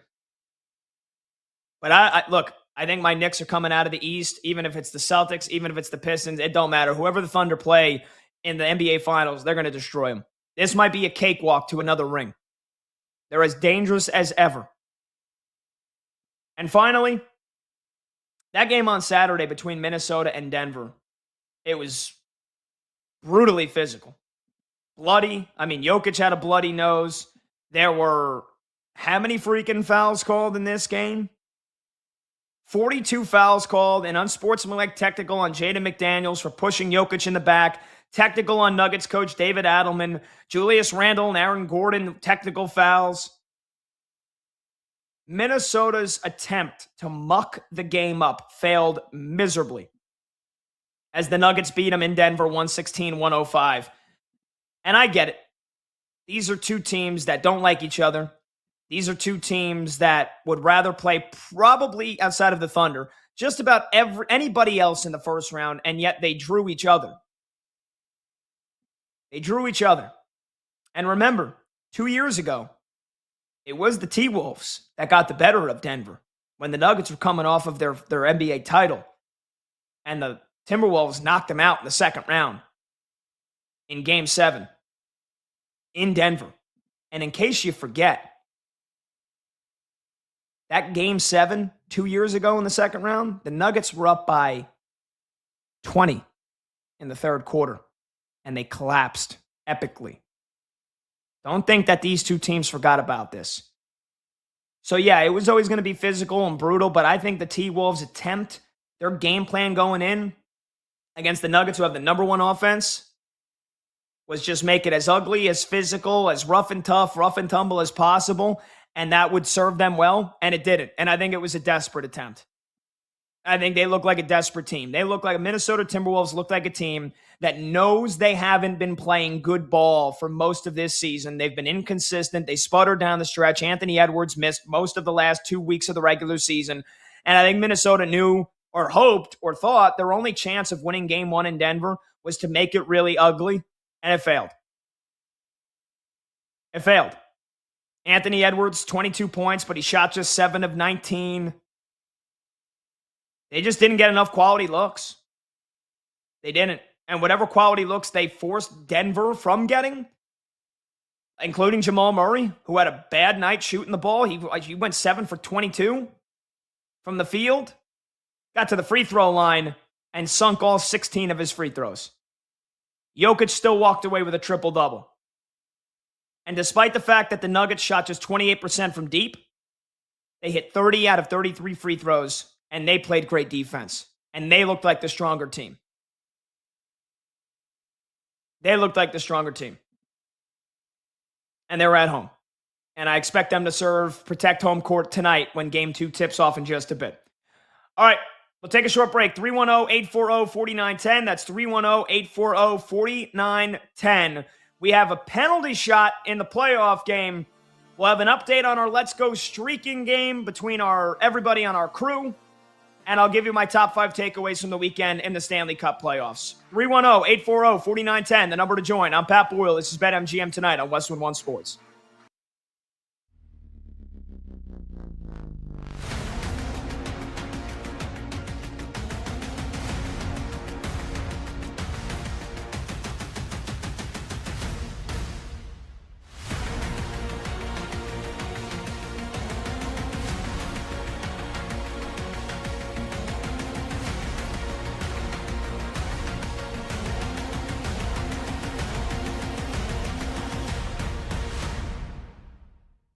So Obafemi wins the match, and if you don't know who Obafemi is, he's like the next big thing, which was Brock Lesnar's old moniker like 20 years ago, who's going to be champion probably sooner rather than later. He's unbelievable. And Obafemi goes over. He no-sells Brock Lesnar's finishing move and then beats Brock in pretty decisive fashion. So Oba gets the rocket ship strapped to his back. He's going to the moon.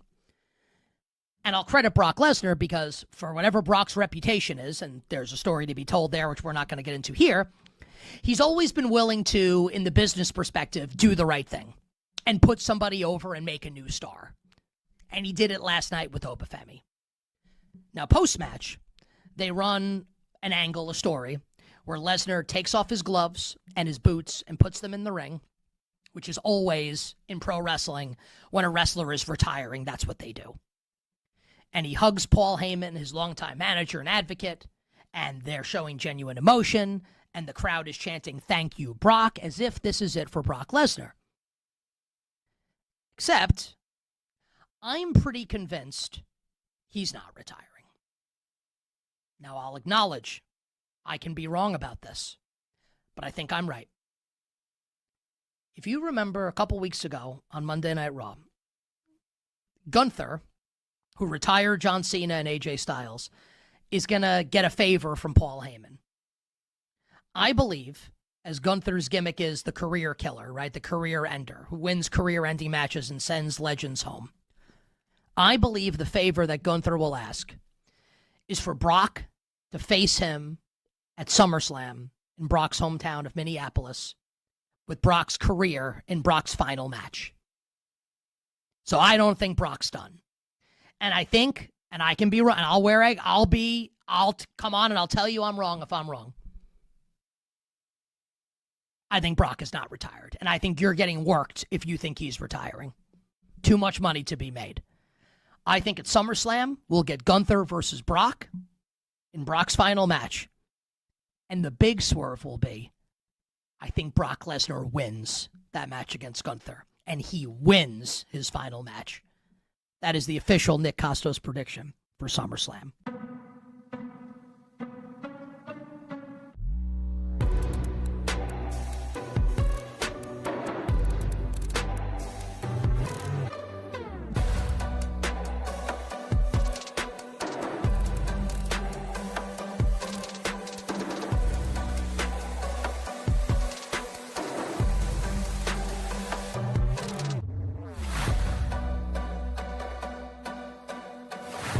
Rockets are lucky Game 2's not tonight, and they get an extra day. Game 2's tomorrow night in Los Angeles.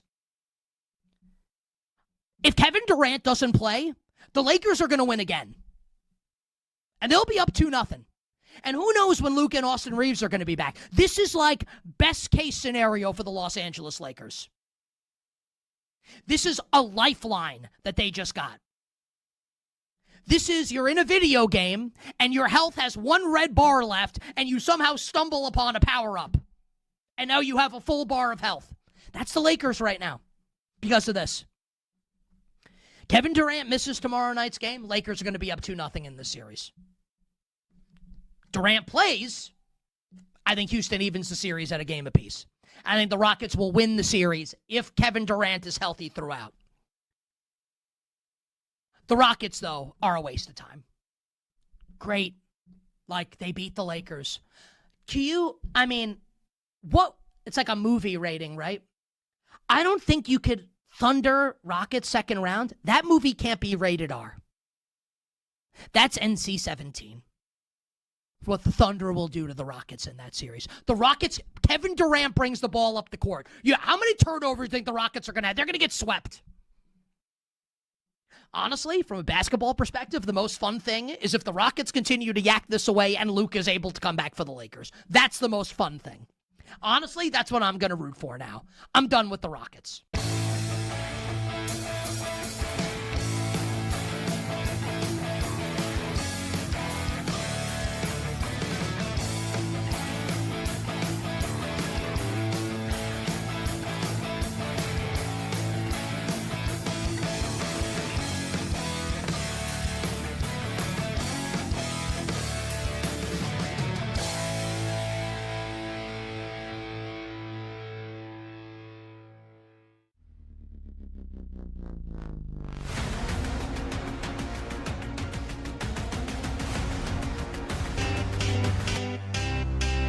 When the game goes live, the conversation turns up. BetMGM Tonight continues now.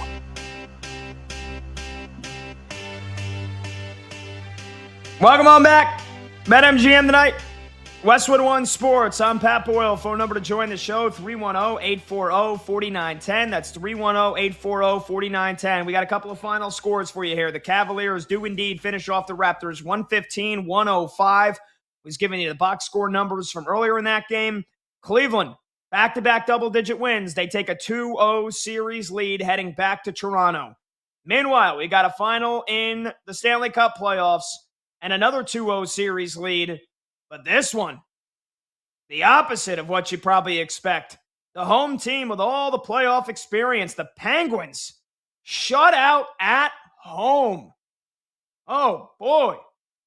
Blanked at home by the Flyers. They just added an empty netter. Oh, now we got some fighting going on.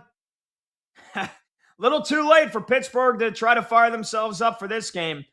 They get blanked at home. Well, I guess there's still some time for them to score a goal. There's a minute 45 left to go, but the Flyers just put an empty netter into the net. Luke Glendening makes it 3-0 Philly. This team that had less than a 4% chance of making the playoffs has now gone into at the Olympics break. Less than a 4% chance. They've now surged into the postseason, and they've gone into Pittsburgh, who have Sidney Crosby, Evgeny Malkin, and a ton of playoff experience, and the Flyers win both games on the road to go up 2-0 in the series. It's 3-0 Flyers with under 2 minutes left to go. Stunning. And not only that, you had the Flyers got stuffed on the first awarded penalty shot in the playoffs since 2008. Since 2008, Owen Tippett got hooked on a breakaway, got the call, and then his wrist shot got stuffed. And even with all of that, the Flyers still win by 3+ goals. I mean, my goodness. So you had a little bit of everything, and yet the Penguins can't get anything going. You got Owen Tippett right now with a bloody nose. It looks like we're going to get maybe some late game misconduct, send some guys to the showers early here in the Flyers and the Penguins. And that's kind of what happens when a team is getting blown out. They're like, all right, screw it, man. We're just going to start fights. We're just going to take everybody out that we can here. Who cares? Yeah, you got some game misconducts coming here in the last 2 minutes of this game. But the Flyers, again, are going back to Philly, up 2-0 on the Pittsburgh Penguins. So that was my top 5 takeaways from the weekend in the Stanley Cup playoffs. That was number 1. I had it written on my rundown here. Flyers are the real deal, and they're taking out the Penguins. And now that only reaffirms it for me. They're up 2-0 going back to Philadelphia with the goaltending they've gotten from Vladar so far, and how Pittsburgh just looks completely toothless on offense. Yeah, Flyers look good. This team is, sometimes it's not about who the best team is. It's who's hot going in. Flyers were hot. Now they're even hotter. Number 2. Dallas Stars, they ought to be ashamed of themselves. That was one of the more pathetic Game 1 performances in any series that I've ever seen. I mean, how do you roll out in front of the home crowd and get absolutely steamrolled 6-1 on your own ice? The Minnesota Wild, and we talked with Dan Rosen earlier, and he said it. You know, the coaching staff was like, oh, we might have been 70%, and the Wild were 100%. How are you 70% for a playoff game where you had a couple of days to get ready for this thing? How? Please tell me how. Tell me how. They've just started here in Game 2 right now in Dallas, and they are scoreless a minute and a half in. Number 3, Boston. The Bruins choked away a golden opportunity, and Buffalo can use it to continue this magical run. Bruins had a great chance to get Game 1 on the road in Buffalo. They were up 2-0 into the third period with about, 8 minutes left to go, and then all of a sudden it was a 4-goal blitz in the span of 6 minutes. Tage Thompson with 2, Matthias Samuelsson with 1, and then you get the empty netter. Bruins pulled one back at the end, but they had a chance to win that game up 2-0 in the third period, and Buffalo got them. So Sabres riding this magic carpet ride. We'll see if they can keep it going. I'll give you my final two top takeaways from the first weekend of the Stanley Cup playoffs when we come back, and we'll do a little hot or cold as well. If you want to get in on the mix, any playoff thoughts that you have, we'll take them at 310-840-4910. I'm Pat Boyle. This is BetMGM Tonight on Westwood One Sports.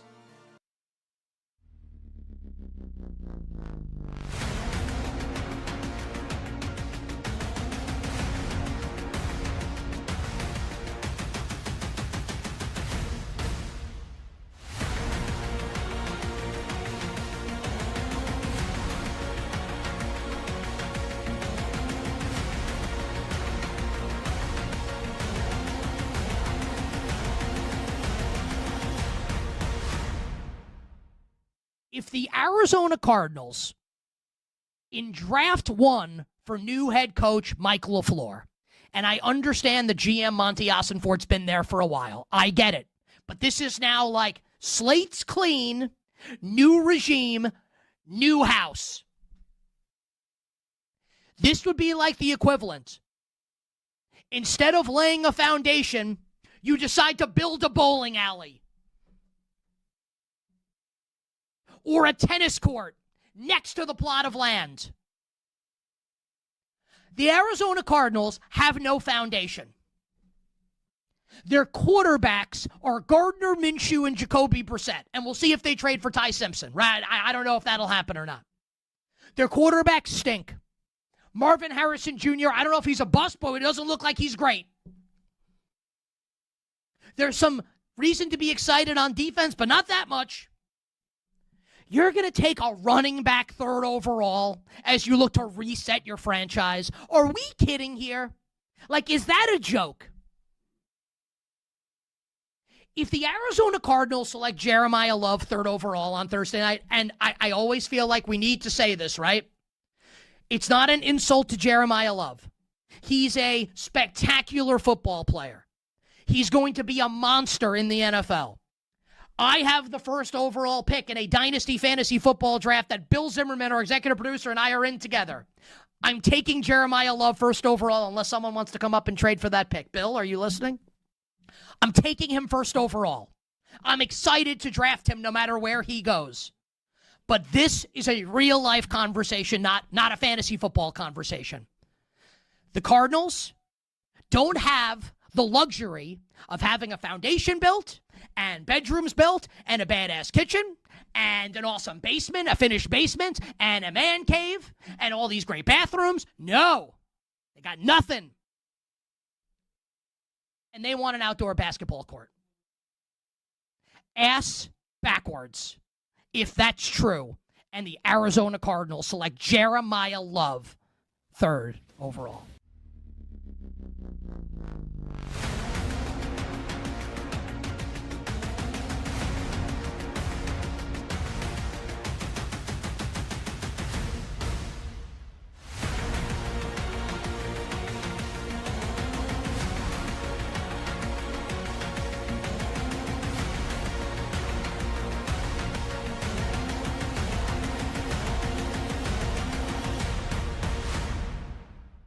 We are 365 days away, less than that, honestly. We are 10 months away, potentially. 10 months away, potentially, from Joe Burrow trying to force his way out of Cincinnati.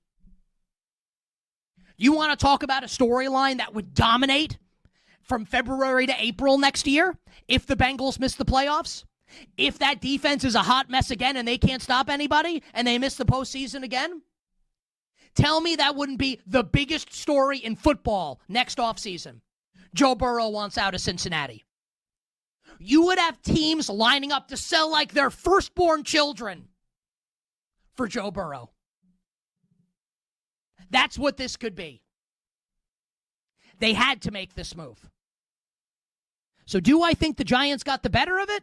Absolutely. 10th overall for a distressed asset? No question the Giants got the better of it. But if you're the Cincinnati Bengals and you want to keep your stud quarterback long-term, this was a trade you had to make. A win-win for the Giants and the Cincinnati Bengals.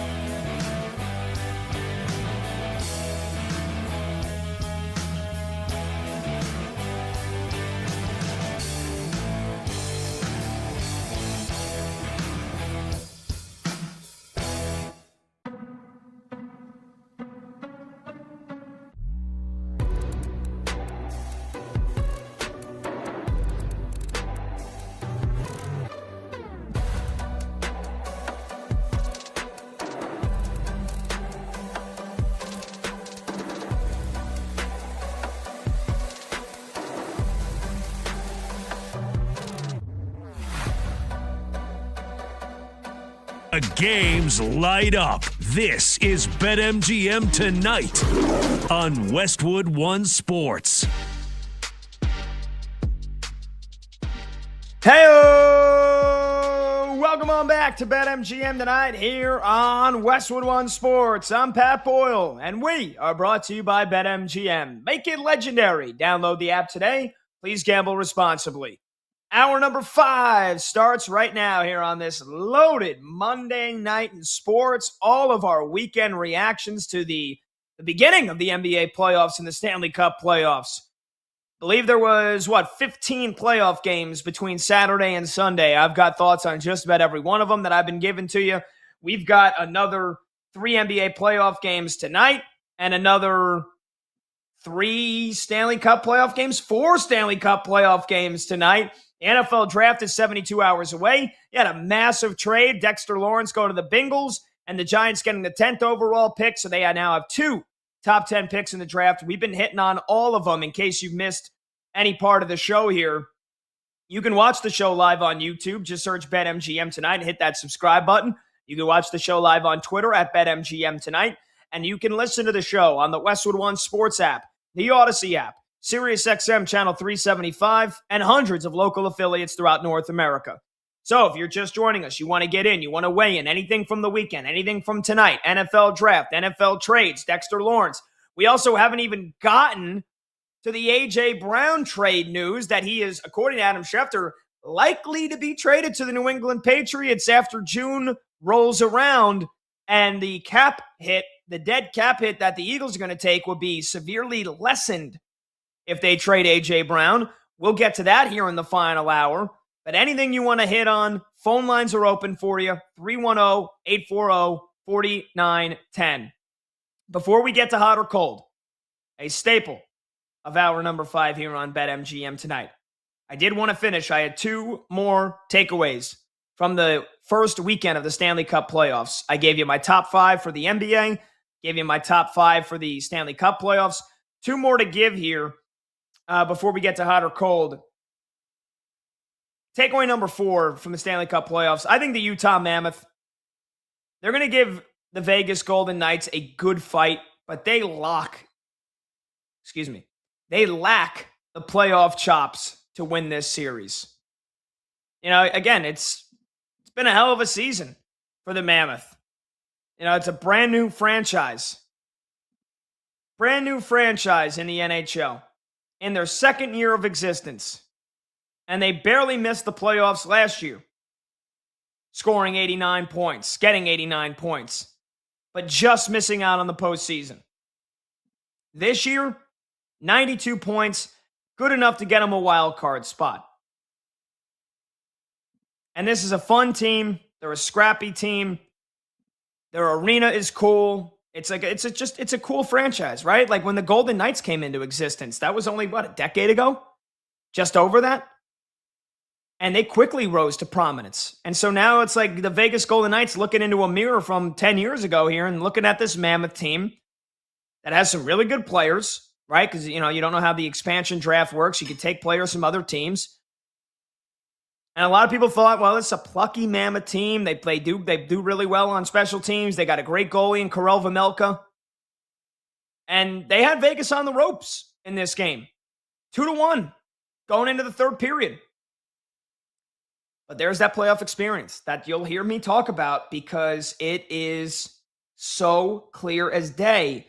And it is so evident when you have 2 teams that could be well matched. And in a sport like hockey where the margins are razor thin, experience in the big moments, experience in the big games, it usually rings louder than anything else. And in the third period, Vegas, they dominated. After being the worst team for the first 40 minutes, Vegas turned it on, flipped the switch. They get a power play early on. And of course, it's Mark Stone who puts it into the net. Minute and a half later, Nick Dowd puts in the game winner. And then Barbashev gets the empty netter to finish off a 3-0 third period advantage. And that was it. That was your game 1. I think the Mammoth can send this to at least a game 6. And if you're talking about a game 6 in Utah, then hell, maybe they could get it to game 7. Maybe. I don't think they're going away easily. I think they've got great goaltending. I think they're physical. I think they match Vegas's physicality. I think they skate pretty well with them. But it'll be, I think a lot of these games will be tied at some point in the third period, or Utah will have a lead. And then it'll come down to, can they protect it? Can they protect it? Because I'll tell you what hurt them. 20 giveaways in game one.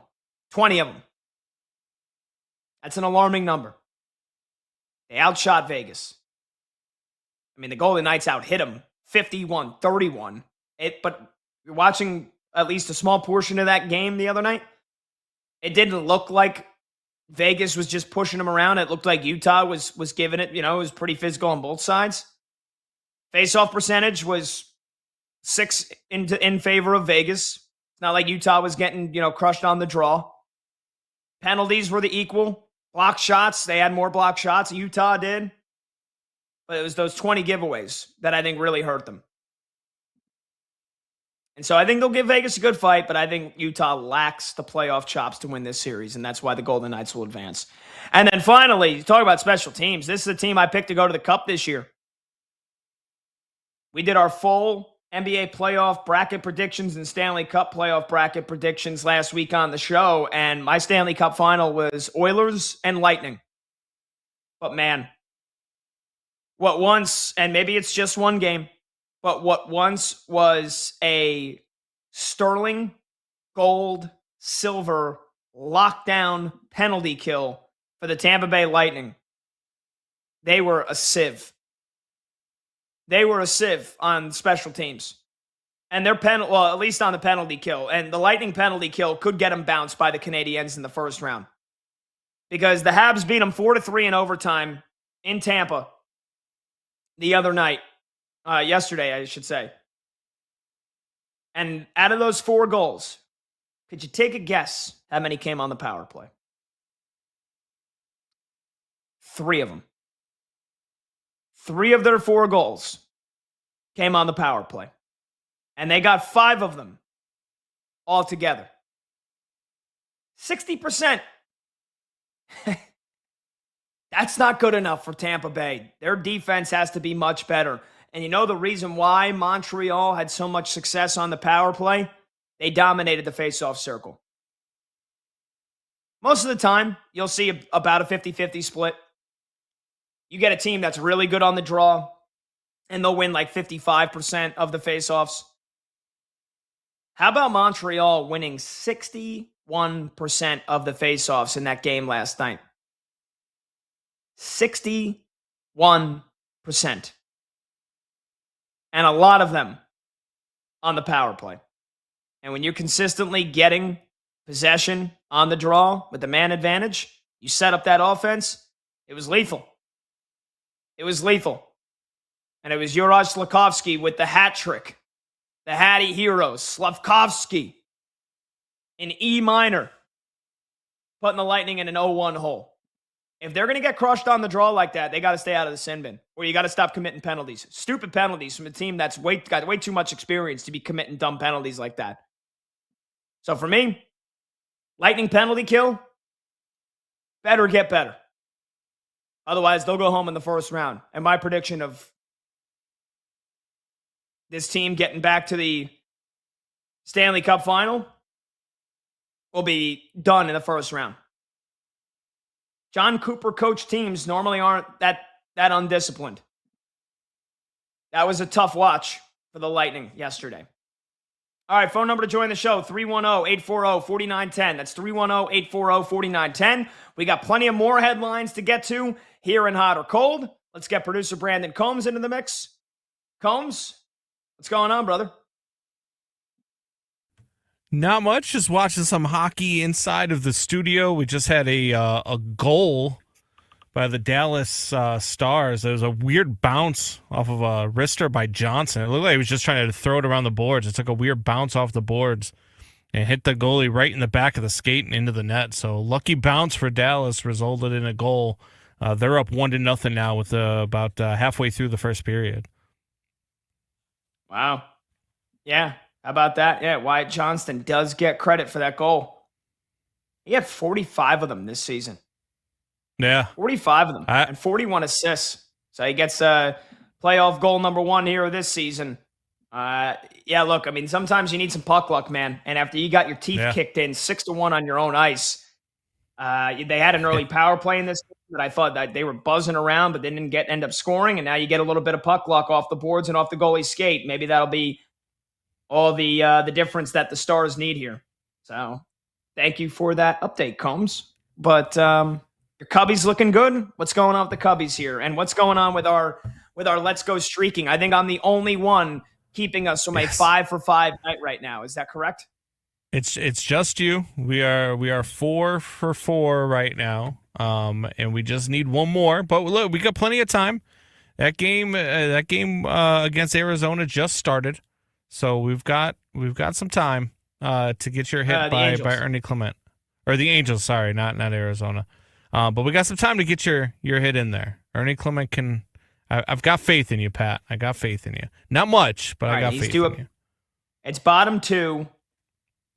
1-0 Angels. Ernie Clement is due up. It's top of the order, due up in the top of the third. So he's getting his second at bat in the top of the third. I feel good about it. So he should get 5 ABs tonight or 5 plate appearances. I just need one hit from a guy who's hitting 300 this year. I feel good. I feel good about it. Monty is now 9 for 9. He hit on Ian Happ in the very first inning.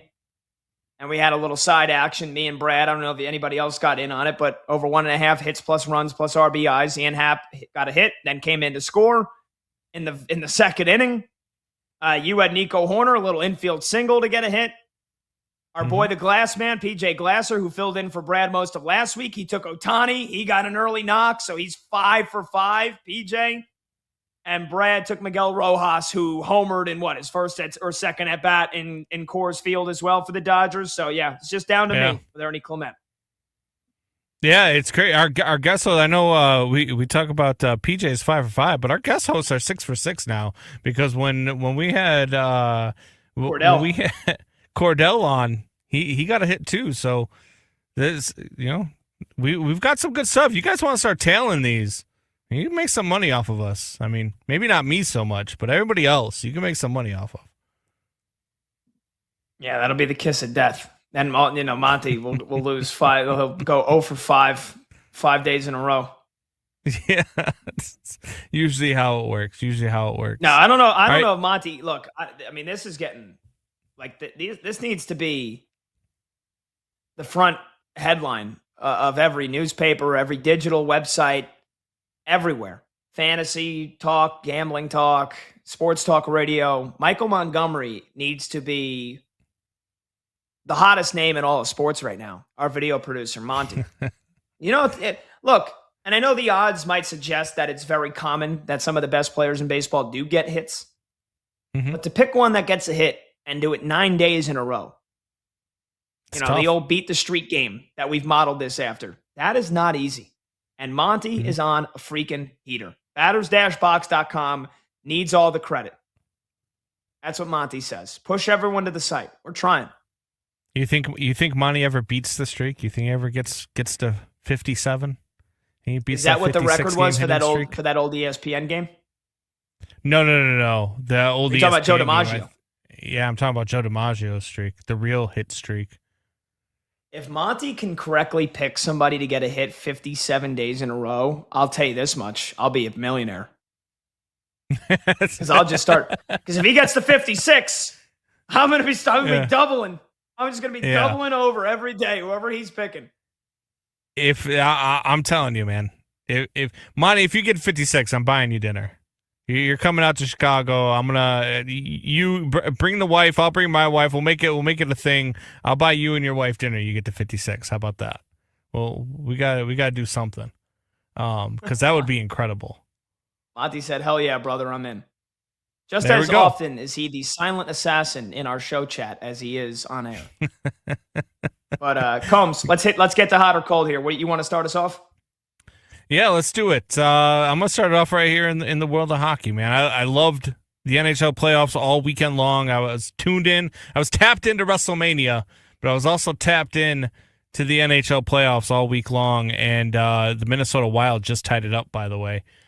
Yeah, But sweet, beautiful little dangle right through the slot. And then, how you doing? Good night. Off the goalie's pad and up under the bar. Beautiful goal. Brock Faber, first of the playoffs in Minnesota. Ottinger's got to stop that. He's got to come out of the net more. But let's go to a different series here. The Boston Bruins are cooked. Hot or cold? Oh, cold. Cold. One game. It's one game, and yep, you never want to choke away a 2-goal lead in the third period. Buffalo blitzed them with their best hockey. Again, from the little bit of the game that I watched and then watching the highlights back over this morning, like Buffalo had some good chances, but they were getting, Boston was snuffing them out for the most part. And then everything just kind of clicked. Tage Thompson with some individual brilliance on the one goal.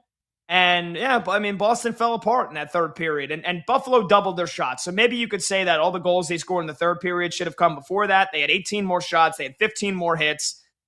I don't think Boston's cooked though. I think this team is tough. I think they got a great goalie in Jeremy Swayman, and I think they'll find a way to bounce back. I would be surprised if this series doesn't go at least 6 games. And I think I picked this was my upset in round 1 for Boston to take down Buffalo. So I'm sticking to that. They gave up 4 in the third. Not a great look, but I don't think they're cooked by any means. Cold for me.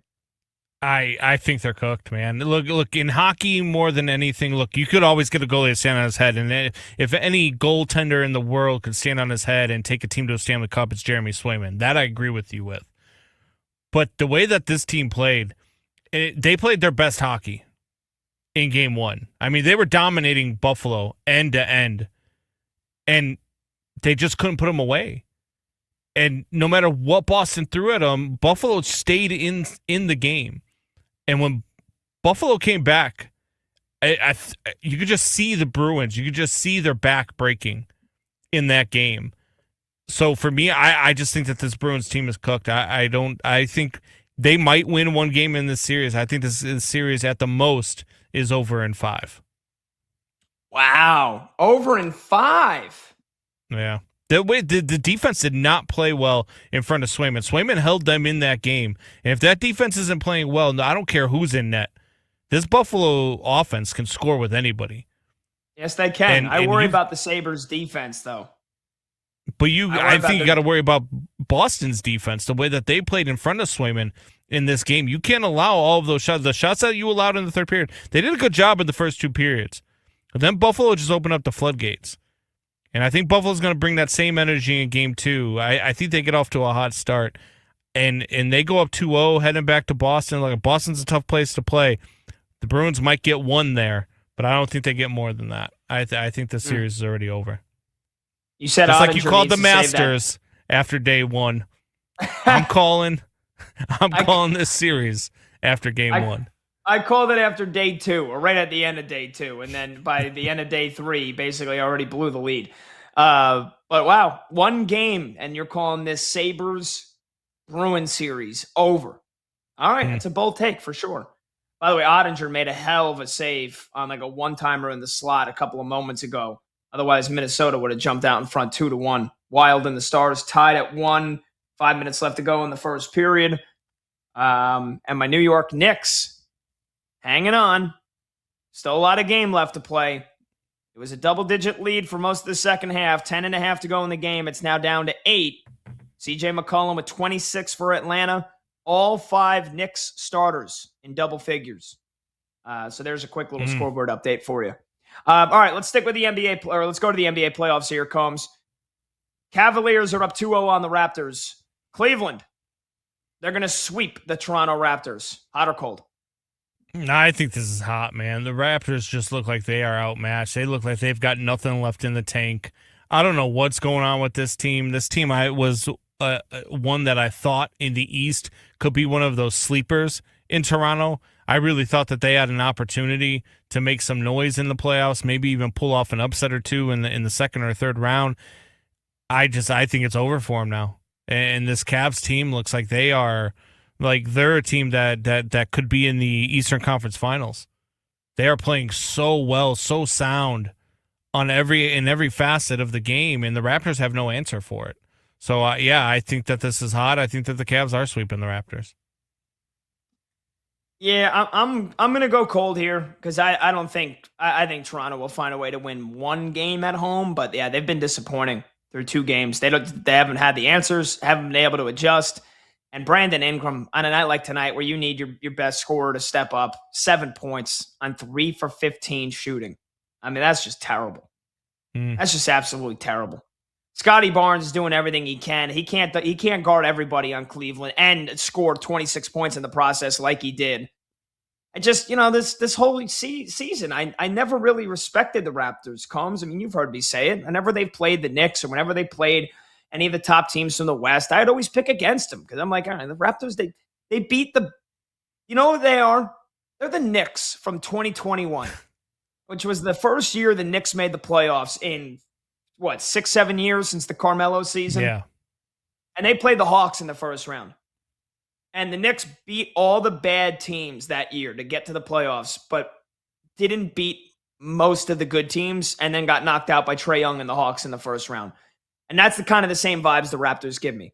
They were able to beat the bad teams. They can't beat the great teams, though, or even the good teams like Cleveland. That being said, even if it's they go down in 5, I would think this team has too much pride and heart to get swept in the first round. So I'll go cold, even if it's only by 1 game. But hell, maybe the Raptors, maybe they protect home court advantage and win both. And maybe they flip this series back on its head. Would you agree that if they don't win game 3, they're getting swept? Like, if they don't win game 3, it's over. It's backbreaker. The series will be over. I still think they're a team with a head coach like Darko Rajakovic. I think that they would play with a lot of pride in game 4 and avoid the sweep. I would think. Okay. Cubs just struck out Kyle Schwarber to end it and win the game tonight. So another big win for the Cubbies, baby. I mean, look, dude. Honestly, I know I bust your chops when they were losing and they were in last place. Are they still in last place? No, they'll be tied for second now. Yeah, and how about that going into tonight? Them and the Brewers were tied for last. But look, everybody in that division. The Cubs are now 13-9, and the Brewers are 12-9 and in last place in their division. Isn't that crazy? Yep. NL Central's been a beast so far. It's gonna be good. We'll watch it down the stretch. Look, this Cubs team's just got to learn how to, you gotta be able to pitch too, and they're running into a lot of injuries. So I'm nervous. I know. I bust your chops when they lose, but now they've now won 6 in a row. Yeah, swept the Mets. Boy. Beat the Phillies for the 3rd straight time. Yeah. They look good against the Mets, but I don't know if the Mets just looked really bad. Oh, my God. I mean, dude, that's what we're going to talk about them when we come back. We're going to take a short break. Okay. Luckily, the Mets can't lose to the off day. Right? The classic joke. The Jets lost to the bye. The Mets can't lose to the off day. But a historic losing streak. When will it end? And will their manager get fired before it? That and more of the top headlines from the weekend and tonight in sports. When we return, we'll continue with Hot or Cold. Number to join is 310-840-4910. That's producer Brandon Combs. I'm Pat Boyle. This is BetMGM Tonight here on Westwood One Sports.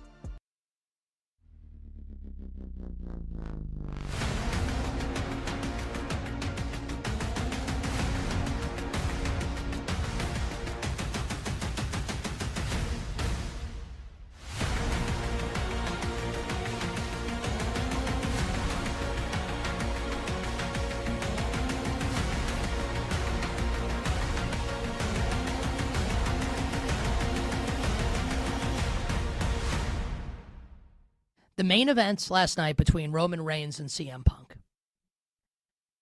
If you didn't see it and you're a big wrestling fan, shame on you. You should watch it. And if you're not a wrestling fan, I actually think you should watch it because it's the kind of thing that could change your mind and make you want to keep watching. I've been watching wrestling this is WrestleMania 40, for 35 years. My first WrestleMania that I remember watching from start to finish was 7. In 1991. It's 2026. We just watched WrestleMania 42. I've seen all of them. I'm like In the way that I can tell you about NFL and NBA and hockey and baseball history, I can tell you about wrestling history. This is my wheelhouse, right? I've seen it all, and I have a great base of knowledge to work off of. You can like stories in other WrestleMania main events more. Hulk Hogan versus The Ultimate Warrior, WrestleMania 6. Rock versus Stone Cold Steve Austin at WrestleMania 17. How about a couple years ago? Cody Rhodes finishes the story against Roman Reigns at WrestleMania 40. As far, though, as a pure wrestling match is concerned, I think last night, Roman Reigns against CM Punk is the best wrestling match to ever main event a WrestleMania. That it's number one on the list. Now, again, if you want to say Rock Austin's better because of and Austin turns heel at the end, you can have that opinion. You like Cody Roman more because of Cody finishes the story. I get it. I'm not arguing it's the one that I liked the most, even though I did love it. What I'm saying is it's the best wrestling match in a WrestleMania main event ever. And there are some good choices, right? People will bring up Michaels versus Bret in the Iron Man match at WrestleMania 12. I hated that match, but I understand a lot of people like it. You can bring up, the triple threat match at WrestleMania 20. That's never happened. That's been, struck from existence because of one of the participants in the match.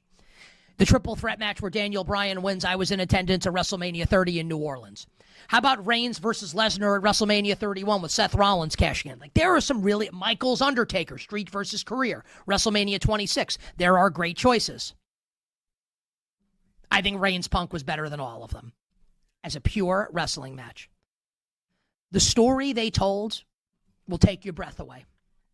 You got to be a fan, obviously, but man, if you're invested, they had you hook, line, and sinker. It felt like a great Japanese wrestling match with the selling and the story that they told throughout the match. No schmaz finish. Roman wins decisively, 1, 2, 3, after like an uber spear bouncing off multiple ropes. It had everything. It was spectacular. Maybe you're listening or watching right now, and you want to say, well, what about Savage Steamboat? Wasn't the main event. What about Michaels Taker WrestleMania 25? Wasn't the main event. What about Bret Hart Steve Austin WrestleMania 13? Wasn't the main event. What about, TLC? Wasn't the main event. There are a lot of great WrestleMania matches that are better than Reigns CM Punk. None of them were the actual main event of WrestleMania. As far as pure wrestling matches go, CM Punk versus Roman Reigns last night, night 2 of WrestleMania 42. The best pure wrestling match that has ever main evented a WrestleMania. A+, 5 stars, job well done. I can't believe I just did like 12 minutes on WrestleMania. What a world we live in. What a time to be alive.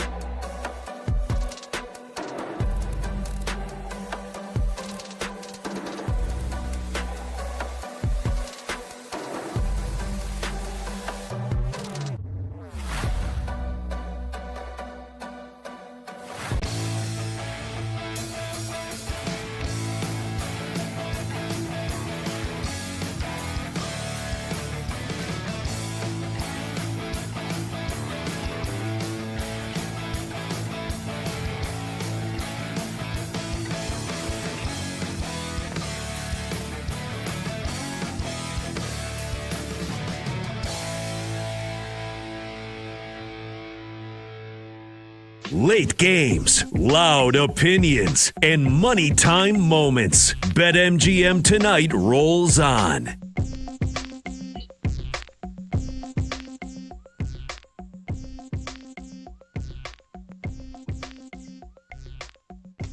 Ooh!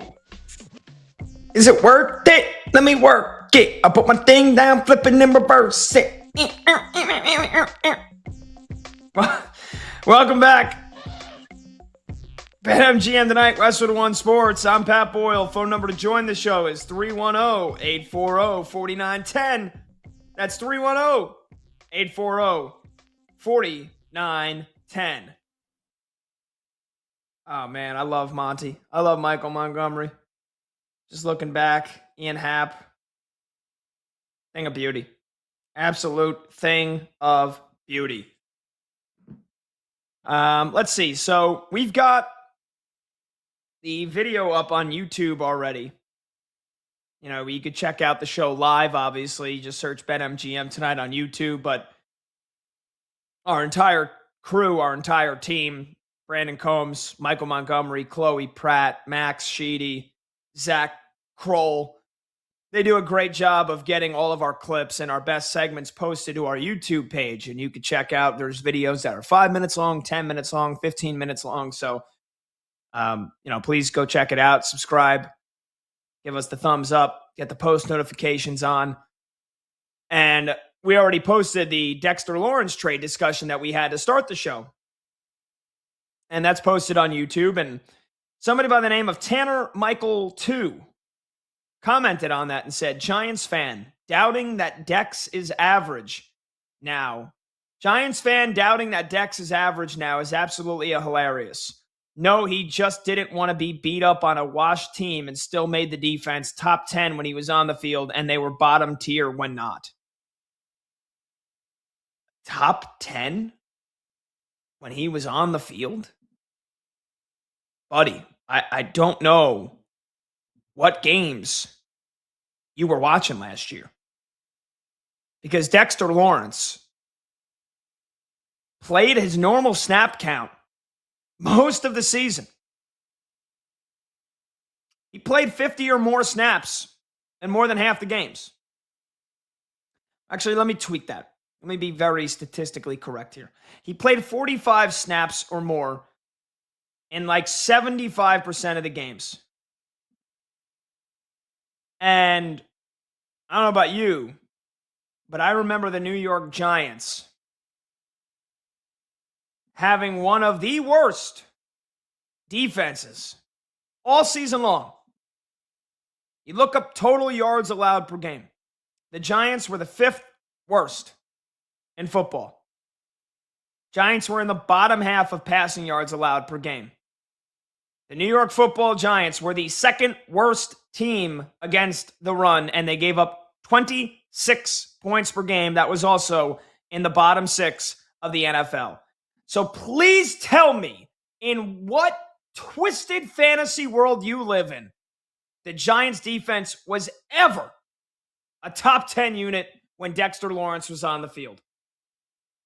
Again, to quote Carl Banks, who works on the Giants radio broadcast and has every reason to be a homer and to not say bad things about anybody on the team, former Giant great Carl Banks said about Dexter Lawrence in the postgame show, or was on the podcast, flat out, he said, nobody respects you anymore because they know you don't have it.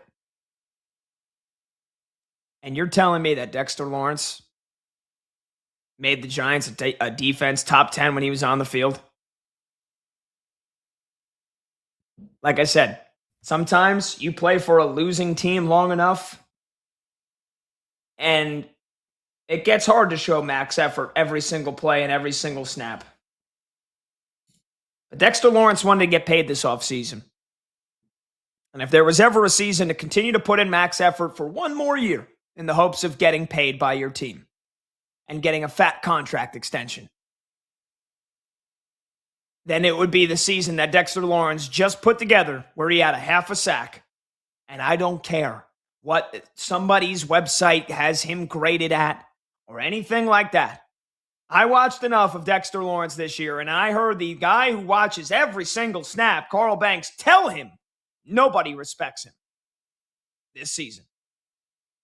So no, I don't think I'm wrong at all to doubt that Dexter Lawrence is now average or washed up or that he won't have a big impact with the Cincinnati Bengals. 310-840-4910. Phone number to join the show, 310-840-4910. Before we get back to hot or cold, producer Brandon Combs said in our show chat, Pat, I have something for you. Combs, what would that be? What do you have for me? According to Sports Illustrated, when Dexter Lawrence was on the field in 2025, the New York Giants defense showed significant performance impacts in passing situations, ranking in the top 10 in several key efficiency metrics. When he was on the field, they were number 7 in opponent passing success rate, number 8 in opponent yards per attempt, number 9 in sack rate, and number 10 in expected points added per pass. Even though the Giants' defensive performance was down, it was heavily dependent on Lawrence when he was on the field. So that might be what this, comment is referencing. Your thoughts? Yeah, and again, I get it. Right? I get it. It's tough if you're not watching every single game, which I highly doubt that Tanner Michael 2 on YouTube was watching every single Giants game, and I didn't watch every single Giants snap of every single Giants game. But you go through, you could sift through social media throughout the week, and you can see plenty of clips, and you can see plenty of times where Dexter Lawrence just flat out didn't have it. Just flat out did not have it. And again, I'll stand by what a former Giant great and a radio broadcaster had to say straight into a microphone about Dexter Lawrence when he said, nobody respects you. So if the Giants were really that good when he was on the field, I promise they wouldn't have been in the bottom 5 in the NFL in just about every defensive statistical category. Yeah, an eye test has to stand for something. I mean, eye test does, like, you could say all you want. You give me all the numbers and the metrics and everything that you want. But eye test really does stand for something. And look, sometimes numbers can be skewed. Sometimes numbers can tell you one story, but it doesn't tell you the entire story. And so I'm just telling you, I agree with you, Pat, on the Dexter Lawrence thing. I watched him a lot last year. I don't think he was as good as the numbers state. I mean, you have to look at every time that he was in. What were the passing metrics? What, passing attempts, all this other stuff that they throw out there in the metrics. That's great, but it doesn't tell the entire story. Just because he was on the field doesn't mean that he was the reason why the numbers went up or why the numbers went down. Like that, it doesn't tell the whole story. You have to watch and you have to have an eye test when it comes to this stuff.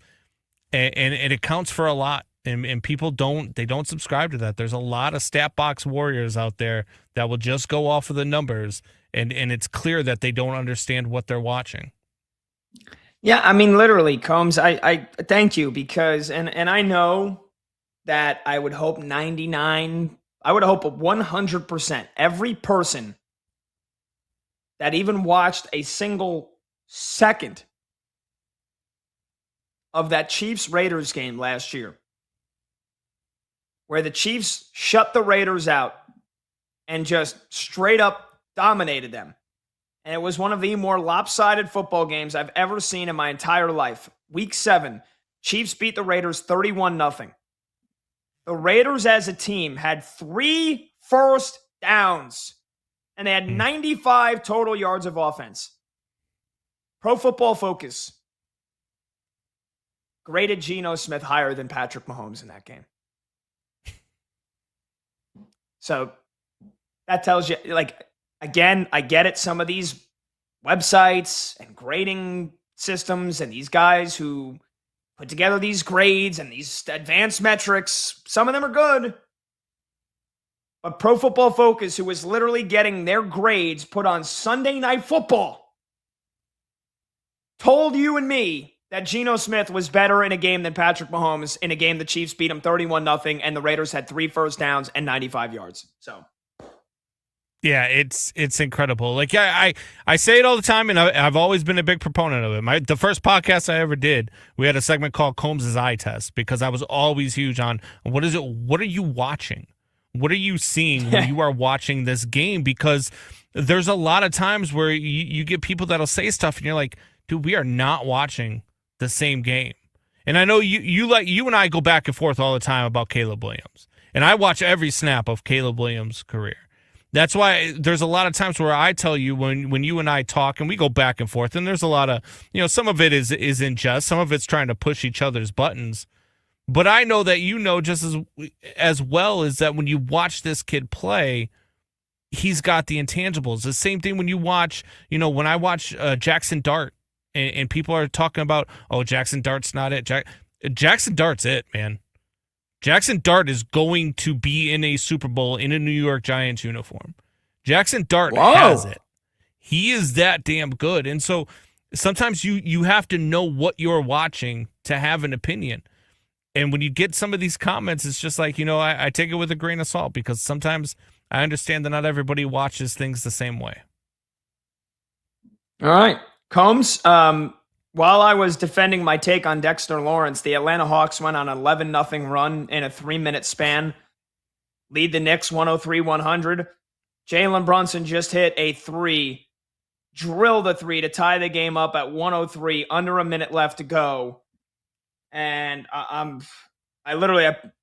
gave a nice response to somebody attacking me for saying Dexter Lawrence might be washed. Didn't even say he is, might be. And in the meantime, the Knicks have just absolutely collapsed here in game 2. And CJ McCollum, guess who? It's a fadeaway jumper from about 20 feet. The Hawks are up by 2 with 30 seconds left. Oh, my goodness. Meanwhile, you got overtime between the Hurricanes and the Senators. That is a pivotal next goal that's going to get scored in this series. Ottawa wins this game. All of a sudden, you got yourself a series. If Carolina wins it and goes up 2-0, I think that's going to be a short series. It's going to be over. So literally, whoever wins this game in OT, I think is going to decide how the rest of this series goes. And Brunson just turned it over, and Jalen Johnson throws down a fast break dunk.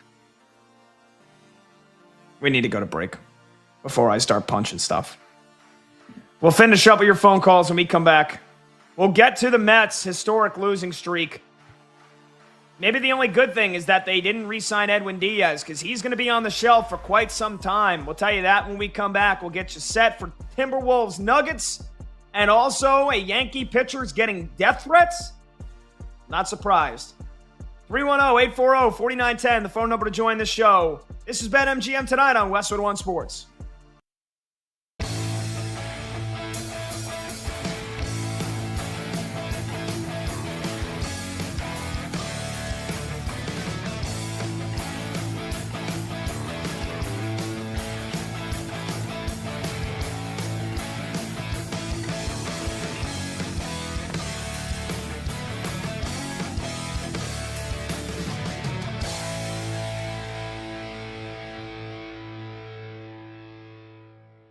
But the fact that the Giants got the 10th pick for this guy is unbelievable. It's unfathomable. I think I'm pretty plugged in with the NFL, and I know my stuff when it comes to professional football. I thought 25, Chicago, Buffalo at the end of round 1, Chargers in the 20s. I thought that was where this was headed here. 10th overall? I mean, God almighty. What a grand slam home run for the New York Football Giants.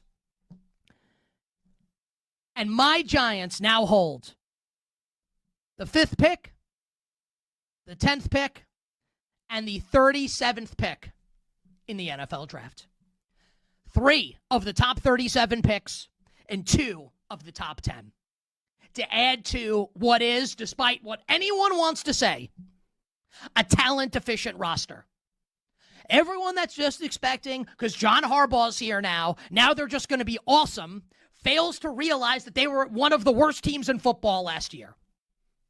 Which doesn't mean that they can't be good this year, but I mean, just like they're going to roll out of bed and be awesome, they stink.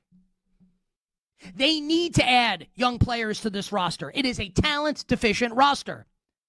And now at 5-10, I mean, now you can really cook with some gas here if you were the Giants. You know, Jordan Tyson, the Arizona State receiver, who I've been telling you guys for a long time here on the show, he's the best receiver in the draft. Just, can he stay healthy? The health concerns are valid with Jordan Tyson. Never finished a season for Arizona State. But man, he's a stud. Feels like he's going to go top 10. Could the Giants draft him at 5? Could they draft him at 10? They have the flexibility now to take Sonny Styles at 5 if he's there, and then come back and take a receiver at 10. Or maybe an offensive lineman at 10. If Maui Noah, the Miami tackle guard, is off the board, can you take Spencer Fano and play him at right guard this season? Can you really juice up the offense with 5 a receiver and 10 an offensive lineman, and then take defense at pick 37? I mean, this gives the Giants a ton of options to work with. The one thing I don't want, and you know that I've been saying this, Jeremiah Love would be an absolute disaster for the Giants. A disaster. But I have to acknowledge, if the Giants took, and I don't think he's going to be there, but if the Giants took Jeremiah Love at 5, I think you can sell it a little bit more now, given that they have a pick at 10 as well. I would still hate it, but it's not like you pick him at 5 and you don't pick again until the top of the second round. I think you can actually sell this a little bit more. I don't want it to happen, but it's not the disaster that it would have been a week ago. So this is just, I mean, you all know, listen, I'm a New York sports fan. I'm honest when I'm being a homer. I think I'm as critical of my teams as anyone in the media and the sports media is of the teams that they root for. If there's a reason to be negative, I'll be negative. You know that. But when something good happens, I'll also say it. The Giants crushed this. And if you're a Giants fan, you should be wildly excited. Maybe not for 2026. I think the division's too good.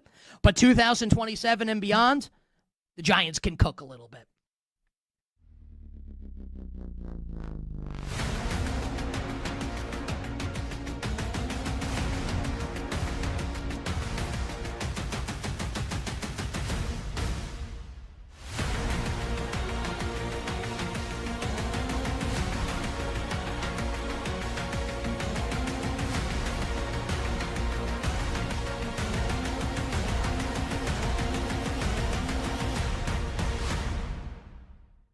April 20th, my prediction, the San Francisco 49ers will represent the NFC in next year's Super Bowl.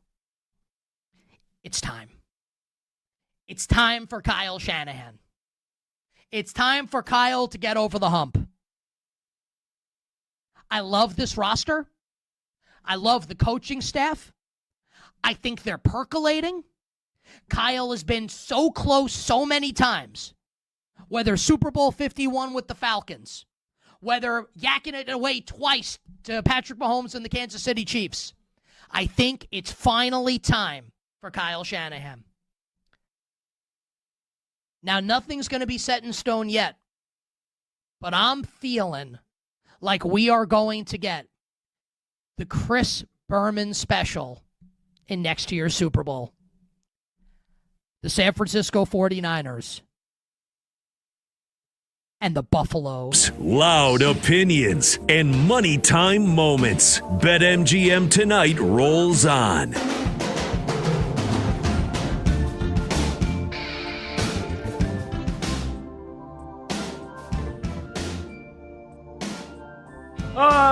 Welcome back. BetMGM tonight, Westwood One Sports. I'm Pat Boyle. Phone number is 310-840-4910.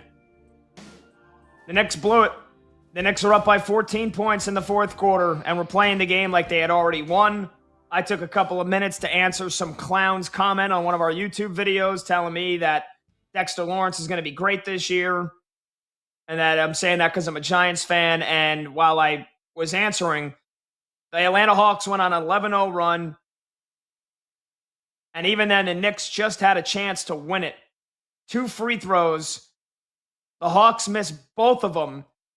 The Knicks get the ball with 5 seconds left, down by 1, and I got to double check. I got to know for sure whether or not they actually had a timeout.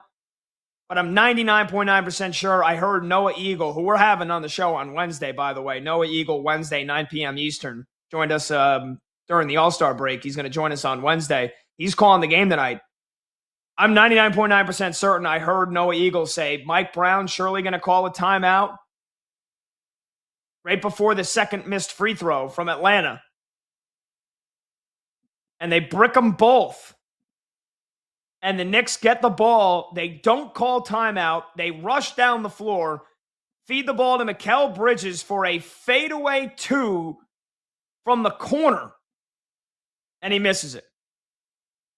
And the Knicks blow a 14-point lead in the fourth quarter and lose 107-106. Absolutely embarrassing. CJ McCollum misses both free throws. The Knicks get an absolute gift. All you needed was a bucket. And unless Noah Eagle was wrong, or unless I heard him incorrectly, the Knicks had a timeout, did not call it, and instead try to sprint down the floor to feed Mikal Bridges for a fadeaway 2 from the corner, and they lose. That Mike Brown needs to be eviscerated, and I'm going to eviscerate him right now. How do you not call a timeout? How do you not do that? How do you not believe that your team, your offense, is better than their defense from a set position coming out of a timeout with 4 or 5 seconds left to go? That you can't draw up a play, any play, one play, to get an open look, to get a shot at the rim, to get a high percentage look. I mean, were you not going to call a timeout if he made the free throw? You surely would have, because you would have advanced the ball. So why the hell don't you call a timeout off a missed free throw? I know what Mike Brown's going to say in the postgame. Again, I'm assuming, I could be wrong, I'm assuming they had a timeout. I heard Noah Eagle mention it. I didn't get a chance to look at the scorebook in time to see if they had a timeout or not. It all happened very quickly. I'm doing a show here as we're coming back from break. But I'm almost positive the Knicks had a timeout to use, and they just elected not to use it because what? We thought we would catch the Hawks by surprise. We thought that just, going right down the floor would have been the best thing for us. Off of a missed free throw? Are you nuts? And just like that, I'm getting excited. I'm there. All right, Knicks are up 2-0, taking care of business. They're up by 8. I turned my head for a minute during the last segment. Then they're down. They had a chance to win it there, and they don't call a timeout and blow the game. And now it's 1-1 going back to Atlanta. Oh, man, how playoff series swing on just one play and one game and one moment and one quarter. Knicks just got embarrassed in that fourth quarter, got outscored 28-15. The Knicks had 91 points after 3 quarters at home against the Hawks, and they were up by 14. And they scored 15 points in the fourth quarter and lose. And more importantly, in pathetic fashion, because they don't call a timeout off a missed free throw where all you needed to do was set up a play with 5 seconds to go to win the game. And they sprint down the floor and give it to Mikal Bridges. Embarrassing. Utterly embarrassing.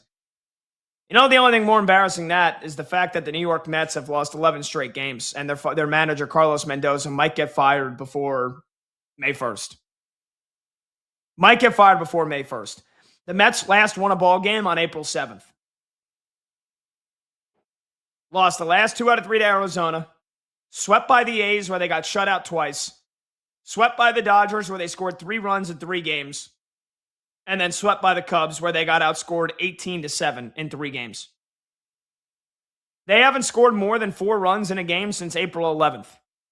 They haven't scored more than 4 runs in a win since April 5th. Carlos Mendoza looks in over his head. I don't know anything else he could try at this point that's going to work. I mean, this is a team that got off to a good start last year, then sputtered, never recovered, missed the playoffs in a year where all you had to do was win 84 games. And now going into year 3 with the highest payroll in baseball, $352 million, and Carlos Mendoza has this team at 7-15. I don't know how he survives the month of April. They're off tonight, but losers of 11 in a row, they'll play the Twins tomorrow, and we'll talk about it on tomorrow's show. Huge thanks to everybody. Thanks to Brandon Combs. Thanks to my co-host, Brad Evans. Thanks to Monty, who's 9 for 9. Thanks to Zach Crow, Chloe Pratt, Max Sheedy, and everybody else. I'm Pat Boyle. We'll see you tomorrow. BetMGM tonight. Westwood One Sport.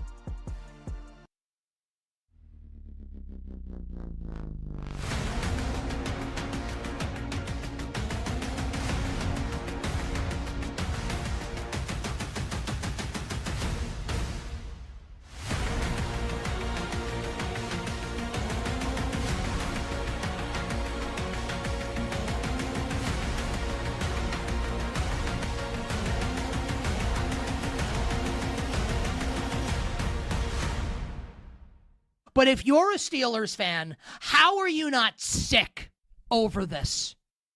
How are you not disgusted by this? That your owner, Art Rooney II, your GM, Omar Khan, have both been saying, we don't expect this to drag out. We expect resolution before the draft. Well, guess what? Doesn't look like you're going to get it. And that doesn't mean that Aaron Rodgers next week can't announce I'm coming back. If I had to guess, water gun to my head, I think he's coming back. I do think he'll be back. But the fact that that we're doing this rigmarole again, it's 2026, and we're still doing this with Aaron Rodgers. We're still doing it with this guy. It's Aaron Rodgers and Mike McCarthy like it's 2018 in Green Bay. And here we are, and it's 2026 in Pittsburgh with the Steelers. What a joke. What a joke. If you're the Steelers, do they know if he's coming back? What if he doesn't? Will Howard's going to start this season? Why did you hire Mike McCarthy? So he could bring along a young quarterback? If the whole thing was you're starting from scratch, which you are if Will Howard's the quarterback, then why would you hire Mike McCarthy? What's the point of this? Don't you go for a younger coach? Tear it down, build it back up, instead of remaining in the cycle, the vicious cycle of 8-9, 9-8, 10-7, 7 seed in the AFC playoffs, and get your ass handed to you and sent home on wild card weekends. Aaron Rodgers isn't going to make his decision before the draft. Classic. Predictable. Insanely predictable. Except this time, it's not the New York Jets. It's the Pittsburgh Steelers. And maybe, I'm wrong about this. Maybe the standard, and that was Mike Tomlin's line always, right? The standard is the standard. Maybe the standard's been lowered. I expect better from the Pittsburgh Steelers than this. Let's have an honest conversation quickly about the AFC North, right? The Ravens have Jesse Minter as their coach now and signed Trey Hendrickson. Does anyone, I understand that the Steelers won the AFC North. They beat the Ravens on the final game of the season, right? Does anyone think the Steelers are better than the Ravens? Really? The Bengals just traded for Dexter Lawrence. I'll take Cincy over Pittsburgh this year. Just you can't make it up. The Steelers. The standard is the standard, except now it's not. Now the standard is, hey, Aaron, you do whatever the hell you want and take the future of the franchise is in your hands. That's the standard now. Pathetic. And again, I do think that he'll play for Pittsburgh this season. But the fact that this is going to extend past the draft, does anyone think this is ridiculous? Or are we all just going to play along oh, no big deal. It's okay. It's not okay. It's okay if you're the Jets. It's not okay if you're the Pittsburgh Steelers.